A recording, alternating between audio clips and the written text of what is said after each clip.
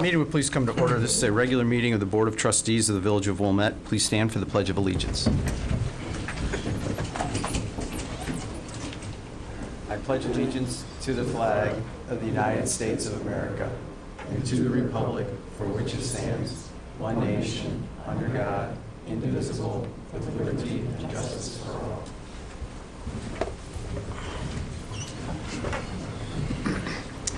Good evening, and thank you for joining us tonight. As I said, this is a regular meeting of the Board of Trustees of the Village of Wilmette. We'll call the matters, actually, we won't call them in the order in which they appear on the printed agenda. We're rearranging it a little bit tonight, but there are copies of the agenda on the table by the door. We had run out earlier, but we put some more there, so you may want to have one so you can follow along with the meeting. Now, if you do plan to address us tonight, we ask you please come up to the podium, please speak into the microphone, tell us who you are, where you live, as that may be relevant to the matter at hand. We ask you that you please speak clearly into the microphone so that we can hear you, and because everything you say and everything we say is being recorded tonight.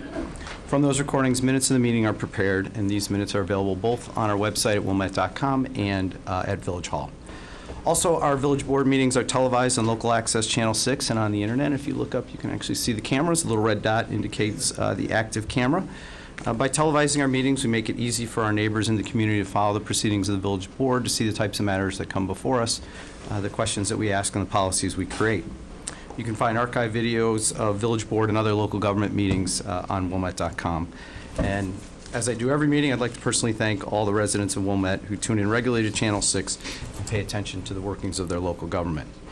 Now, before each meeting, the board receives a packet of agenda materials, and these materials are also posted on wilmette.com on the Friday before our meeting, so the residents and other interested parties can review the very same materials that board members received. This week's packet contained 1,111 pages. We've had an opportunity to review the information in the agenda packet, so if you do plan to address us tonight, we ask you to tell us the most relevant, the most important, sort of the most material points you'd really like us to focus on. Finally, we are a community of neighbors, and as such, we want our meetings to be as civil and courteous as possible. So at this time, please turn off your cell phones and other devices. And while we're turning off our phones, I'll ask the clerk to call the roll. Trustee Sullivan. Aye, here. Trustee Barrow. Here. Trustee Dodd. Here. Trustee Kurzman. Here. Trustee Kennedy. Here. Trustee Plunkett. Here. President Belinsky. Okay, we're all here. We're all here, so we obviously have a quorum. We started our meeting early tonight because we have a lot on the agenda, and as such, I'm going to defer public comment to the end of the meeting, and we will take it up at that point in time. So we'll move on to item 3, which is the consent agenda. As described on the printed agenda, items which are routine business that are not normally debated by the Village Board are placed on the consent agenda. All items that begin with the number 3 are on the consent agenda, and tonight that consists of, starting on page 1 with item 3.1, all of the items on page 2, and all the items on page 3 ending with item 3.20. Items on the consent agenda are up for approval tonight, and if the item is not removed by a member of the audience and not removed by one of the trustees, the item will be approved and will not be discussed. So I'll begin by asking, is there any member of the audience who'd like to remove an item from the consent agenda? May I see a show of hands? Okay, moving on. Are there any items on the consent agenda that the trustees would like to remove? Okay, hearing none. President Belinsky, a Yep. question? Yes. Item, bear with me. The print is small. Item 3.6 is the recommendation of Bradley Falcoff for the zoning board. Yes. Will that involve a presentation by Mr. Falcoff? He is item 4.1. Okay, thank you. Okay. I'm not sure he prepared a presentation, but he certainly will introduce himself to the board. Yes. Any items that anyone would like to remove from the consent agenda? No, I'm going to just read it. Okay, so may I have a motion to adopt the consent agenda? Is there a second? Second. Okay, it's been moved and seconded. Will the clerk please call the roll on the motion to adopt the consent agenda? Trustee Sullivan. Aye. Trustee Barrow. Aye. Trustee Dodd. Aye. Trustee Kurzman. Aye. Trustee Kennedy. Aye. Trustee Plunkett. Aye. President Belinsky. Aye. So motion carries. The consent agenda has been adopted. If you are here for an item on the consent agenda, it has been approved, and I will clarify for people who are here. Item 3.5 on the Land Use Committee was just approved. So there'll be no further discussion of that item or any of the other items on the consent agenda. So if that was your item, you are free to leave. Of course, you're more than welcome to stay for the rest of the meeting. I don't see anybody leaving, so I won't make my pitch about coupons in downtown restaurants, but we do have coupons for those of you who attend a village board meeting and then go to one of our restaurants downtown. I will now move on to item 4, which is report of officers, and we will start with item 4.1, which is introduction of Bradley Falcoff, who is recommended for appointment to the Zoning Board of Appeals. So, Mr. Falcoff, would you please approach the podium?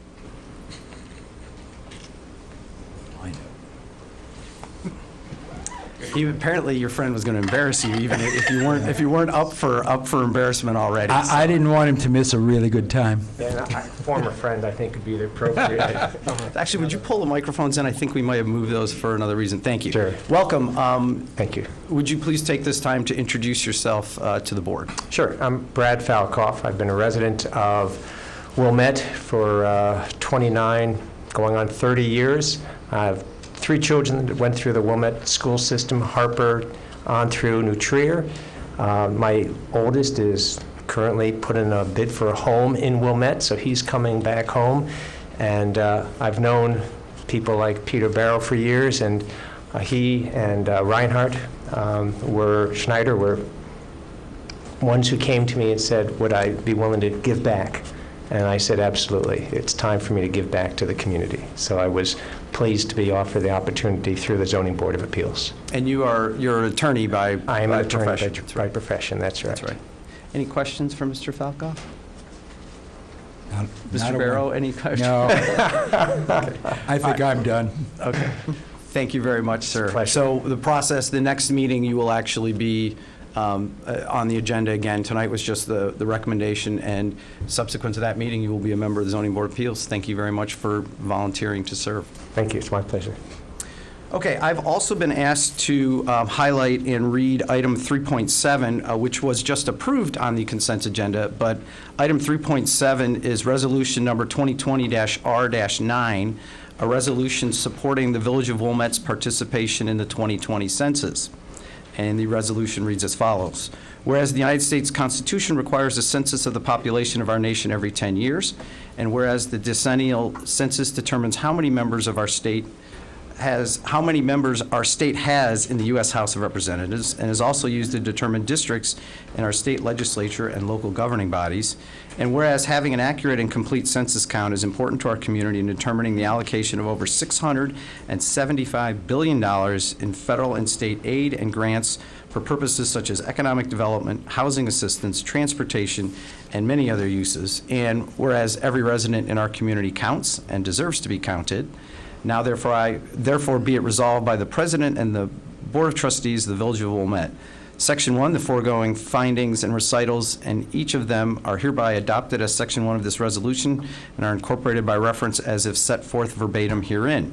Section 2, the Village Board hereby recognizes the importance of the 2020 census, endorses efforts to make every resident aware of the importance of the decennial census, and encourages all residents to participate in the 2020 census. Section 3, this resolution shall be in full force and effect from and after its passage, adopted by the President and Board of Trustees of the Village of Wilmette on the 25th day of February 2020. We will now move on to our other reports. So I will ask, for the very first time, I will ask our new village manager, Mr. Brayman, for his report. No report, Mr. President. I will, nicely done, yes. Next report is from our Corporation Counsel, Mr. Stein. No report, Mr. Mayor. Next item is item 5, report of the Liquor Control Commissioner, and there's no report tonight. So we'll move on to our standing committee reports. Now, we started our meeting early. We have not yet reached our normal start time for the meeting. So we're going to rearrange things a little bit. Our big item on the agenda, I don't want to start until 7:30. So we'll begin with the Municipal Services Committee, which is Trustee Sullivan's committee. We have one item this evening, which is item 6.41, which is the presentation and discussion on the neighborhood storage stormwater project, including contracts, easement, acquisition, and intergovernmental agreements. So I think I'm turning the floor over to Ms. Berger and Mr. Brayman, right? Yes.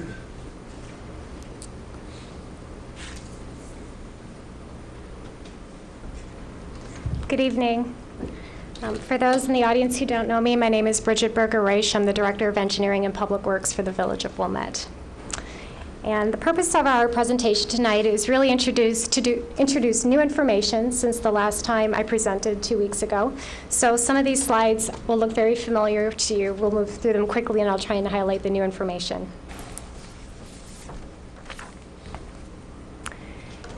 The Village Board is not asked to vote on any items tonight, but your agenda packet did include a lot of information on the agenda items that will be up for approval at the next meeting. Namely, the Phase 1 construction contract with Berger Excavating. We'll have the construction oversight agenda item with Christopher Burke Engineering. We have the meadow easement and various intergovernmental agreements with the school district and the park district, and I'll get into those in a little bit. So this map should look very familiar. We showed this 2 weeks ago. If the village builds out all of the improvements known as the neighborhood storage project, and that consists of 3 large storage basins and all the storm sewers that get the water to and from those basins, we will see a reduction of 98% in vulnerable structure flooding for West Wilmette. The Phase 1 budget has been updated with the as-bid numbers. We had a bid opening, and we received very favorable bids. I'm happy to say that the low bid is $3 million under our engineer's estimate.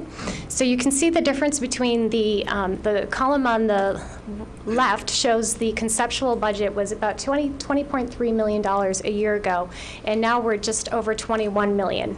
And the big difference there is really the Park District requests that were part of that intergovernmental agreement. But our construction contract itself was very favorable to the village.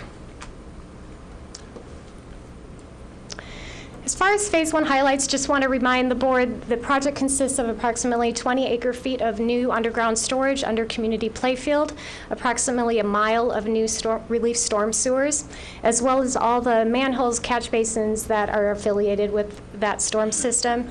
And just like any road project, we will also be rebuilding the roads with new curb and gutter, sidewalk improvements, ADA improvements. So it's really meshing our road program with these improvements as well. Optimized sewers. Before I go to this slide, I think I'd like to go back and just point out on the map what are the base plan sewers and what are the optimized sewers. So the big red box in the middle of the map is community playfield, and that's where the underground storage vault will be. The sewers in blue that come south out of the vault down Meadow, Wilmette Avenue, and into the Wilshire neighborhood are the base improvement sewers. And then you can see, there is a little bit hard to see, but there's a green sewer representing a pipe that comes out of the east end of the community playfield vault to the intersection of Illinois and Hunter Road. And then that sewer extends north on Hunter and east on Washington. Those are considered the optimized sewers. Alternate 1 is the sewer that runs in east-west, so it's the one that comes out of Highcrest School into the intersection of Hunter and Illinois. This is alternate 1. And our recommendation to the village board is that if the board chooses to optimize the award, we recommend alternate 1 be built this year. And that's because we are already working within the school district parking lot. It's part of our intergovernmental agreement, so it makes all the sense in the world that we build that with our first phase this year. The alternate 2 sewers, however, which extend, you can see in the green, they extend up on Hunter and then east on Washington. Those we bid as 2 different alternates. One to build it all this year as part of the base improvements and alternate 1 improvements, but we also wanted the option to take that portion and build it next year. And one of the advantages of building it next year is we really risk having that construction period, which is so tight during the summer recess, overflowing or overlapping into the school season. So we recommend building alternate 1, which is that east-west sewer that gets us to the intersection of Illinois and Hunter Road, and then picking up the following year during the summer recess and building the next 2 pieces on Hunter Road and Washington.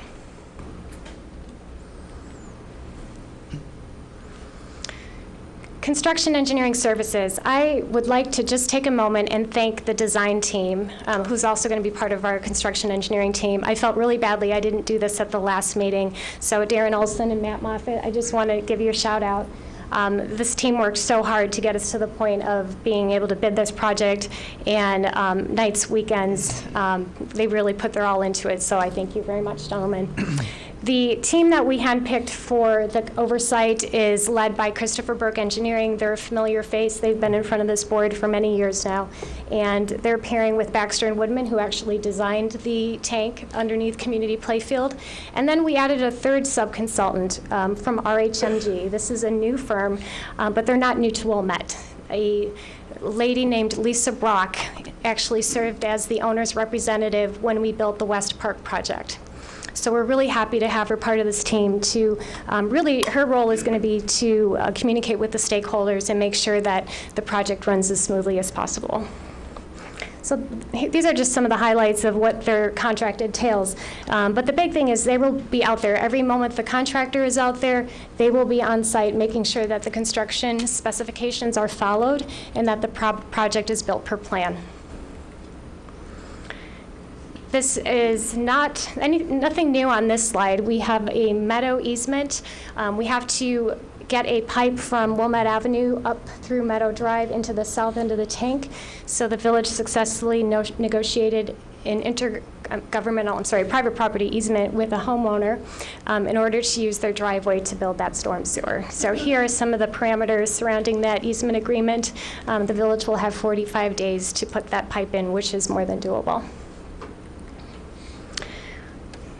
The school district met last week, I believe, and they requested that the village break out the intergovernmental agreements into two agreements, one for the temporary access and one for the permanent easement.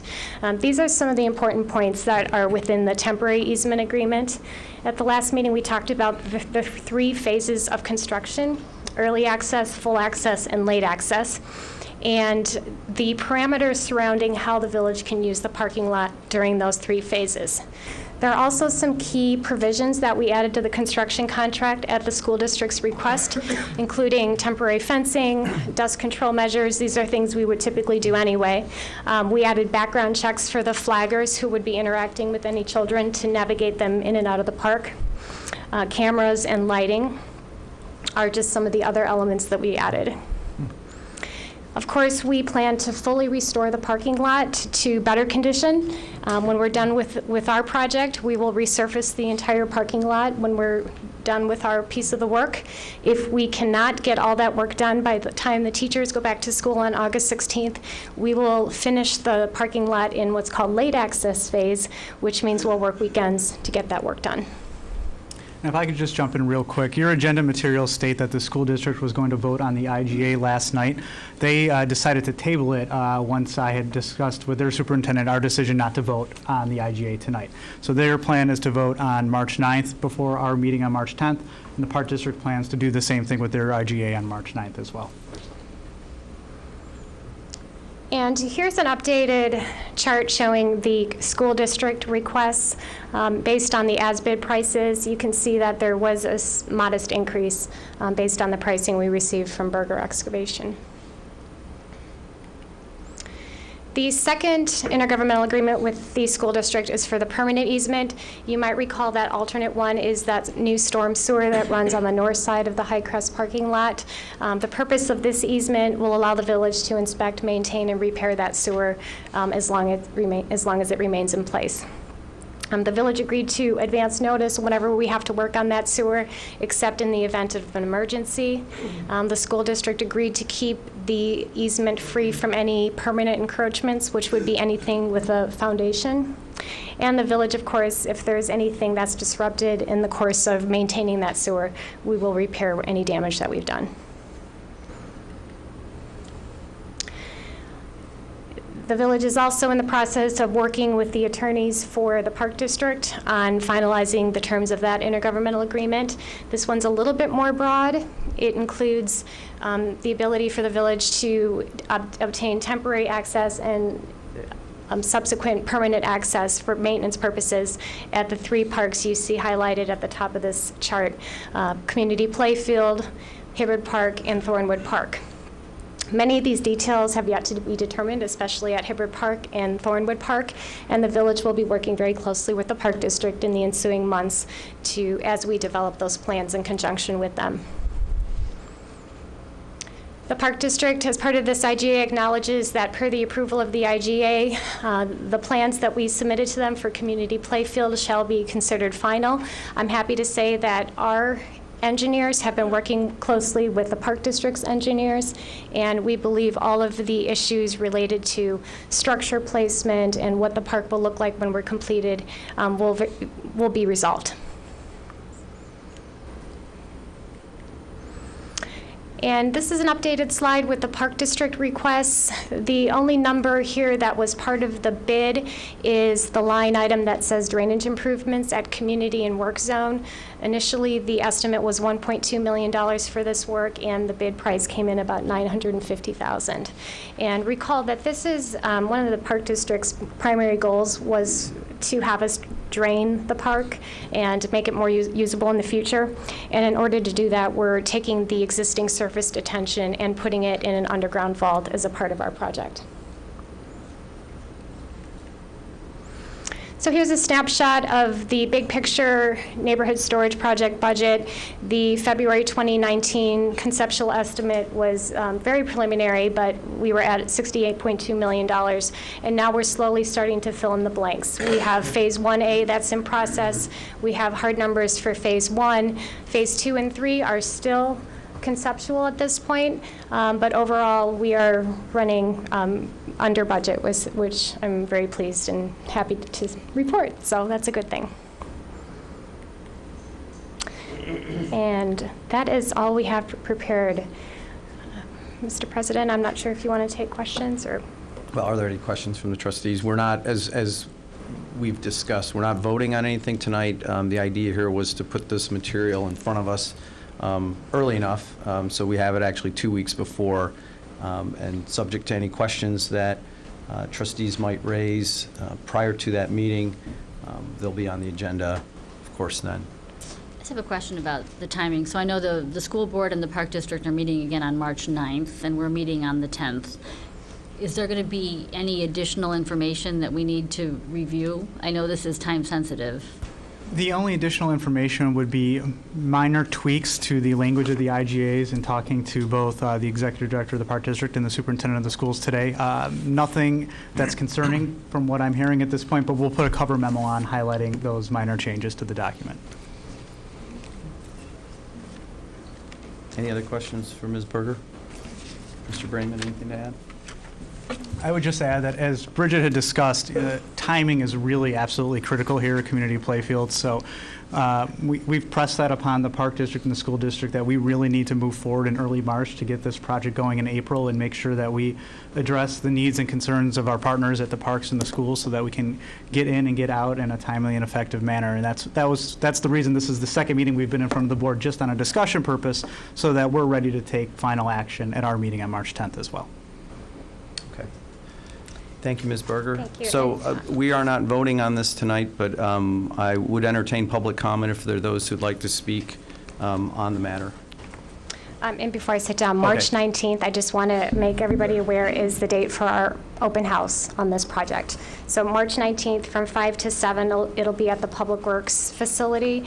And of course, we'll have our consulting team there. We'll have full set of plans, exhibits, and all residents are invited to attend. And we will do a messaging through social media to get the word out. So people who want to learn more about sewers than they ever really wanted to learn, open house is the place to do that. Okay, so as I was saying, if there's anybody who'd like to address the board on this matter, we're not taking a vote tonight. Sir, please approach. Under the rules of the village board during public comment, you are allotted 3 minutes to address the board. Thank you. Richard Pinner, 2443 Pomona Lane. I looked back at the last village board meeting and the Park District meeting to be somewhat surprised in the conflicting stories that were coming out. The Park board meeting was first, and there were 2 board members showed real concern about the number of manholes and the design that was put forward to them. Then the village board meeting played that down considerably, suggesting that the engineers were working together. The two park board members clearly said they didn't want any manholes because it rendered the park unplayable regarding sports that are normally there. What would be interesting, I think, for the residents before March the 19th is to understand how that park will be reinstated and to ensure that it can remain in its playable fashion. The other concern that I have, having read through the scope that went out to bid, is 60 trees were cited as being removed from the community playing fields. And I've stood here before, many residents have stood here before, fighting for the saving of high-crest trees and the grove that was there, and only to find out the first time when we read through the bid of scope that there are 60 large trees to be removed that aren't clearly identified on the plan. I think it would be interesting for the public and the residents around the park to know what they are. The last concern that I have is the area that's highlighted as a work area, not the actual area the tank is going to go under, borders right up to every property's backyard, and it's suggested will border up with a chain link fence and a barrier fence. The concern that I have, and the village and the board are looking after their own interests, as a resident, what protection do we have against all this heavy machinery, large machinery, workload and mud that would be piling up against our properties all the time, and any reinstatement that needs to be made there? Thanks very much. Okay, thank you. Is there anyone else who'd like to be heard? There was a gentleman over here. Okay.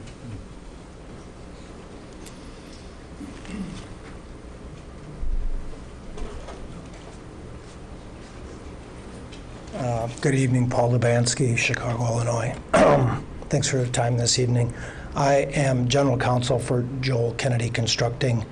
On this particular project, in the record, the village has taken the position that if it made economic sense to get this work done on this phase one this year, the village would elect to move forward and push to get the work done this year. On this particular project, there was 5 bidders. All 5 bidders bid to complete this work in 2020. JKC submitted the lowest bid to complete the work in 2020.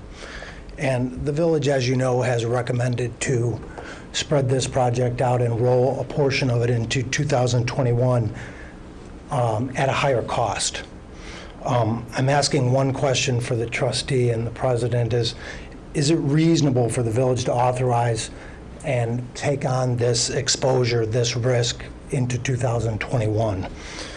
The best choice for the village residents is to award the project to Joel Kennedy Constructing, which is the low bid on this project. Take advantage of this wonderful detention system you're going to install.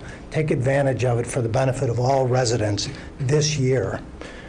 Limit your construction inconvenience for one construction season, not 2 construction seasons. And also very, very important, save money. This is not only in direct project costs, but indirect administrative and engineering costs, which spills over into 2021. Prolonging construction into a 2-year process is not the best route here. JKC can effectively complete all work in 2020. There seems to be Speaker has questions. 1 minute remaining. Thank you. There seems to be questions about getting work done for this extensions, not only in this intersection, but also these feeder lines. This work can all be done in 2 months. JKC can close that intersection, use the same detour route, complete all work. In order to do that, JKC has engaged Lenny Hoffman, a local experienced underground contractor. They can do this work in conjunction with JKC, get all the work done, take advantage of the system. We are the low responsive and responsive bidder. We are one of the preeminent underground contractors in Chicagoland. We're experienced working on very tight time schedules. We installed 70 miles of pipeline in the city of Chicago in a 3-year window. Every suborder was on time, on budget. So this isn't something we're not experienced in doing. We work successfully with the state of Illinois, City of Chicago, Kenilworth, Skokie, Niles. These are all recent, all your neighbors. We have an IDOT rating of Speaker's time is up. 108 million. In conclusion, I would take advantage of mitigating the flood risk now, save time and save money. Thank you. Thank you. And as I mentioned, we're not voting on this tonight. This is Appreciate it. the Thank you next for your meeting. time. I'd like, actually, everybody who'd like to address us, please raise your hand so I know where we are in the night. Okay, so everybody on this side, please line up, and then I'll go to this side. So anybody who wants to speak, please get up now. Good evening. My name is Vangelis Economo. I've lived for the last 28 years with my family at 601 Hunter Road. Some of you will recognize that intersection being ground zero, Wilmette and, Hunter and Illinois roads. I have one question and one comment. The question is, we have the announcement of the utility stormwater fee, stormwater utility fee. It started in January, but none of the information that I was able to find has an end date. When will that fee stop? And there's also some comment about the fees going up as needed. Both of those worry me, the fact that there's no termination date, or the fact that there's no indication as to how much the fees are going to go up. My comment has to do with what was just mentioned about extending this project for 2 years rather than 1 year.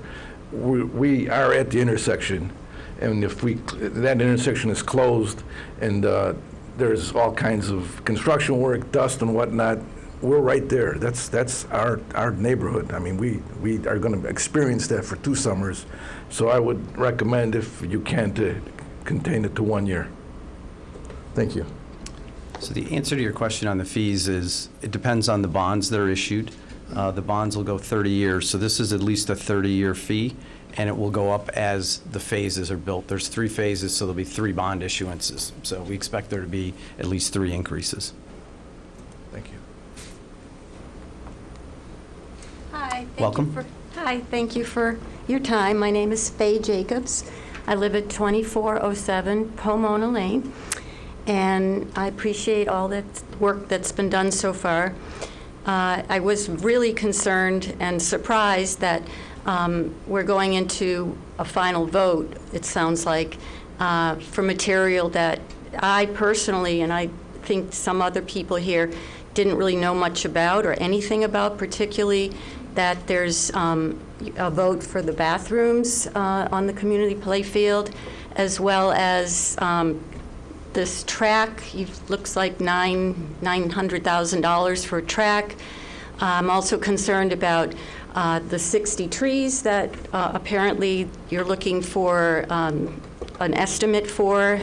We saved the trees, didn't even think that so many others might be cut down. Yeah, no, the head of engineering and public works just signaled to me that there's 1 tree that's being cut down, not 60. At community playfields, that's right. So you did save the trees at community playfields. Awesome. Thank you so Okay. much. And I'm concerned about the noise and when and how we can control that.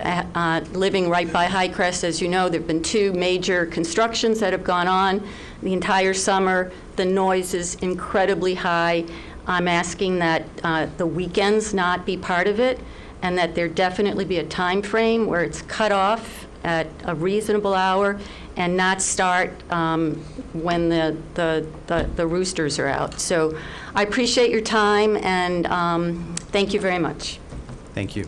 My understanding, by the way, is that unfortunately, there will likely be work on the weekends because of the very tight time schedule that the schools has given us in terms of when we can be there and out. That's correct, right? Yes. Well, Unfortunately, absolutely not on a Sunday, I hope. I mean, we could probably compromise Monday through Friday, and you're saying if 7 days a week would be unacceptable. Yeah, So it's I just unfortunately, want it's it- the students I just that want it on record. are driving that. Yeah. Thank you. Thank you. President Polinsky, could you also speak to the the choice of the amenities that may be or may Yeah, not be within the thank you, park? Trustee Barrow. That's the Park District's decision at the end of the day on terms of amenities and locations and the like. Our agreement with them is to pay for that, but we don't have, that's not our decision at the end of the day. It's the Park District's decision on how those facilities, which are their facilities, the parks, and they're entrusted to the preservation and maintenance and operation of those facilities. Thank you, Trustee Barrow. Yes, sir, welcome. Good evening, thank you. My name's Derek Castile. I reside with my family at 2447 Pomona Lane. I just learned about this meeting this afternoon, so forgive me if I'm a little disorganized in reading through my notes that I'd like to share. My understanding of the stormwater sewer project is relatively limited. I have 3 kids under 7, and I'm self-employed, and I travel a lot for work, so I simply don't have the bandwidth to really follow this closely. But what I have learned in the little bit of time that I've had is in looking at the website, if I'm correctly interpreting the data and the documents that appear on the Wilmette website, this project, actually if I look right up there, will be about $62 million for the stormwater tanks to be buried in the parks. It's projected to protect 71% of the 300 homes identified as vulnerable structures during a 10-year storm event. If I'm doing the math correctly, $62 million to benefit 71% of 311 homes comes out to about $280,000 that we're paying per home to protect them from that 10-year storm event. It's my understanding the village plans to finance this project by borrowing the money through a series of bond issuances this year. As you're likely aware, the financial positions, specifically the level of unfunded future liabilities of the state of Illinois and of Cook County, has gone from bad to worse since the village began work on this project in 2013. Both the state and county are regularly featured by national media outlets based on their dire financial situations. Given this deterioration in fiscal health, it should be unsurprising that many Wilmette homeowners, myself included, have recently been or will be burdened with an increase in property taxes due to an increase in the assessed value of their properties, an increase in the federal income tax burden resulting from the new $10,000 per year limit on the deductibility of state and local taxes, that is the SALT deduction cap. The speaker has 1 minute remaining. And a rise in their future state income tax rate payable, which recently went to 5%. Finally, Wilmette's website content indicates that residents are ultimately responsible for a $56 million unfunded pension liability to the village's public safety employees. Remarkably, just 21 years ago, these pensions were overfunded to the tune of $2 million. Given the steadily worsening condition of the state, county, and village financial conditions, the low number of beneficiaries of this project, and the extremely high cost per structure of $280,000, I'm asking that you consider postponing this project indefinitely. Thank you. Thank you, sir. Welcome. Well, I'm so thrilled to be back. My name is Rick Prohov, 2435 Pomona Lane, and I expected more transparency from the comments made by Trustee Plunkett looking for how this would work with the residents on August 23rd of last year. If you go back and look at that record, you asked what the process was for us. Trustee Dodd, you correctly pointed out that it would be very beneficial for the residents to see a time frame to show us when we would get to participate and engage in this process. I still haven't figured that out myself, since I have only seen some information as a result of another resident sending me the information that has clearly been available at least since January. So I won't burden you with any more of my 3 minutes. You're not voting tonight, but I will be making more of an effort, since I have failed to do so since August, to discover what that engagement process was to be about, how we would be respected, and how would we be advised and informed. So that's my fault. Thank you, sir. Okay, this side, there were a couple hands, weren't there? Just one hand, I guess. Welcome. Hi, my name is Ryan Kennedy. My wife and I recently purchased a home at 2336 Thornwood, right next to Thornwood Park there on the east side. And I'm also the vice president of Joel Kennedy Constructing, a recent bidder on the Phase 1 stormwater project. If we were awarded the contract for the one-year contract in 2020, I'd be in charge of project coordination, working with all stakeholders, residents, Park District, and the school specifically. I was shocked, and our company was shocked when we heard that the village was recommending for this to be a 2-year project. And while I'm not yet living in Wilmette, I'll be experiencing similar, I guess, discomfort, you could say, to these residents by community playfields in 2022 when the project is at Thornwood. So I think I can speak to the impact that this might potentially have to some residents. The intersection that the work's going to be completed on Hunter and Illinois is going to be completely shut down this summer for construction work. And the idea that it could be completed in an additional month going north on Hunter and east on Washington and alleviating some of these concerns, the idea that that's the cheaper option, right? And the village could save money and do that this year as opposed to spending an additional $72,000 for the 2-year option and additional exposure for the residents. More importantly, God forbid there's a flood in that area over the next 12 months, and the village had the option to really alleviate this problem now and didn't choose it. I think it's a concern, and I think it's something you guys need to consider. I would also say that our company put together a team to get this work done in 1 year. I feel a great team. They said it mentions that Lenny Hoffman Excavating is involved. They're a local Wilmette contractor. Got a ton of storm trap experience. They did some over in Evanston at Ryan Field for Northwestern, at the Glenview Ice Arena, I believe. So they're qualified, and we together are a great fit for this project. We submitted a daily schedule to the village that showed, we believe, day by day how we could get this project done in 1 year. And we were, I guess, a little frustrated. We submitted references, 3 references, in fact, to the village from past projects. One of them on a City of Chicago project, one of them down in Hinsdale, and another one in Niles from just last year. When we heard that 1 minute remaining. When we heard that the village was going to consider awarding this to someone else, we reached out to those references and said, hey, what was the communication like with Wilmette? What did they say? What did they ask you? And we were shocked to hear that no one from Wilmette reached out to any of our references. No one from the engineering team or from the village contacted any of the 3 companies or the individuals, the engineers, that we said, hey, contact them. They'll show you how good we are, how we can get this project done. And that was really frustrating as a contractor who bids on your work, and then also as a resident, to know that you're potentially going to spend more money on this project, and there's a lower cost alternative that can alleviate flooding right away, and you didn't even bother to check in on their qualifications. So again, as a resident and contractor, that's a frustrating process. We have a team together that can get this work done for less money in a shorter period of time, less disruption, alleviate the concerns of residents and the flooding risk a year quicker, and we really hope you'll consider that option. Thank you. Thank you. Okay, I believe that's everyone.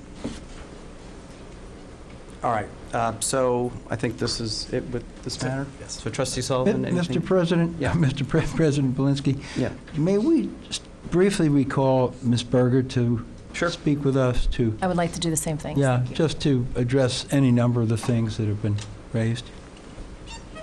Yeah, I was planning to have that incorporated in the next meeting, but we can do it now. Welcome back. Thank you.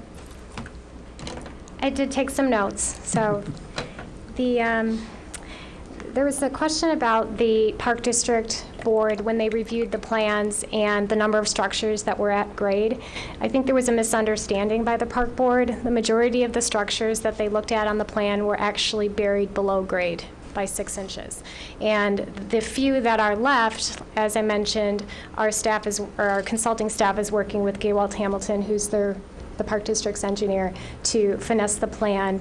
And as I mentioned, even as early as a memo today, there weren't any concerns that we couldn't get it to a good place that the Park District was comfortable with the final design. There was a mention about 60 trees being removed.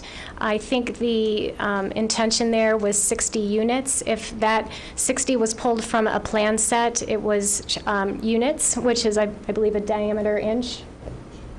And it's not 60 trees. There's actually just one tree at Community Playfield, which is the large one in the center of where the tank falls, that will be removed. Just as far as public engagement, many of these residents may have received from us a flyer. It was a 2-page FAQ that we sent out in December. We recognized middle December was not a great time to hold a meeting, so we opted to put that in writing and engage the residents that way. To help inform them about the timeline that was coming up this year, as well as give them our contact information. So we did do that outreach. I think that's all that was on my list. Talk about the 1 year versus 2 year. Oh, sure. This is definitely a judgment call, and of course we would all love for this project to get done as quickly as possible. What none of us know here standing, including the folks from Joel Kennedy, is what we might run into when we start opening up the earth. And you know, a lot of times we have to prepare for what we don't know. And here's what we do know. We have a very tight time frame in order to build the vault and that first sewer section across the High Crest parking lot during the first year. And even the work within the Illinois and Hunter intersection will slow down that production quite a bit. If you add on to that and now build the sewers north on Hunter and east on Washington, there's just a greater likelihood that if there are unforeseen circumstances and we're delayed, now we're introducing school children accessing Washington and Hunter to get to school. And that's not a risk that staff would recommend taking. It was a very modest increase, I believe around $70,000 to build this next year. There was a suggestion that it will cost us more. There's actually economies of scale that our staff will see in the consultants that we hire, because they will already be working on the Hibbard Road sewers, so we'll already have engineering staff out there, so that's not an additional cost to us. That'll actually be a savings, because we'll have our consulting engineers already out there working on other sewers. Yeah, and let me add something to that. In the conversations that we've had with the school board, they are very concerned about the time frame. Very concerned. And look, we all serve the same residents, but their charge are the students at High Crest and at Wilmette Junior High, but High Crest in particular. And I've had conversations directly with the president of the school board. I've attended their meetings, and they are worried. This is a very big project right next to their school. So anything we can do to ensure that that portion of the project is on time and on schedule, because if indeed we have bad weather or we find something else and we're not on that time schedule, there's going to be bigger disruptions in the neighborhood in terms of trucks and the like that we all want to avoid. So, you know, Ms. Berger described it as a judgment call, but I wouldn't be comfortable going back to the school district in the event that we didn't make the schedule and having knowledge that we didn't need to do these 2 sewers. And this is not a 1-year project. This is a 3-year project. We're going to be working throughout the village for 3 years. Having the knowledge, if something did go wrong, and having the knowledge that we could have delayed a portion of this project for a year, that's just not a conversation that I think we would have, and that's just not a responsible perspective for us in terms of being a good partner with the other governmental units in the village, and also just being a responsible partner when it comes to the safety of our children and the function and operation of our schools. Correct. And just to add to that, there was a suggestion also that we would be bringing flood relief sooner to the folks who live there. The full benefit of this project will not be realized until all 3 pieces are built. So again, it may be a modest flood reduction, but nothing like when the whole project is built. And lastly, to the residents who live in the area that will be impacted by the construction, there is no way to sugarcoat the fact that this is a massive earth-moving operation, and it will be noisy, and it will be dusty, and it will be impactful. The good news about the school district schedule, however, is it is so condensed, and yes, the days might be longer, but we will be in and out quicker, which as a resident, I think the preference would be that versus a long, sustained project over many months. So we look forward to talking to everybody in greater detail at the open house, and you have our commitment. Things that are in our control, like additional dust control, we'll make sure that we get that done. Can you just take advantage, because since we've been talking about sewers, and some of us have been talking them for a long time, and we've all talked about it, municipal services, that there still are residents that are learning about this as we get our bills or more is coming. Where can residents find information on all that we're doing? Sure. If we have quite a bit of information on our website. If you go to the Engineering and Public Works Department page under Capital Projects, there's a page dedicated to the Phase 1 as well as the Neighborhood Storage Project. So, or reach out to me, burgerby@wilmette.com. I'll be happy to answer any questions you have and navigate you through that. And do we send out still updates? I mean, is there email blasts that you can sign up for? There is an e-news blast you can sign up for, of course, and that's right through our homepage. And I think you'll see those communications pick up as the construction draws closer. Once we hit the ground running in construction, we'll be sending out weekly updates with more lengthy updates on a monthly basis as well. So we have an aggressive plan to communicate with the public. Thank you. Wait, Trustee Dodd, did you have a? Peter, no, I don't. Bridget, can you just, so you talked about the e-blast or whatnot. Can you just talk specifically about the communication vehicle we have to the residents that are impacted by this, so who live on Pomona Lane or who live around the school? Like, how are they hearing about the open houses? How will they, because I think I appreciate that we've got a lot of information on our website, and I had that same sense about the PUD that's coming in front of us, And so sometimes if you just want to kind of understand, the people that live near that area, what's your sense of how they're going to hear about the open house, and how are they going to hear about other, things that are going on? Sure. Thank you, Trustee Dodd, for the question. We put together a mailing and address list when we sent out the FAQ brochure in December, and included Pomona, Birchwood, Greenleaf, all the streets that surround the project. And obviously, anybody else who wants to be included in that, we will certainly add them. But I think a direct mailing is obviously the best way to reach out to people. Anybody else in the village who's interested about the project would definitely benefit from signing up through e-news and get those regular updates electronically weekly. And then, like I said, some more detailed updates on a monthly basis. As it relates to, taking a step further, as it relates to actual construction impacts, detours or interruptions to traffic, driveway closures, those are going to be our feet on the ground engineers handing out notices to individual homeowners, giving them advance notice when we have work that's going to impact them.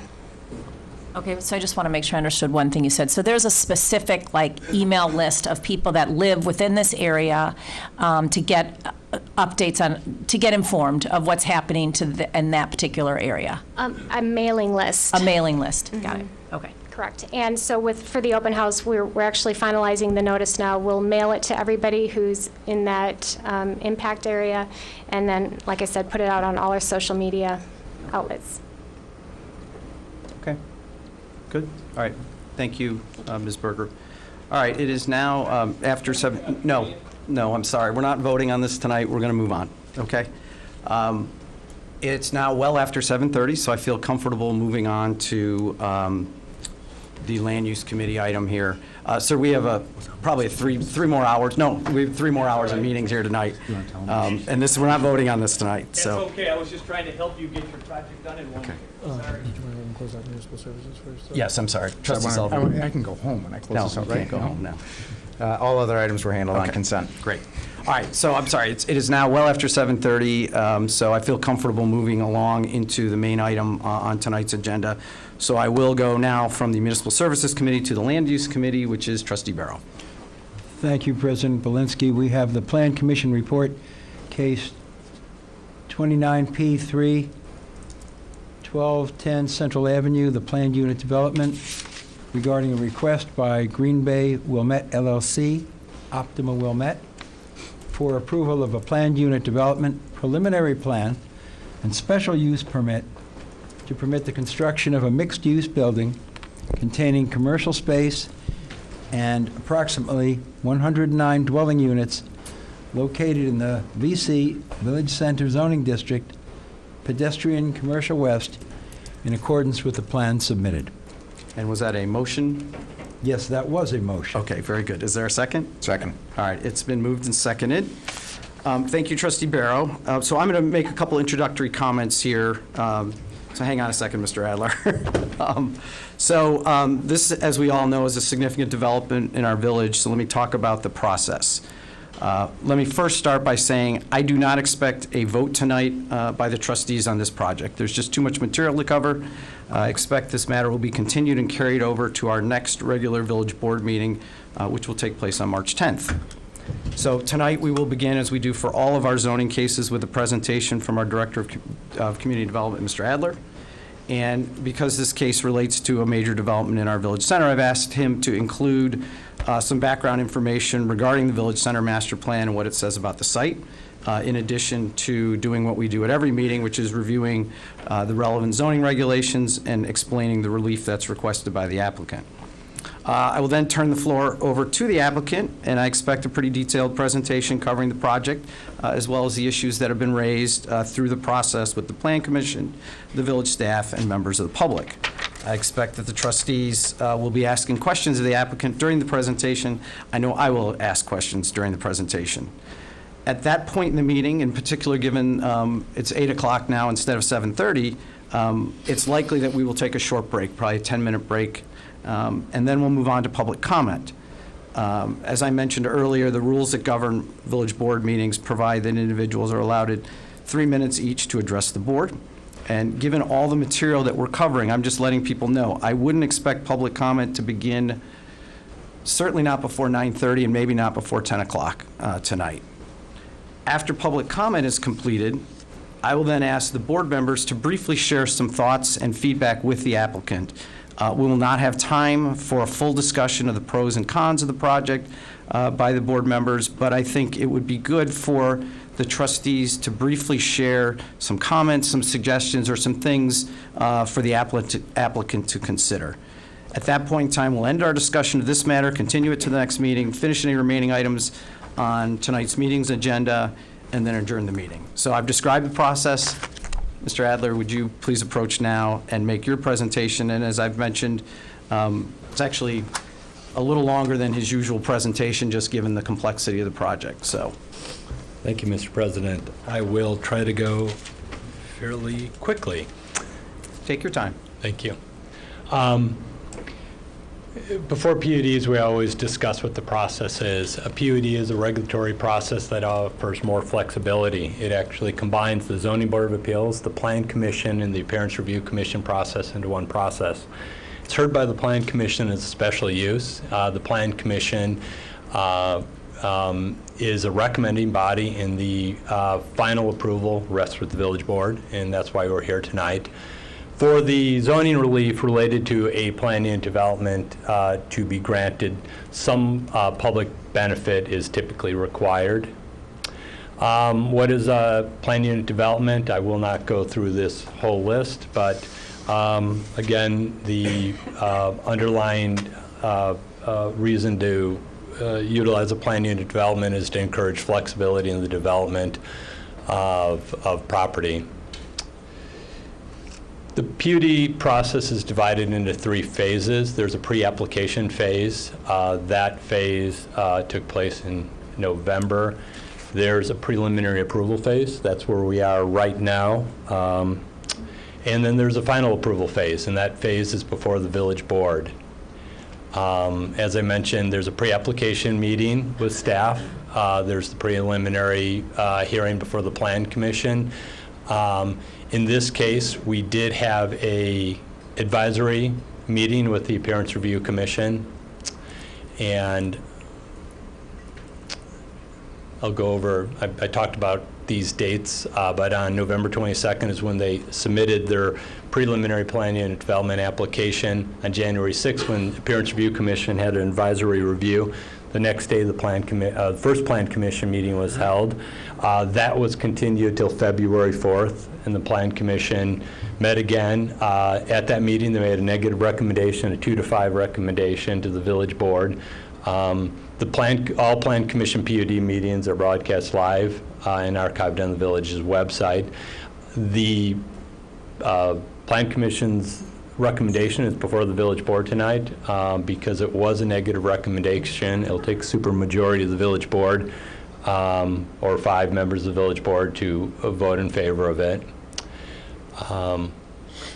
What is considered a public benefit? There's a number of things that the zoning ordinance... Let me interrupt you for 1 second, Mr. Adler. For those people who do pay attention to land use cases that come in front of us, the typical zoning case, when you have a variance, one of the things you have to show is hardship. In the PUD process, you don't show hardship, but rather it's all about the public benefit. It's the balancing of the public benefit with the relief requested. Correct, and there's the additional standards that are related to a special use, but yes, in particular for the relief, the village is looking for a public benefit that would justify the relief. The zoning ordinance does list some things specifically. It's not an exclusive list. Doesn't mean there can't be other public benefits, or the village board can't perceive something different as a public benefit. But the things that are listed include community amenities like plazas, formal gardens, public art, preservation of historically significant structures, adaptive reuse, preservation of environmental features, public open space, innovative stormwater management, additional public structure improvements, repaved streets, installation of gutters and sewers, improving of traffic flow through installation of traffic control devices, affordable or senior set-asides, and then the provision of accessible features beyond what's required by the code, and also the greening of a project, including things such as attaining LEED or LEED equivalent certification on a structure. The public benefits as submitted by Optima for this proposal include a publicly accessible plaza with seating at the corner of Green Bay Road and Central, adjacent to a 600 square foot private outdoor dining area that they're proposing, public art in that plaza, a 30-use public parking lot in the interior of the building that's connected to the Green Bay Road through a retail elevator, pedestrian crosswalks at the intersection with high visibility.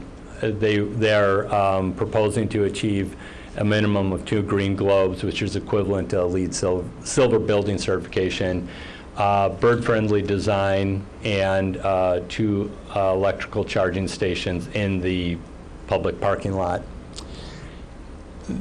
In addition, they're proposing to provide $1.6 million donation, which, working with community partners for affordable housing, would see the creation of 14 permanently affordable homes, and SEPA estimates that would impact 42 residents, an average household of 3 people.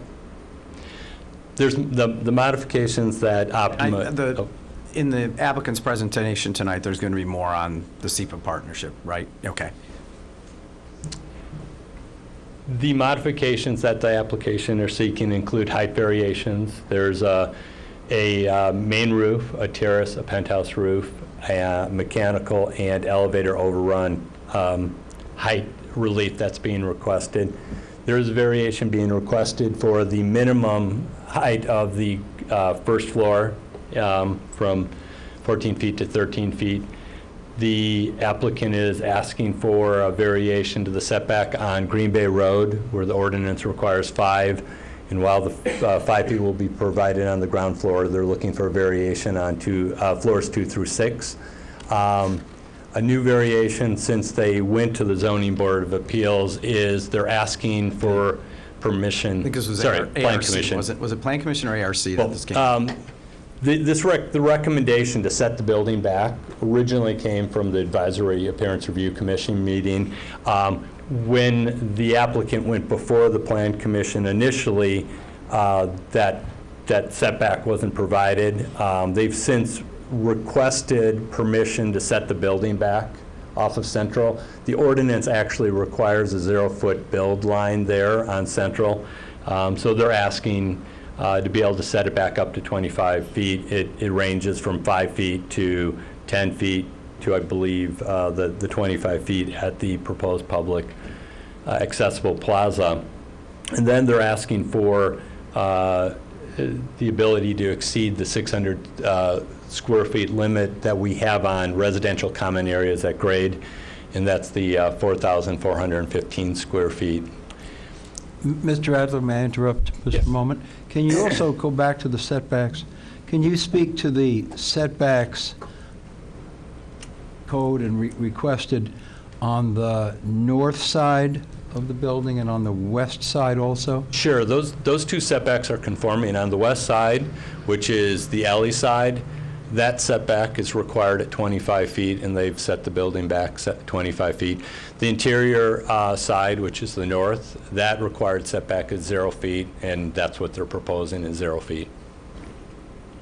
And that's 0, not just on the first floor, that's the entire building? Correct.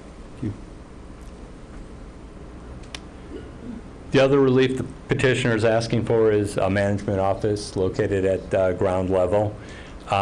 Residential dwelling units located at ground level. There's a couple of design variations they're requesting. One is that a building over 1 story, evidence a design that illustrates a bottom, middle, and top. I know the applicant has said to staff that they feel that the penthouse is the evidence of the top. Well, the penthouse is set back, so visually when you see the building, you don't see it. So we asked them to include that relief in their request. And then there's a requirement that for every 25 feet of linear feet of building length, roof lines should be varied or changed in height. And then to allow 1 pedestrian path instead of 2.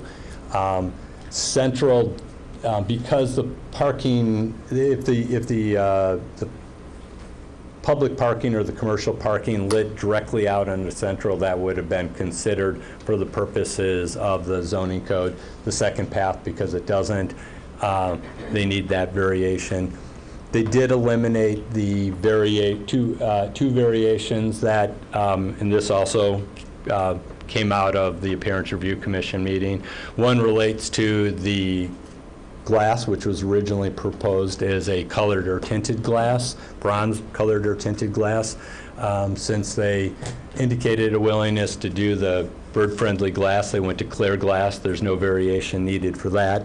The other thing that happened with the input of the Appearance Review Commission and the Plan Commission, the first floor facade along Central originally needed a variation to the 40% transparency, and that would be 40% glass when you're looking at it. And they've changed that elevation to be over 80%, so that variation is no longer required. Any questions? In reviewing the application, the village board must determine if the project meets the standards for the PUD ordinance. And again, that includes the standards that are in the PUD section, also includes the special use standards. Because this property falls within the village center, there are concepts from the village center master plan we could take a look at. And when you say village center, we actually have a village center zoning district, just like we have R1 and R2, and we have, it's VC, and it's right in the middle, and there's specific boundaries. Correct, and it's a little bit different in that the heights in the setbacks and some of the design elements are laid out by street frontages, different street frontages, and different what we call height areas. So it's a little bit different than standard zoning. I do want to point out, and this is actually in the report, the master plan is a conceptual document. It delineates conceptual building massing, parking layout, site design. It does recognize that the actual locations and heights and densities of development within the village center can change based on property owners, business owners, and developers generating detailed site plans for particular properties.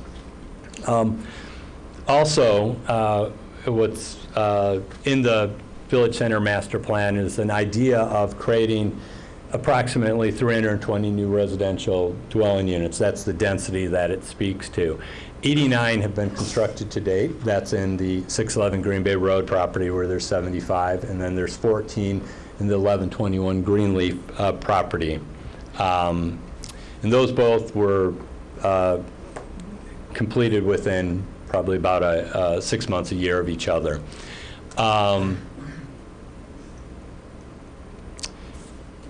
What this is So the... let me back up one on that one. So the reason you've got quotes on that first bullet point is that's actually pulled straight out of the master plan.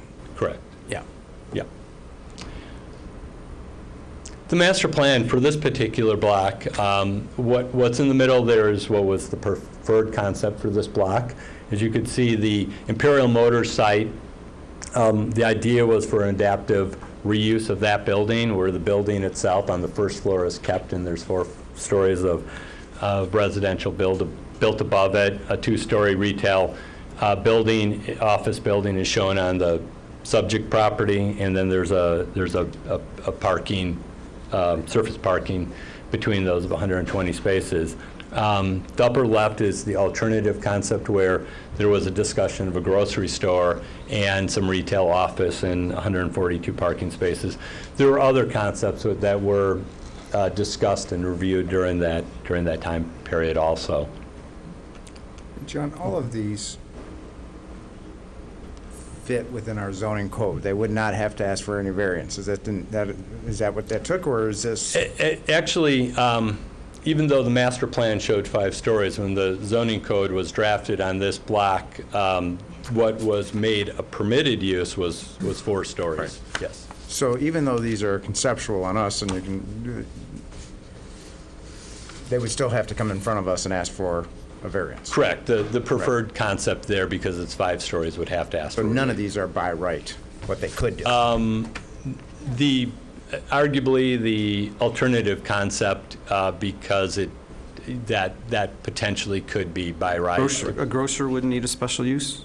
No, a grocer Okay. would not need In a the village special center, use. okay. Yep. We'd have to make sure the parking is adequate. Right. I'm sorry, I just want to clarify what Trustee Sullivan said. So the middle one, the middle concept, that's not, would not be allowed in the... It would require relief. It would require relief? Because it's the zoning on this particular block, the height zoning on this block is 4 stories. I thought you had said that in the master plan, actually, it was 5 stories allowed on, at the Imperial Motors, no? Yes, that's actually... You're thinking Ford. It's both the Ford site and Imperial Motors had a 5-story on it in the master plan. The master plan is different than the zoning code. Correct. Right. That's what. Talk about that for a second. Sure. Why is the zoning code more conservative than the master plan? The zoning code, taking a step back, when you look at the Village Center Master Plan, at one of the underlying principles of the Village Center Master Plan talks about this master plan helping us further our affordable housing goals. And one of the ways in which, and actually it's the #1 preferred way that the Affordable Housing Plan talks about doing that, is through the PUD process.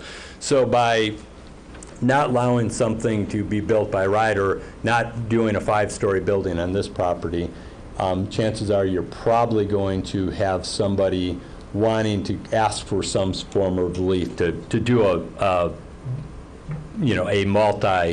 multi-use building on this particular piece of property. So elaborate on that. That's, you want the PUD process to happen because you can't do what the plan says otherwise. Right. So you're creating the process it's the desired process to get public benefit from it. Yes, if the result is, and you know, the village board ultimately feels that a project is a good project and it goes through the plan unit development process, what you should be getting out of that compared to a by right building is some form of public benefit, and whatever that might be is going to depend on the particular project. So yes, arguably going through the PUD process is going to provide something that a by right development doesn't do. And just remind, because making sure, when I looked through the master plan, was this property really one of the focus, or was it mainly, if I looked at it in page, whatever, 19 of the master plan? Thank you, Trustee Sullivan. That's a very good point. There were That's three. what I was going to ask. Yeah, there were three what were sort of referred to as target sites at that time, and one was the property that we're on right now, the Village Hall property, the Chase property, and then the west, what we called the West Village Center block, which was where the Ford dealership is, and the rest of those properties east of the alley.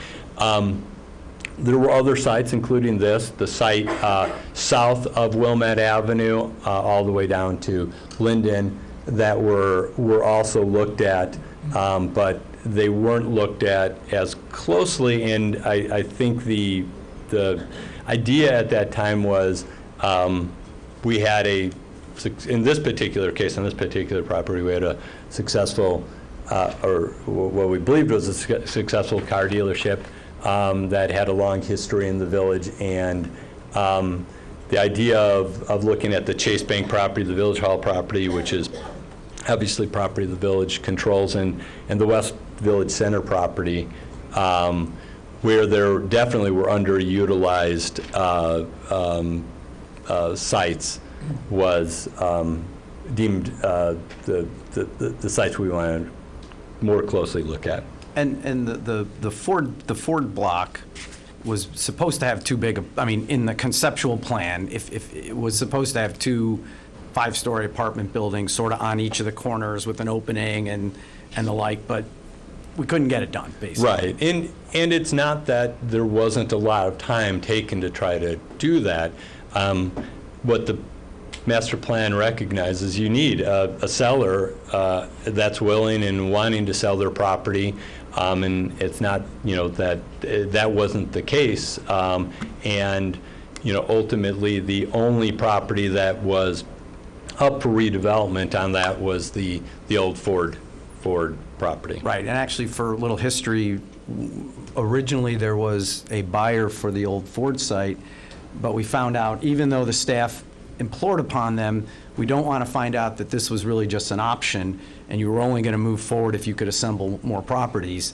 It turned out it was, and they couldn't get the properties to the south. Right.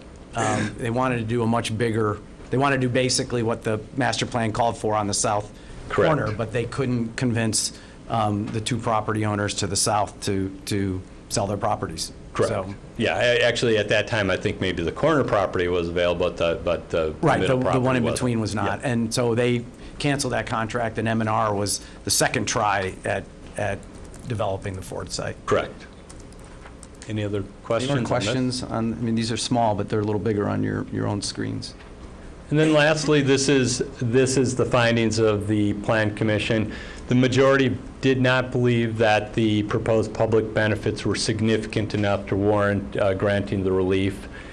And if no additional significant public benefit was possible, that the applicant should be made to lower the height of the building to bring the requested relief more in line with the proposed benefits. The minority felt that the standards were met. They believed that the impact on the neighboring properties was not demonstrably greater than the impact of a conforming structure. The public benefit was seen as significant, and 2 members of the Plan Commission voted for it. As I mentioned before, the project will require 5 affirmative votes from the village board to be approved. All right, so questions for Mr. Adler, and I'll reiterate that we're not voting tonight, even though we need 5, but it won't be tonight. Could I just ask a question about the preferred alternative for that block? Mm-hmm. If I'm reading it correctly, that building that's marked F, is 2 stories high? Correct. And the C building is partly 2 and partly 5? Correct. What you see in red is the remaining Yeah. Imperial Motors building, and the idea was that you would Ruins build... of it. Exactly, the ruins of the... And that you would build 4 stories of residential above the existing Imperial Motors property. So you are looking at that correctly. And the reason for keeping the buildings that are basically in front of housing, residential housing, was the reason for keeping the height lower, in part, those dwellings? Yeah, I wouldn't be, if, the idea of requiring somebody to come before us to do Yes. changing the zoning ordinance to allow by right somebody to come in to do that 5 stories, I'm pretty sure that looking at this block where you have residential immediately adjacent, the idea of requiring them to have to come through the plan unit development process to get that approval and prove that it's not going to be detrimental to those properties was something that was considered. Yeah, I mean, it's not dissimilar to designating a use that is okay for a zoning district as a special use. Right. To say, okay, we're okay with this in the zoning district, but we want to make sure it's really okay, as opposed to just a permitted use where it's like, go right ahead, you don't have to talk to us. Right. I also noticed that all the buildings are pulled toward Green Bay Road. Do you remember the reason for keeping them off the back lawn? In this particular case, it's approximately where those buildings were, and I think as Trustee Sullivan mentioned, that while this block was looked at, it wasn't looked at as closely as some of those other properties, and it really was approximately where those buildings were located. Okay. And I'm not sure people, I didn't think that Imperial Motors was going to close down in as short order as it did. I think people were thinking longer term that this block might be suitable for redevelopment, but not thinking that actually it would be sooner than some of the other properties. And one of the reasons we thought that is Imperial Motors came in and got approval to do a significant and expensive remodel of that site. And I think we were all surprised after going through all the work they did to get they closed soon after that. Yeah, and by the way, the design on that, if anybody wants to go back in the archives, looks nothing like what they wanted to do. It was sort of a big... No, they were... It was the Jaguar corporate folks were forcing all dealers to conform. So think of the design that you would see at an auto mall, along the interstate with the big silver box kind of thing. That was what eventually got approved. Notwithstanding my efforts talking to Jaguar corporate and saying, you shouldn't make them do this. Mr. Adler, I'm sorry, go ahead. Please. So can you speak to one thing that I'd ask you to speak about the master planning process is it's hard to look, when you think about the master plan, it's kind of more, it looks at kind of, for example, the entire block as, and it looks, and so I know some of the residents' concerns are, if we do this, what happens on the next properties and stuff. So can you just talk a little bit about, because I think these are good renderings a little bit about how the master plan helps us with how the properties work together, for lack of a better word, and talk a little bit about then the open space and just some of the other things that, as the master plan was adopted, the other things that might be applicable to what could be happening here. Sure. I think the timing of the comprehensive plan and the fact that we're going to be undertaking it later this year is very fortunate.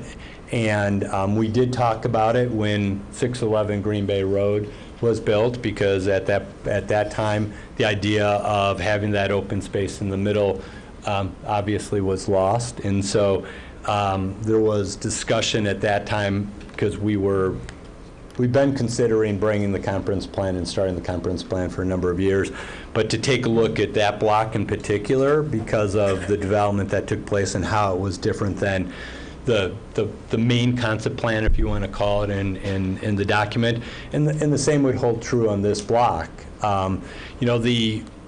The master plan caused our zoning code to be amended to allow greater density to try to get up to that 300 and some dwelling units or greater than that density. That was the underlying theme. That was an underlying principle in the master plan, was an increase density. And one way to do that was increasing the heights, as was done when the zoning ordinance was amended in 2014. But as development takes place and if we want to call them the preferred concepts, are no longer applicable, we definitely want to look at those sites and figure out if the current zoning that we've established for a particular block still makes sense. Is there something else we should be looking for on a particular block?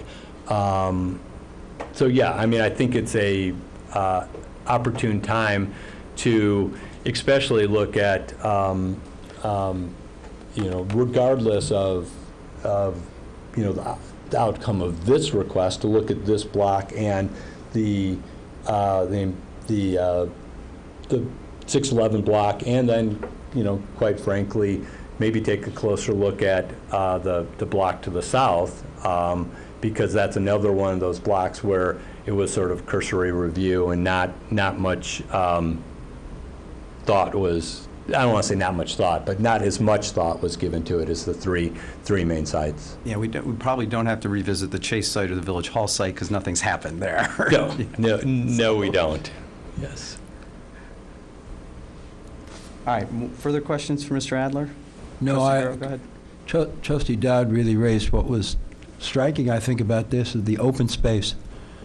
Each one of these alternatives seems to stress a great deal of openness and parking lots, but albeit parking lots, but parking lots and some kind of landscaping, and that I have to think that was part of the thought process at that time. It definitely was, because also the Ford site was designed, it was supposed to be like two apartment buildings going like this with green in the middle, and unfortunately, properties couldn't line up. So, but to Mr. Adler's point, once you sort of have the puzzle pieces in place, we can revisit that through the comprehensive plan and say, okay, now that we know what we have here, what else would we like to see and what's feasible in today's world? Yeah. Mm-hmm. Good. Thank you. Trustee Dodd, are you okay? Trustee Kurzman?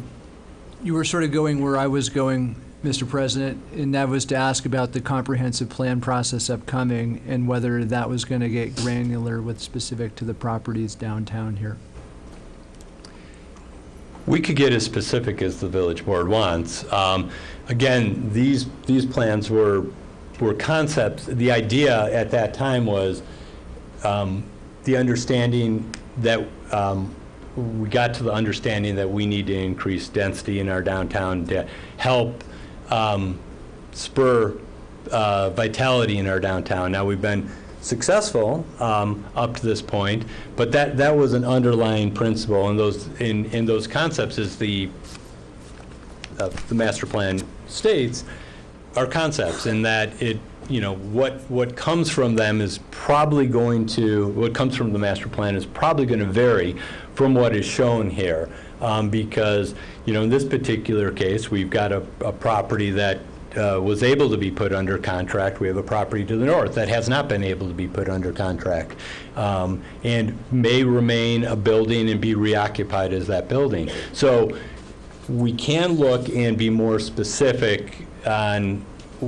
what the comprehensive plan teaches us about these particular blocks. Then we would have to amend our zoning to cause that to be done. I would be careful, because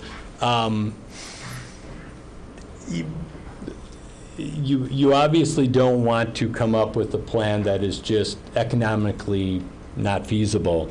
And that's one thing you can do when you get very specific on a property you don't own. If the village owned the rest of the property around 611, or if the village owned the Imperial Motors, obviously we would be able to decide whatever we want on there. So I think what would be important is, within the economics of it, is there a concept that we really like, that economically would be feasible and would be able to be completed. But what we could do, for example, is, let's say there was a concept that was developed, and you would go through a process to do this and probably have some consultants.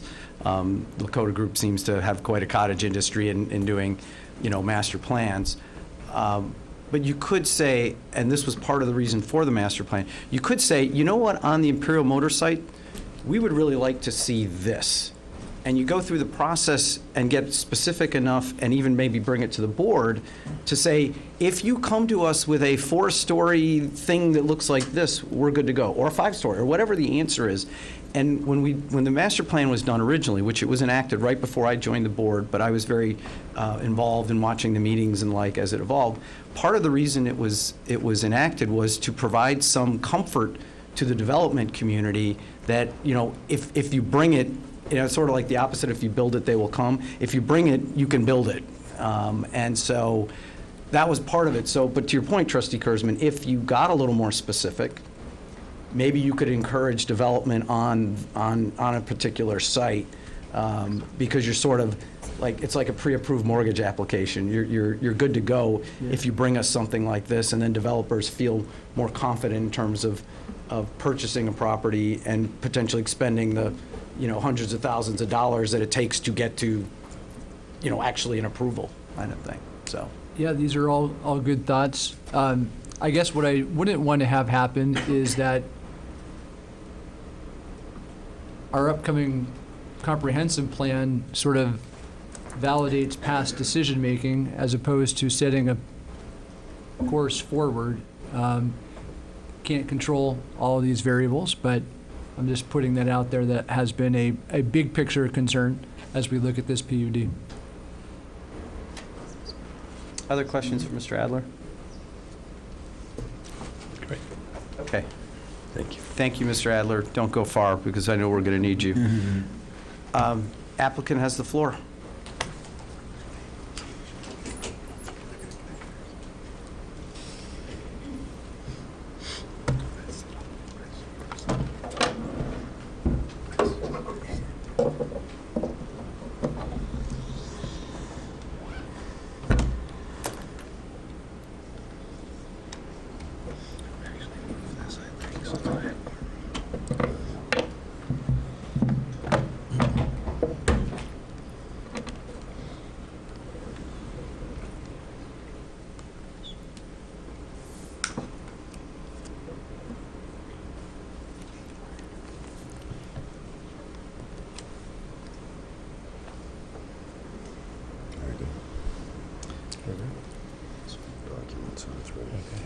Are these the same as or roughly the same as this deck that was delivered to us? Or? Yes, they are roughly the same. We've inserted a couple of additional items. Some renderings were requested subsequent to the delivery of that package, and those are included. But we'll note that as we go through, Mr. President. Good evening. My name is Mark Siegel. I'm a Senior Vice President with Optima, the developer of this project. I want to thank you all very much for your time this evening. Thank the staff for its assistance as we were working towards getting to this meeting, and thank the public for their feedback during this process, as well as the lessons and improvements we've made to the project that we're going to go over with you tonight as a result of our time with the Appearance Review Commission and the Plan Commission. I'm going to apologize in advance. I'm battling a bit of a cold, so again, my apologies for some of the noises that may actually come out of my mouth tonight. You're good company. Thank you. I find it's a growing population, yes. So. I'm pleased tonight to have with me a number of people who are going to share with you their perspectives on tonight's presentation. I've got a few members of our team from Optima here with me tonight. Bill Duke, who is a Senior Vice President, but also does some IT work, as he just demonstrated. Matt Sison, another Senior Vice President of the company. Hal Frank from our law firm Meltzer, Pertil and Stell. Louis Abuna, President of Koenig. I'm just going to say KLOA, our traffic consultant. Sorry, Louis. Rob Anthony, the president, and Amy Rosenfeld-Kaufman, the director of development and community relations of Community Partners for Affordable Housing, as well as Joe Kinsella, who is a SEPA homeowner, Taylor Corbin and Fran Fazio from our civil engineer Manhart Consulting, Mike Stopka, from Burrow Happold Engineering, our sustainability consultant, Aaron Hillman from Collaborative V Design Studio, our landscape architecture firm, and Lee Brown, the president of Tesca Associates, who prepared a revenue analysis of what this project can contribute to the economic life of the village of Wilmette. Optima was founded, I'm going to tell you a little bit about us. Optima was founded a little bit more than 40 years ago. Was founded by Eileen and David Hovey, husband and wife. David is an architect by training, was in the architecture world for his entire professional life, and one day decided it made sense to create Optima. We are a vertically integrated company, and the idea was to pull together from a quality perspective all of the different disciplines that are necessary to deliver the best projects, the best placemaking that we can for all of our developments. So Optima is the developer, we are the architect, we are the general contractor, and we are the operator of our communities. One-stop shopping. It creates great efficiency for what we do as an organization, but it really enhances the developments that we bring to fruition in the communities we serve.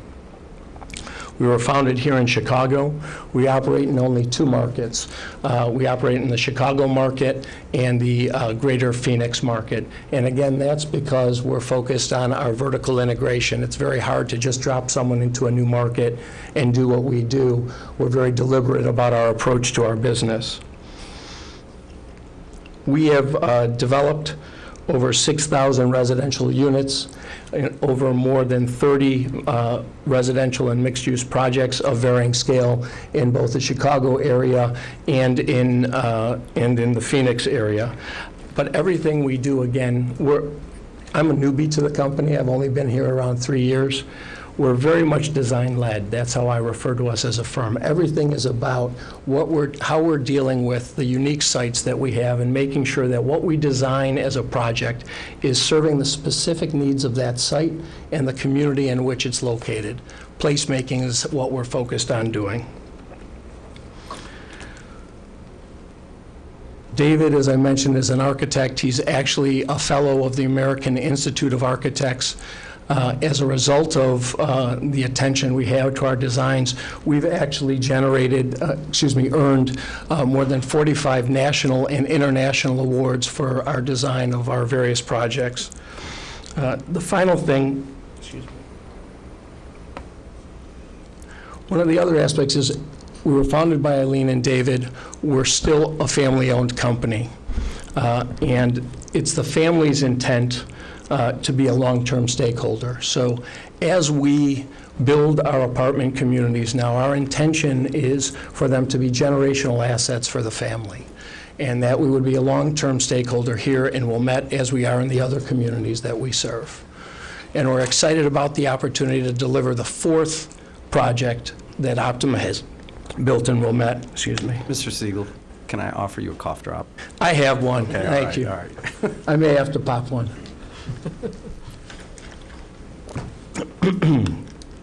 As I mentioned, this would be our 4th project in Wilmette.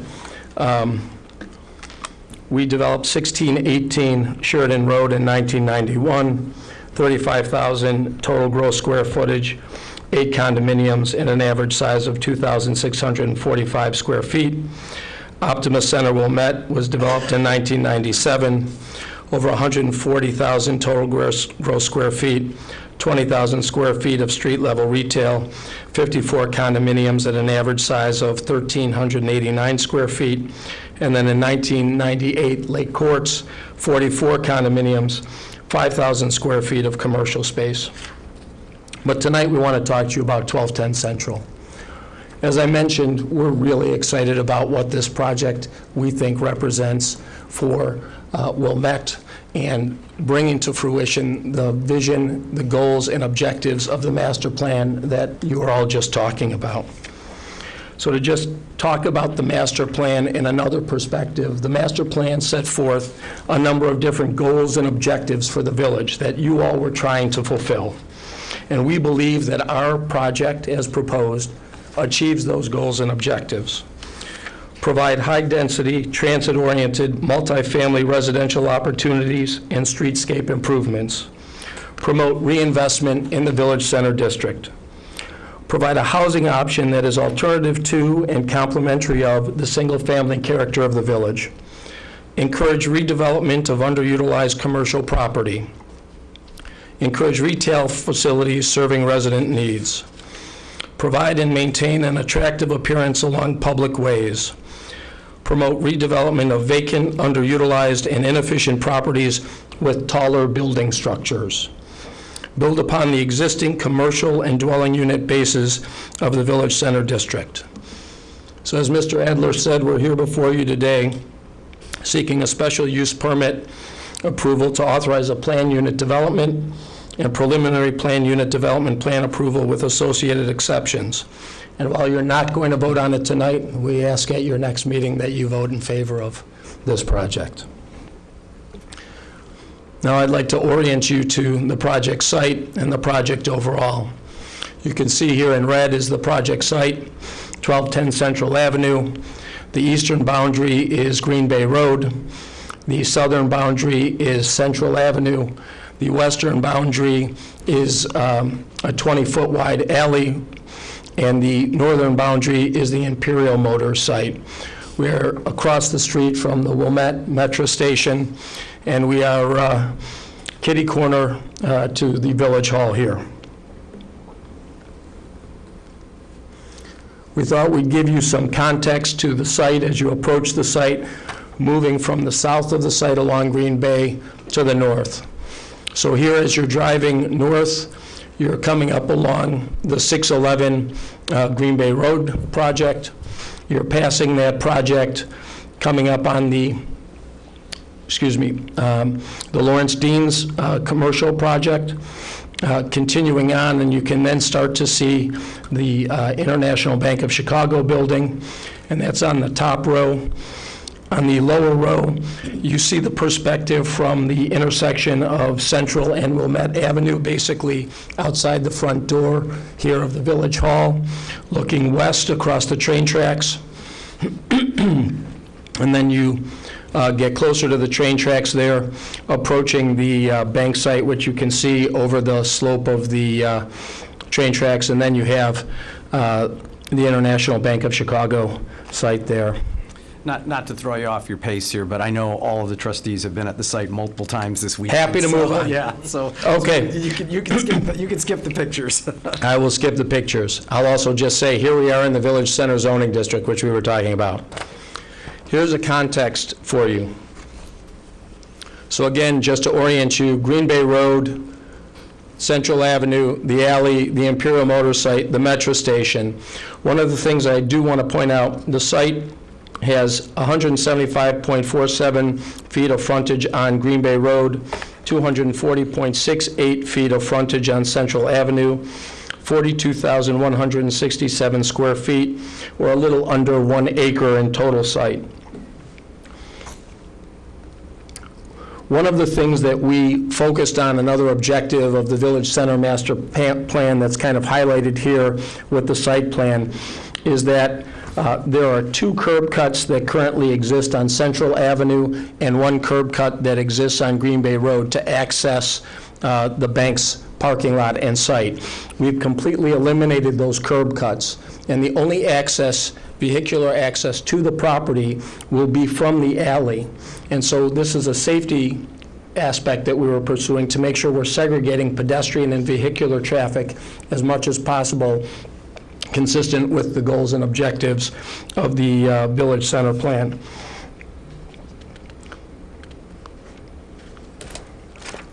And then you can see at the rear of the property where the access into the underground garage comes in off the alley, and that is effectively at the same location as the current access point from the alley onto the village, onto the International Bank of Chicago site. We are the contract purchaser for this property. We have a contract to purchase the property from the International Bank of Chicago. As Mr. Adler indicated, it takes a willing seller and a willing buyer to make something happen, and we're here before you to see if we can bring the transaction we negotiated to fruition. The project is a mixed-use transit-oriented development. As Mr. Adler indicated, we will have 109 residential units. We'll have 6,635 net rentable square feet of ground floor commercial space along the entirety of the Green Bay Road frontage, wrapping onto Central Avenue. We will have 209 below-grade parking, a below-grade parking garage, providing 209 parking spaces, 179 of which will be dedicated to residential parking uses, and 30 which will be made available for public use. I'm going to go back to when you talked about the contract that you have on the property. It is subject to this approval. If it doesn't, it stays as International Bank. Yeah, if we don't get the approvals, then the contract will be terminated and it will stay International Bank. Got it. Okay. We're very excited about what the project represents. Again, we believe that it meets a distinctive market need. As the Village Center Master Plan notes, in focus group discussions and at community workshops, stakeholders expressed a need for more housing in the Village Center to increase support for local businesses, as well as housing options for seniors, empty nesters, divorced parents, and young couples. Many noted that the Village Center lacks the 24-hour activity and vibrancy seen in other comparable suburban downtowns. I think we still lack the 24-hour aspect of it, even though our vibrancy has gone up quite a bit, so. That may be deliberate. Yeah.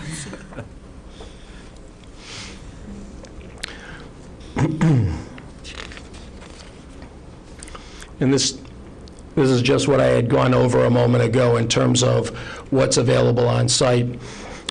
You see the unit mix, the 109 units.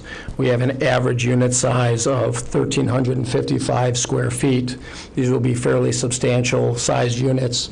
We believe there will be a great attraction to empty nesters in the village who want to remain in the community and don't really have another housing option available to them. For anybody who's following on the iPad, he's on page 377 of the PDF, so.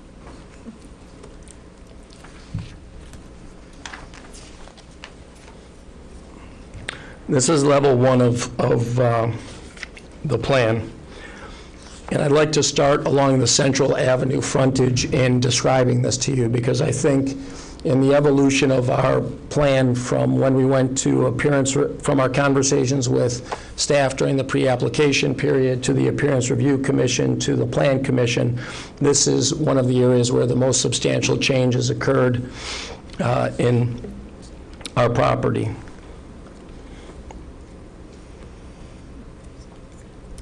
So the first thing to note is that the project, as noted, we started with really the zero setback that was called for by the zoning code. And in conversations with different parties as we were working through the plans, we've made dramatic changes to the setback of the building along Central Avenue. So the first thing I'll note, which we'll show you a rendering of earlier, I believe someone in the one of the trustees in a question asked about the safety of the sight lines coming in and out of the alleyway.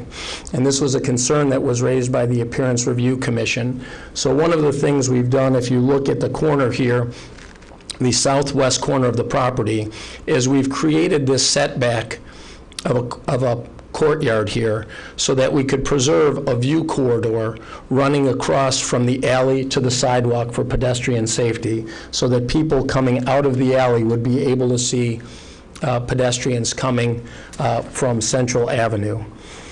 Previously, we had a stone wall enclosing that area, and we've provided for an improved sight line. In addition, what we've done is we've added another street light right by that last tree there to better illuminate in the evening pedestrian traffic walking along Central Avenue, again, as a safety precaution.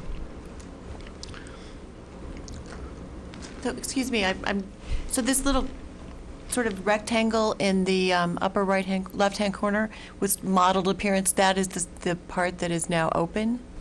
That is now open, Okay. 15 by 11 and a half, 15 feet by 11 and a half feet. And you'll see that in a rendering that we've created for you that you don't have in your packet. Okay, thank you. So we have Just for the trustees, please feel free to speak up, as I'm sort of following along as well. I'm not looking around for people. No, that's good. That's what I'm Okay, saying. okay, sorry. Please feel free to do that, as I'm not looking around for people raising their hand or anything, so.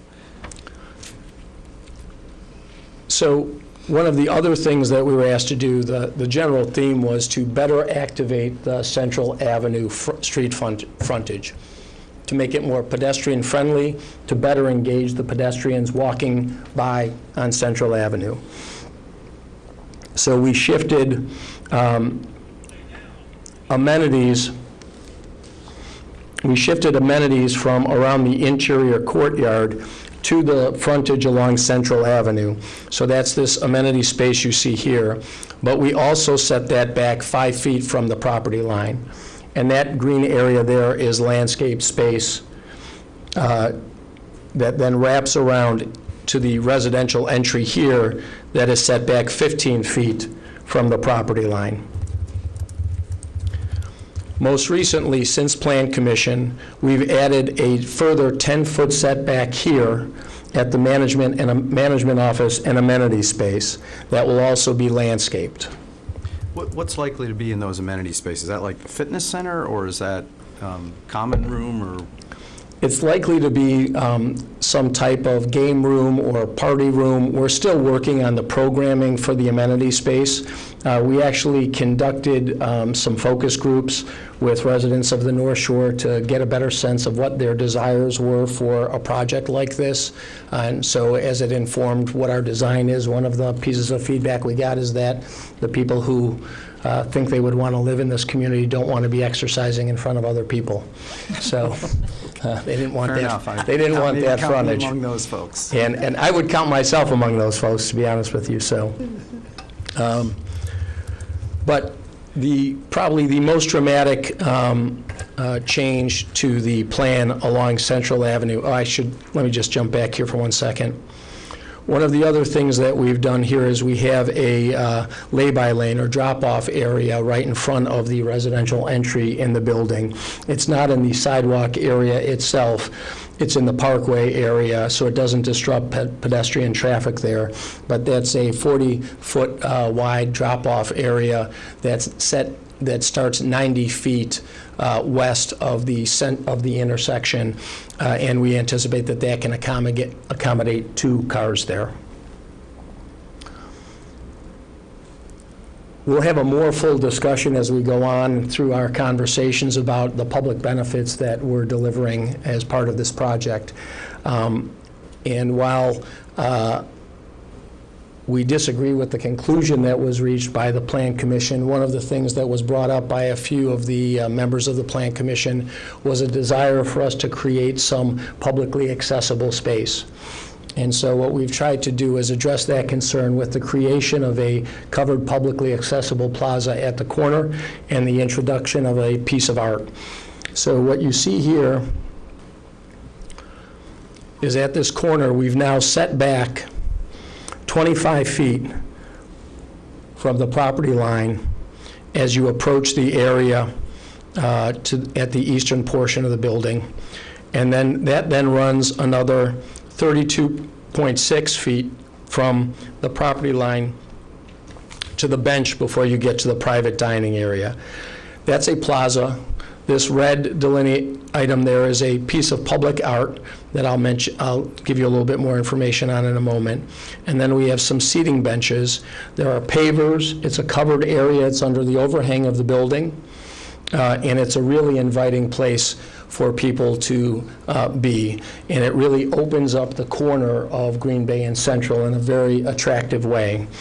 We've also further set back, as you move a little bit to the west, we used to have a narrower setback where that private dining area is. We've increased that setback area to 20 feet so that a restaurant user would have a viable outdoor dining space for them to have an outdoor dining area. Could I ask a question about the computation of the 1,200 square feet for the plaza? Absolutely.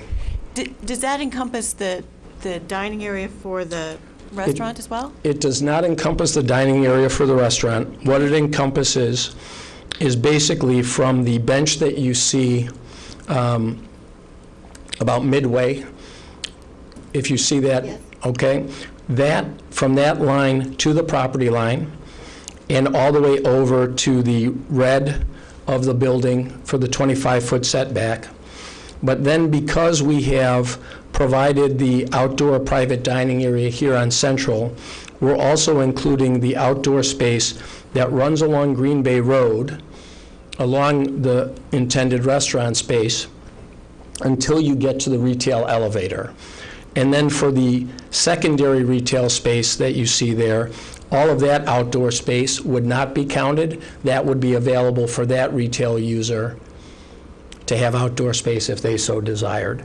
So the core space, if you want to refer to it as that, is 812 and a half feet is the corner. And then the additional increment, the additional 400 square feet runs along the Green Bay Road frontage till you get to the elevator lobby. Thank you. This is just minor, but what is the elevator for? So our parking is below grade. Okay. And so that is the access path that we have from the parking, the public use parking below grade, up to Green Bay Road for people to either come to patronize our building or anywhere else in the village center. Do you worry that because it's so far from the parking area and so far from things like the library that people are going to walk up the ramp and down the alley instead of using the elevator? I don't think that's likely. Okay. Our current plan is not to have an easily accessible pedestrian exit out of the rear onto the alley. So we're trying to drive the traffic up through the elevator. But I will say to your point that in conversations with folks associated with library programming, there was a real attraction for them to the fact that we were going to be providing this parking because they see an opportunity to provide necessary parking for their evening programming, which they currently have challenges with.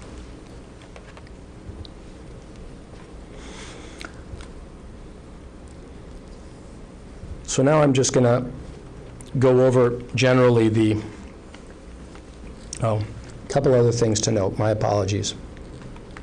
Originally, along Central Avenue, there was going to be a requirement for us to have bigger planter beds for the trees, that there would actually be landscaping in those planter beds.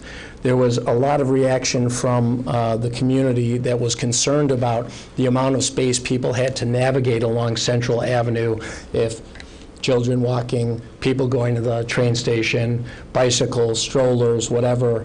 They wanted to make sure there was as much flexibility for people to have movement along that walkway as possible. And so we've worked with the village to standardize the way the tree grates would work there to be consistent with what exists further east on Central as well as along the Green Bay Road frontage. And then finally, the intersection, the crosswalks, from a safety perspective, the crosswalks at Green Bay and Central, we're proposing to convert those to high visibility crosswalks, which are something that makes it more pedestrian friendly, safer for pedestrians because it's a much more prominent type of crosswalk for motorists to pay attention to. We had hoped to be able to provide countdown timers, but that isn't possible because of the conflict with the train.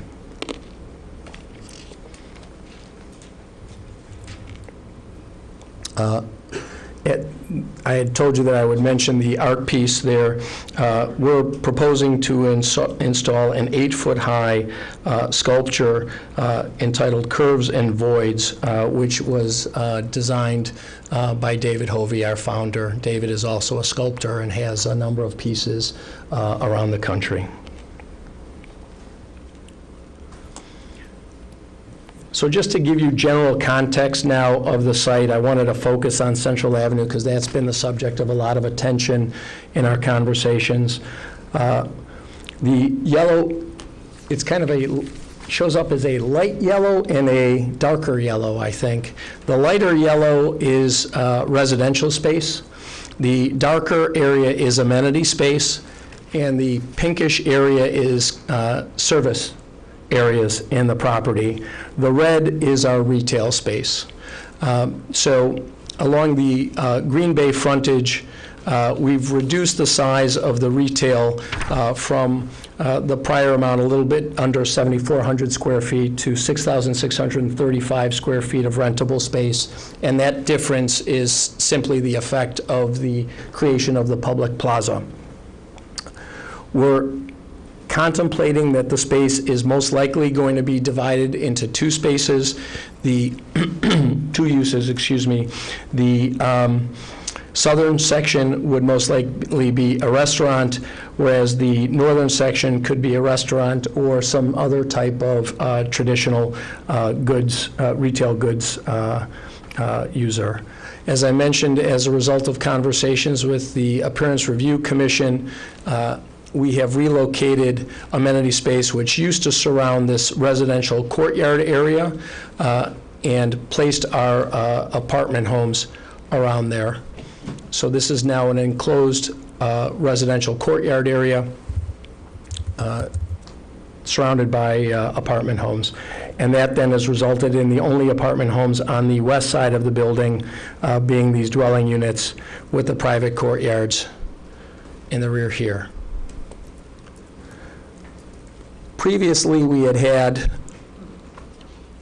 a stone panel system running from the property line along Central Avenue all the way basically to where the retail started. And again, we were asked to open up that frontage. We did two things. One is this frontage now has floor-to-ceiling glass running for 110 feet. From the retail area running all the way back to here where that first residential unit, the only residential unit occurs. There, we've lowered the height of the stone panel system, eliminating one of our exceptions from 7.5 feet to 6.5 feet. And then we have a clerestory window set above that, which has grown by that foot that we reduced the stone panel system by. And then the stone panel system continues for another 35 feet to the back, not exactly 35 feet in total because we have that cut out for safety purposes in this corner. Could I ask a question about the retail corridor? Yes. Looking at the plan, it's not obvious whether it goes all the way up to the top of the building or whether it stops short, but looking at one of the elevations, it looks like it goes only to the top of the bottom of the first floor? The retail corridor, the retail is only on the first floor. The retail service corridor is only on the first floor as well because it's only servicing that first floor retail. So part of what I'll get to when we get into the elevations is exactly what the materials are. But basically, we have that retail corridor on the first floor. And then above that, because we're built in accordance with the code to that zero property line along the north facade, we have spandrel glass running the entirety of the north facade of the building, and that then is interrupted by this residential courtyard.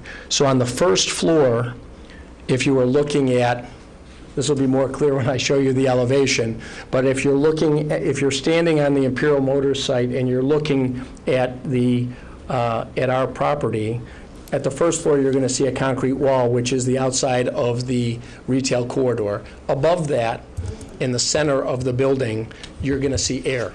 That's what I thought. Right? Because we've created, it's absolutely open space. Because someone can build to the property line on the north on the north side of the property, we have to provide for that eventuality.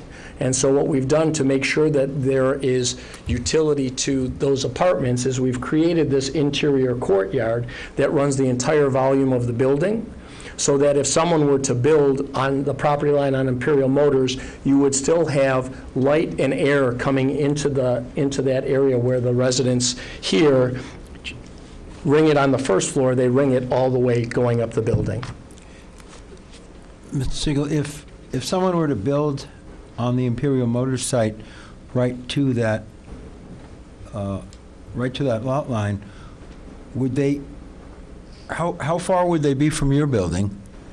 And would they be looking right at those balconies?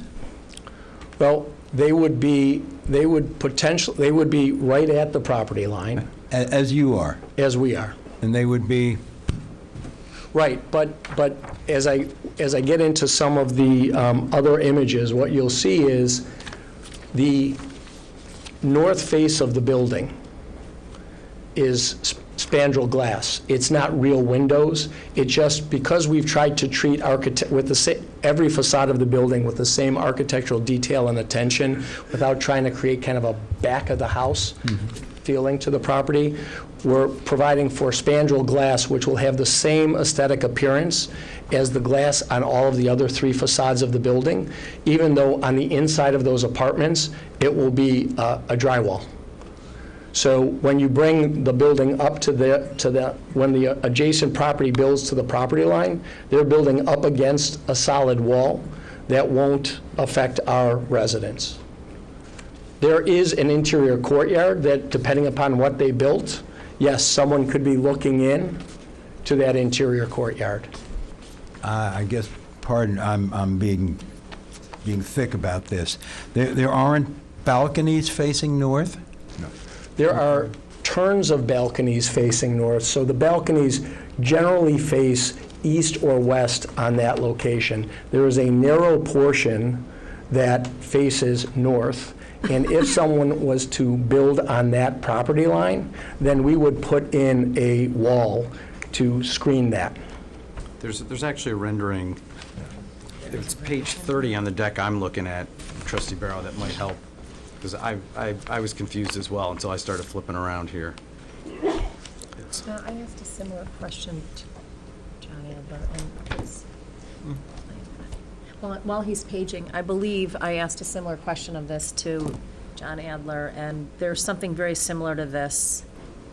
There it is. That's the one I was looking at. So that's really a wall, is what you're So saying. this area is just solid wall. It's just treated with a spandrel glass so that it looks like this facade. We didn't want to put up a concrete wall because we felt that would be unattractive for the community.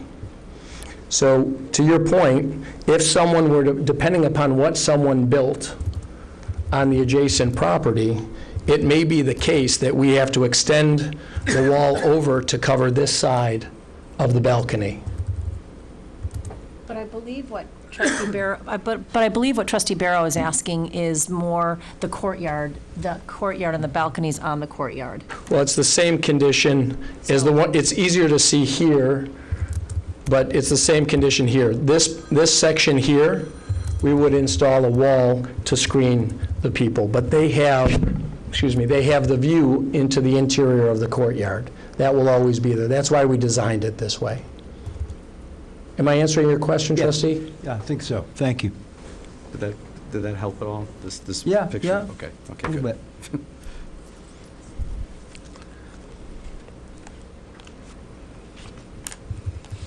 Do I presume that prospective buyers will know that that's a potentiality for those units? So we're in a rental apartment building. It's a lot easier to do this as a rental apartment than a condominium. Thank you. Thank you. Yes. So, Trustee Kennedy, you were asking about the retail corridor. I'll just say, so this retail corridor runs to a retail loading dock along the alley.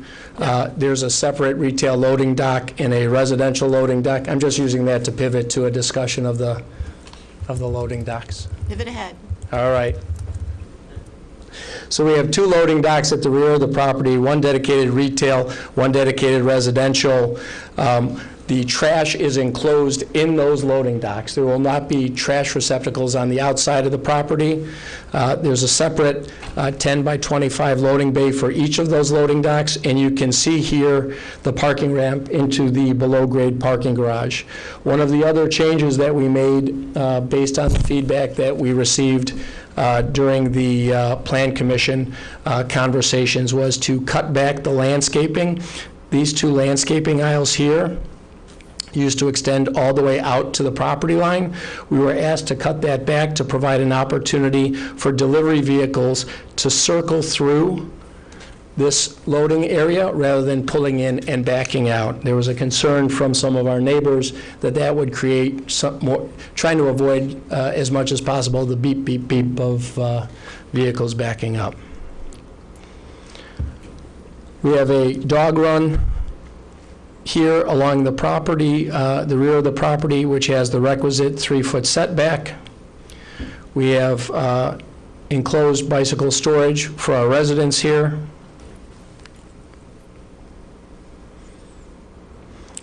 And I believe, unless you have any other questions, I've exhausted what can be said about level 1. Okay. Yeah, I assume levels 2 through... We will go faster. Level 1 was probably the most complicated one. As I'd expect it to be. So, you know, one of the things, actually, I do want to say one more thing about level 1 for a second, actually, a few things. First, there was discussion about the setbacks and how much of the lot was occupied by our building. And it's important, we think, to note that this is not a lot line to lot line development, even though the code drives us in most instances to be a lot line to lot line development. So we have the required 25-foot setback along the rear of the property. But this residential courtyard is a fairly meaningful open space that continues the entire volume of the building, and the setbacks along Central are also significant. So on the first floor of the building, we actually only occupy 70% of the lot. There's 30% open space on the first floor. And as you go up the building, because of the setbacks that we've created in the interior courtyard, we only have 22% open space as you go up the building. And in counting that open space, I am not counting the spaces for the terraces, the residential terraces that we'll be talking about in a few moments. The other thing I did want to note is the 13-foot height exception that we've asked for the first floor. We spent a lot of time thinking about what was necessary to attract the right retail users, what was necessary to create the right pedestrian experience, and we felt that having a 13-foot height was the right answer for this development. And the reason for that is multiple, actually. The first thing to think about is that the measurement of the 14-foot height is from the floor of the first floor to the top of the second floor slab. So then you have to ask yourself, what is the thickness of that slab, because the clear height is going to be the difference of that slab. We're a fairly efficient builder, and so our slabs are only 9 inches thick. And so the clear height in the commercial space will be 12 foot 3 inches. And we expect, after taking into account those areas where some mechanical systems may need to be installed, that at the lowest point for a retail user will be 10 feet. But from the pedestrian's perspective, you have to realize we've got 100% transparency on Green Bay Road. And we've got 100% transparency now on Central Avenue. So the experience that a pedestrian is going to have by walking along the frontage of our property and having that sense of openness, we think is going to be far more engaging than what a traditional development might otherwise provide, whether it's 14 feet or 15 feet. And we'll highlight that for you in some comparative renderings as we go forward. But I just wanted to make that point to all of you. Just to make it easier for lay people like me to understand things like that, if that door over there is what, about 8 feet, 9 feet? Then would 13 be to the top, to the bottom of that soffit? What would 13 feet be? 13? I'm not good at this myself. I gotta turn to my expert. So I would say the ceiling height is approximately 9'6". Which height is 9'6"? So to the door over there. The soffit above the door? Yeah, the soffit above the door is He's tall, so he just does this, and that's how he knows. Yeah, this is 8 feet. So, yeah, I'd say that's 9 feet to the soffit. Or 10 feet to the ceiling. 10 feet to the ceiling? Okay, thank you.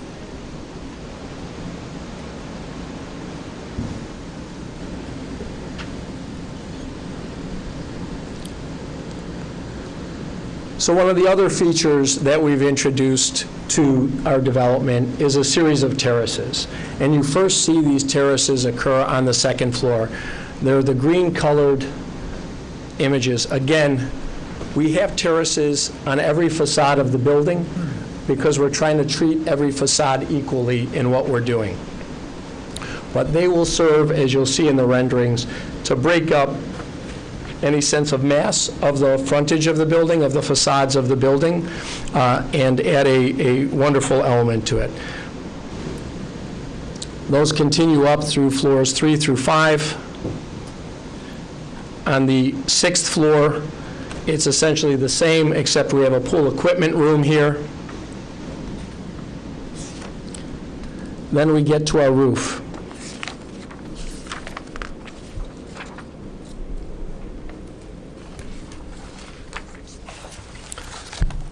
We've done a lot to change the design of the roof, but I want to just walk you through some of the features of the roof. We have always had 5 trees along the western facade of the property, serving as a screening element to our neighbors to the west.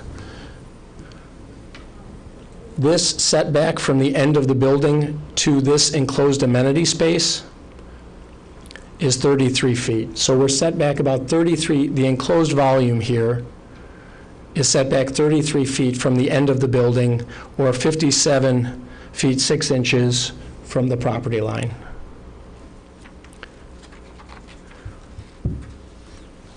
In the evolution of the project, we've added 3 trees to the southern facade and 3 trees to the eastern facade. The only occupiable space on the roof is this outdoor space that is beige, the roof terrace areas, 3 roof terrace areas. That's the only occupiable space that's outdoors. On the indoors, we have this orange amenity volume with an indoor pool and spa and other amenities that will go into that volume. And then you also have a landscape, the multicolored ringing of the site of the roof there is low-level plantings on the roof. There was a desire for us to try and minimize the impact of what this amenity space would be. That's why we added the additional plantings on the tree plantings on the southern and eastern facade. But we also reduced the height of the elevator overrun slightly.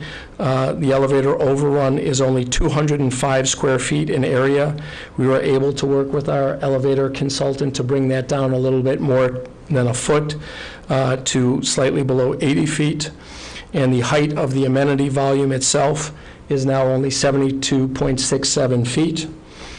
We relocated the elevator overrun approximately 25 feet north to the interior of the building. So this is the elevators, and the overrun is the tallest area of the building that sits up on top of this amenity space. These elevators used to be 25 feet further to the south. As a result of that, if you got further away from the building, you actually would see that elevator overrun. There was a desire for us to really try and eliminate the ability to perceive that elevator overrun, and so as a result, we recessed it 25 feet further into the center of the building, and so now you can see the setbacks for that elevator overrun, 65 feet from the south, 121 feet 6 inches from the west, 108 feet from the north, and 98 feet from the east.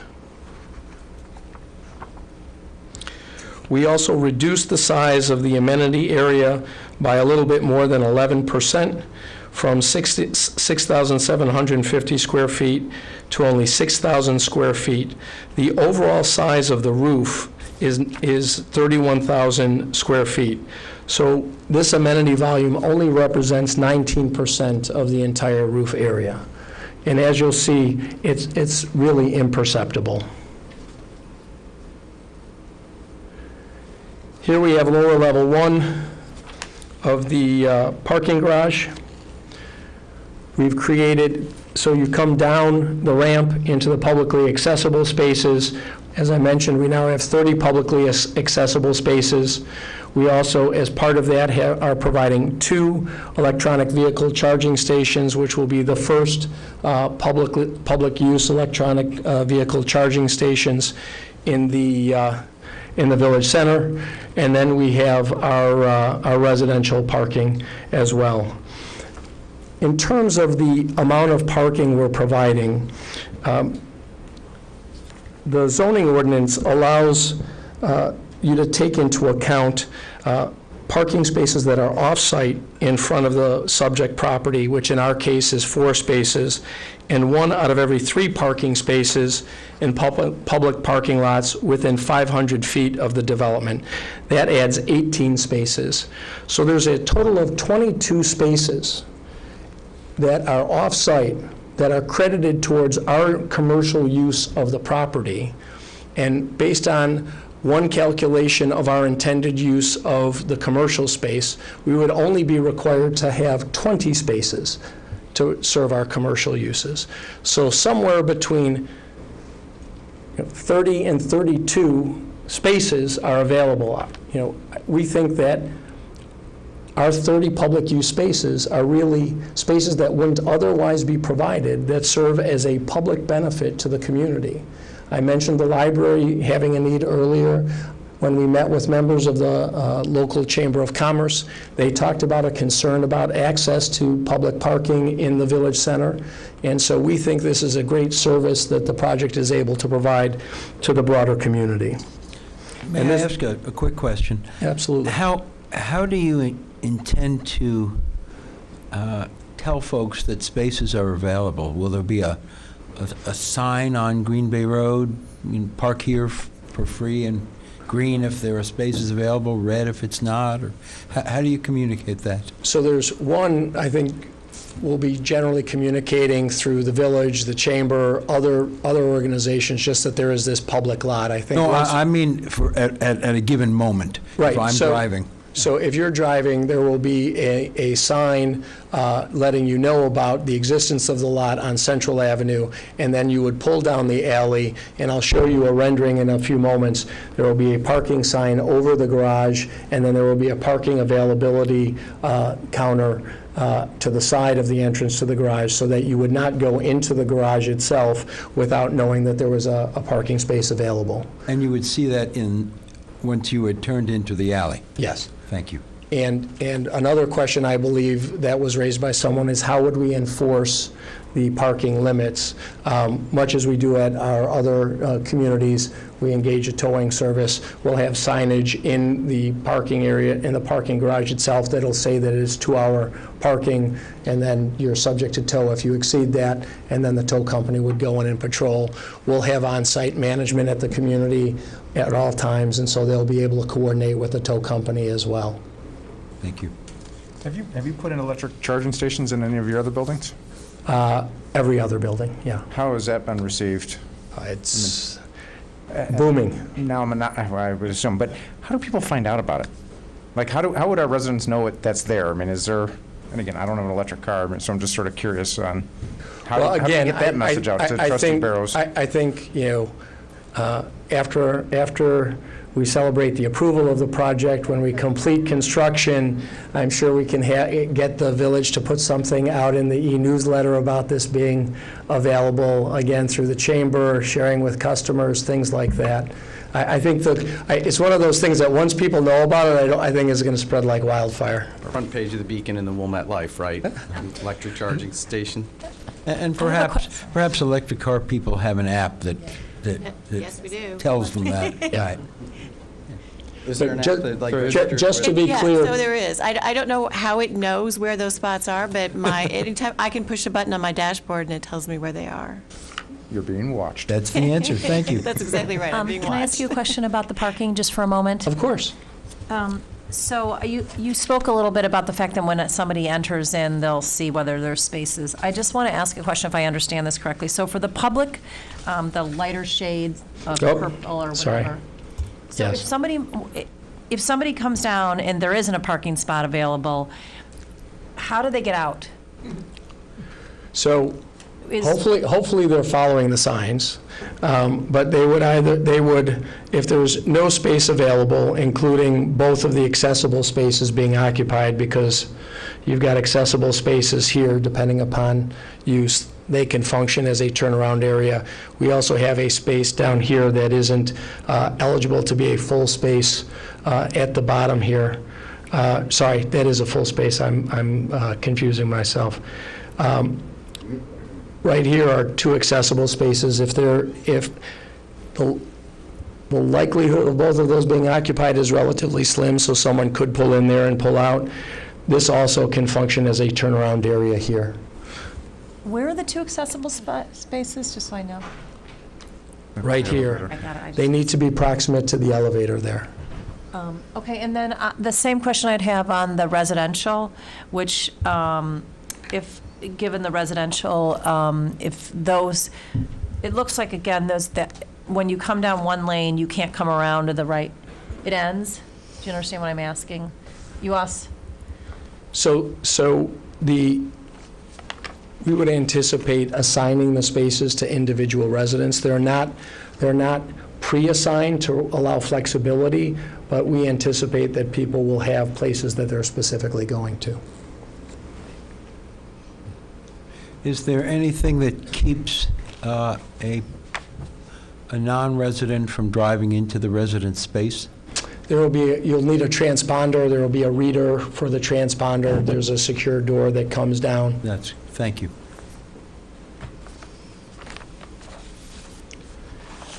Here we have elevations of the building, and again, these will start to highlight what I was talking about before, which is we've treated each one of the four facades of the building the same. We've really focused on what the appearance will be for the surrounding community. Again, this is about our being a design-led firm, making sure we're contributing to what we're doing.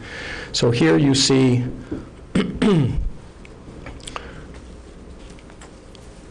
we've got a dark gray aluminum and clear glass window wall system with low E coating. We've got dark gray metal slab covers, which are the horizontal lines breaking up the facade. And then we've got our terraces, which introduce a dark gray aluminum planter and guardrail system. So you can see here along the east elevation, you've got the first floor, which has got the 100% glass transparency for the commercial space. You're then going up to the second through sixth floors, and we've served to break up the facade along Green Bay Road by the introduction of those terraces. And those terraces, with the landscaping in particular, the use of our vertical landscaping system, really serve to break up the facade of the building. They'll cast different shadows as well, which create another distinctive architectural shade and shadow, which will create another distinctive architectural element. And then we also break up the building horizontally through the slab edges that I mentioned. And here you see the roof itself. The top of our roof is 62 feet. There's a 1-foot terrace that goes above that for certain mechanical features that will lie in that 1-foot space. Then we have the amenity volume here that goes to 72 feet 8 inches, and then the elevator overrun setback, and at a height of 79 feet 11 inches. Again, that volume of the elevator overrun is only 205 square feet. And then you see that we've got a aluminum and glass guardrail enclosing those accessible terraces on the roof that I had mentioned earlier. And then we've got the mechanical systems that are more towards the north end of the building, and those are enclosed by mechanical screen wall of light gray metal panels. And again, here you have the south elevation, again with the floor-to-ceiling glass on the first floor, the introduction of those red stone panels at the western facade. But again, you see the use of the terraces and the vertical landscaping system. Other than the use of the red stone panels, there is a screen for the residential units on the small portion of the first floor where they occur. All of the materials we're using are the same.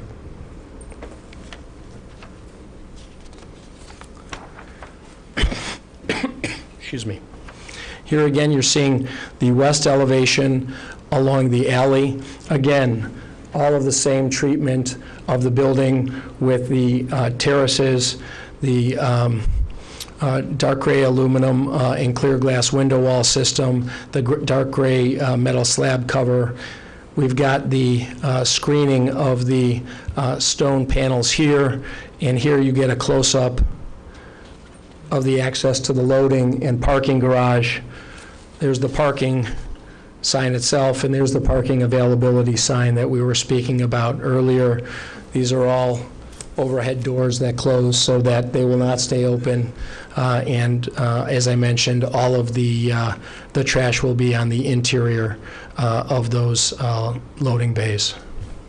And here's the north elevation. Again, this is the same appearance, but as we were talking about, this first floor is going to be concrete with vines on it, and then above it, here and here, is spandrel glass that shields a wall behind it. Those aren't windows that people will see, but to the public, it will look like the same glass windows.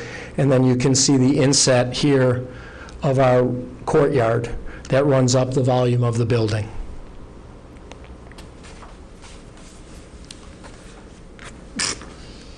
Bless you. Now I'd like to talk to you about the creation of the covered plaza and the change it will bring to the corner of Central and Green Bay. So here you see a photograph of the existing condition. This is, you walk out and that's what you're going to see today. That's the corner. This was the corner in our original design. There was a little bit of outdoor seating that we had for a restaurant, but you could see the building really pulled to the edge there. And this is what the public plaza now will look like. So you've got a covered public plaza, you've got the outdoor dining behind it. We've rendered a restaurant on the interior so you could get a sense of that. But you also get a view of what the setbacks we've created along Central Avenue add to the Central Avenue experience for pedestrians with the setbacks, the floor-to-ceiling glass, and the landscaping. May I ask a question about the elevation on page 19? Of course. It looks like people are sitting outside on that section that you call Elevation public on page terrace. 19. It's the one you were on. Oh, this one, sorry. Yes, sorry. It looks like the part of what you call the public plaza. On this, there isn't anyone sitting there. You will see in some of the render. So, I'm sorry, this one on 19 is the old version before the public plaza. Got it. So that was intended to be outdoor dining Okay. for the restaurant. That's part of the reason we increased the setback a little bit further to the west to accommodate more dining space. So I want what's, to follow, oh, sorry. it's on, yeah, 19 though, the 19 I'm looking at. 19 is old, yeah. This is old, ours is Yeah. old. No, 19, we're trying to show you the evolution. This is the existing condition, this is what we presented to the Plan Commission, and this is what we're happy to share with you, which is the first time we're showing the public And that's plaza. my page 19. It's your page 20, but it's my page 19. Okay. And so I think what Trustee Kennedy's question was, the part that you were talking about public plaza along Green Bay Road, on our rendering, and I has can't see people. yours, shows people Oh, along sitting Green there. Bay, I see what you're now talking Sitting there. about. So I is that- got you. Is that restaurant seating or is that public plaza seating? Right, is what exactly. Trustee So I thought Kennedy's that was saying? supposed to be public plaza, and now it looks like it has people from restaurants sitting there. That can be used for people to sit in public seating there, Oh, it's public seating. So it's not part of the restaurant? not part of the Will restaurant. people know that? We'll figure that out. Okay, all right.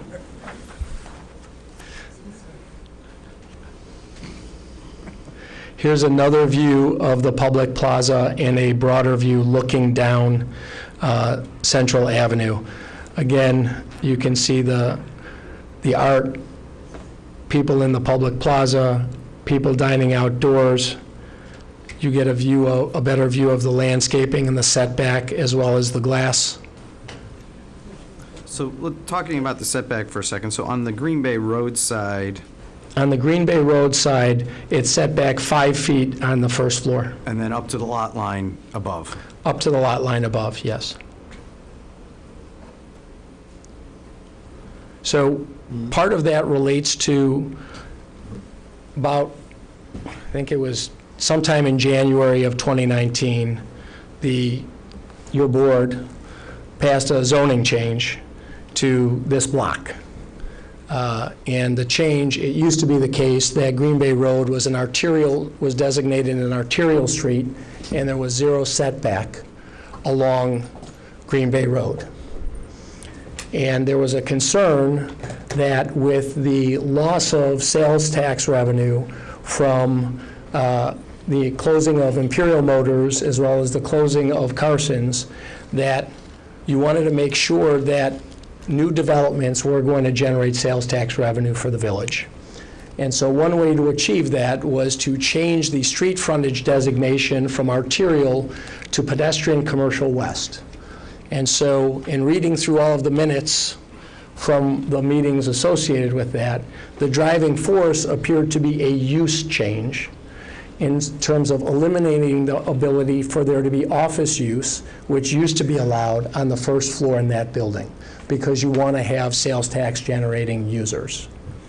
A secondary issue that came up was wanting to enhance the pedestrian experience. And so it then provided for a 5-foot, pedestrian commercial west by definition created a 5-foot setback. From what I read, that wasn't the goal behind the move, but that was a consequence of the move. And so there was a 5-foot setback on the first floor. And in discussion here, it seemed to be related to wanting to enhance the pedestrian experience along Green Bay Road. And so as we've looked at this, we're looking for the exception while trying to live within the spirit of what the pedestrian commercial west designation called for, which is to provide the 5-foot setback on the first floor to enhance the pedestrian experience, which we absolutely believe what we're creating here along Green Bay Road does, while at the same time asking for an exception for above the first floor, which the pedestrian really doesn't experience in the same way. Could you stay with that thought just for a moment and speak to the setbacks, or actually the absence of setbacks in floors 2 through 6? I think that's an issue that we may hear people speaking to tonight, and I'd like to give you a chance to sort of address your design thoughts about that and why you didn't do that. Well, we thought that pulling the building to the property line to the created a better perspective for the overall site, particularly as one views the site. Creating the corners that we're creating along Green Bay and Central, we thought created a better perspective for people. And we also, as a result of some of the other changes that we've made, we're generating net rentable square footage for the property as well. And setting that back would obviously reduce the net rentable square footage of the project and have a financial impact on the project. So that's really it. I can get into it more when I show you more of the renderings, but I appreciate the question. Thank you. Again, here you see, I think I had gotten to this one already. This is a close-up of the residential entrance and the plaza.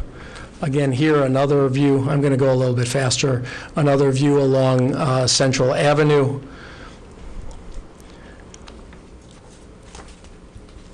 So here you see the view northwest of the project. We're really excited for what this image represents. So you see all of the different design elements coming together here. You've got the transparency that exists on the first floor to create the great pedestrian experience. You've got the terraces that serve to break up the volume of the building along each of the facades. And as we have these terraces at each of the corners, it really has the corners of the building disappearing from the sense of mass of the structure of the building. And we soften that further and add a distinctive design element by the introduction of our vertical landscaping system at each of these terraces.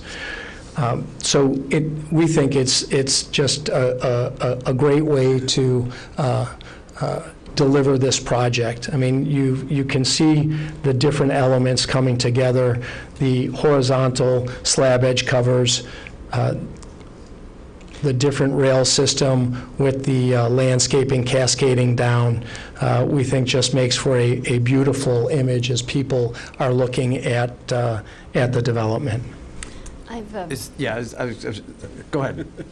This is a question that I don't remember reading in any of the materials, but it's not obviously an all-glass building. Residents will need their privacy. Is there any uniform interior window covering anticipated with these rental units? Absolutely. So all of our buildings have one window treatment that we use in our rental buildings. It's a standard. The lease says that no one can put anything on the windows, no one can change the the window treatment. That's just a function of the lease and how we run the buildings. We'll have on-site management for this development. So on the landscaping, I agree it looks great. Is it going to work? You know, this is Chicago, this isn't Phoenix, and we have a different climate, and you know, there's not a lot of green stuff on my property right now. So how does this work? So I'm going to give you the quick answer, which is yes, and the more detailed answer will come from Aaron Hillman, who will give you a more thorough landscaping discussion. We've used this vertical landscaping system. It's been evolved for us for over 10 years, and Aaron is going to walk you through how there are native plants that don't lose their green nature when they go dormant during the winter. And none of us are botanists, so I'm going to encourage him to speak like to lay people, and you know, we're running a little slower than I had hoped tonight. We're at 9:45 already, so. Sorry, I'll try and. Yes. I just had a quick question of, do you have any renderings of what this looks like in the evening? Just to kind of piggyback on Trustee Plunkett's question about just so that, you know, as people are, how they'll see into the building and things like that. Do you have any renderings? We do not have any evening renderings. So can we have the landscaper, you want to do that now, or do you want to wait on that? I mean, I don't know if there's a more natural spot, we can wait. Let's wait. Just, we can continue to go through the rendering. So may I ask about, and I guess it's similar to the setback question, but how do you see ice accumulating or not, and whether the pedestrian experience would include potential falling ice? You know, I think in Chicago, you know, given the climate concerns that people have about that, there's always an ice concern with buildings. I don't think there will be anything unusual to make this more of a risk than any other type of building that I experience. I know when I'm walking around, I often, in the wintertime, if there's an ice condition and it's windy, I can't walk 10 feet without seeing a caution sign that's out from people. So I think that's just a reality of development in winter climes. Are there building styles or systems that can be used to reduce that hazard? Well, I think the fact that we don't have, I'll say it this way. I think the fact that we have, for the bulk of the building, a flatter surface if you will, on the facade so that there's nothing to adhere to, I think that that would reduce the ice risk. As opposed to something where there would be more articulation that would create other areas for ice to form and then fall from. So I think we can run through the renderings of the building a little more quickly, and we'll come to some of them relate to, sightlines from relevant places, and I think that's probably more useful at this point. Here, I'll just note, this is across from the metro station. I'll just posit that with the floor-to-ceiling glass that we have, I would question whether anyone would perceive whether that's 13 feet or 14 feet. We looked at that one earlier. This is the rendering we were asked to provide that shows the alley. This is the cutback section at the corner to provide the sight line. And here's the additional light that we added to illuminate the area. This is a new slide. This is a new slide. Okay, all right. We were asked about how people coming out of the alley would see pedestrians. And so we created this 11.5 by 15 area and added that lamp. We were asked to show a view of the west side of the building. By the garage, we took a photo of the existing condition. That's what you see today, looking off the alley. This is a rendering of what the rear of the building would look like.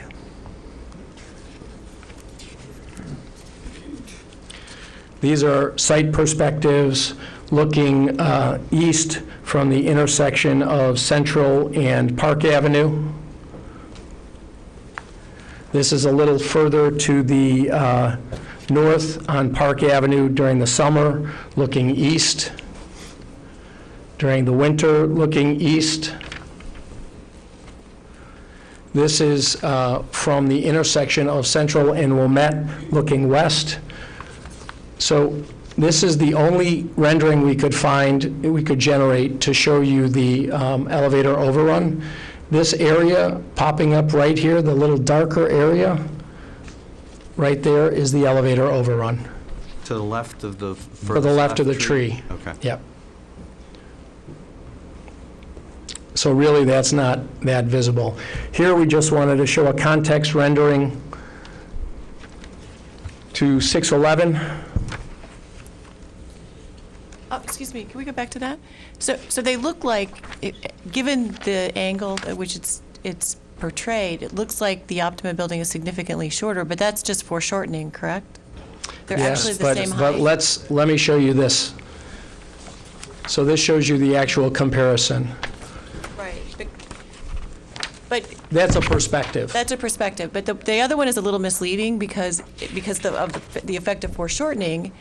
It makes the Optima building look considerably smaller than 611, but they're really about the same height. I just want to make sure I've got that right. They are about the same. We're 62 feet to roof, they're 65 feet to roof. Yeah, so to anybody looking at that, it's a little deceptive. It's accurate, but the illusion is from the effect of foreshortening. Well, we were trying to show you the perspective, but we're not trying to be deceptive in any way by showing you the actual elevation comparison. I'm not suggesting that you are. I'm just saying that to somebody looking at it who doesn't understand what happens when you put things in perspective like that. The other way to say, if you took that picture from the north, It would look the opposite way. reversed, whereas your building would be bigger because Right. it's closer. Right, okay, just making sure. No, So- I'm not accusing you, just honesty, I'm sorry. This shows our roof is 62 feet. The roof as approved for 611 was 69 feet. Our elevator overrun is 79 feet, 11 inches, and 611's was 77 feet.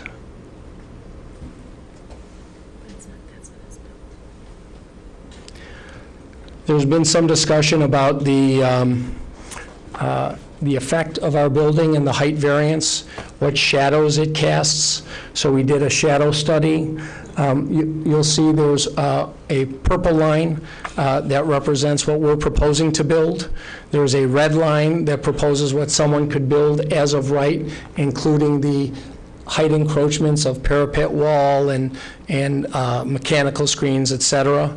And then we have a subset of a kind of turquoise line that shows what our rooftop amenities and elevator overrun cast. And the takeaway from this is really to look at the alignment of the red and the purple lines, because what that really tells you is, from a shadow perspective, there's no material difference between what our proposed building does and what another and what an as-of-right building would do in terms of casting shadow.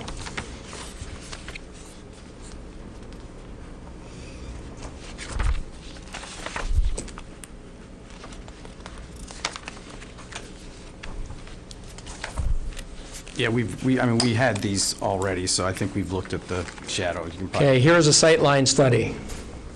This is intended to show two things: what someone could see from our building and what someone off of our building could see.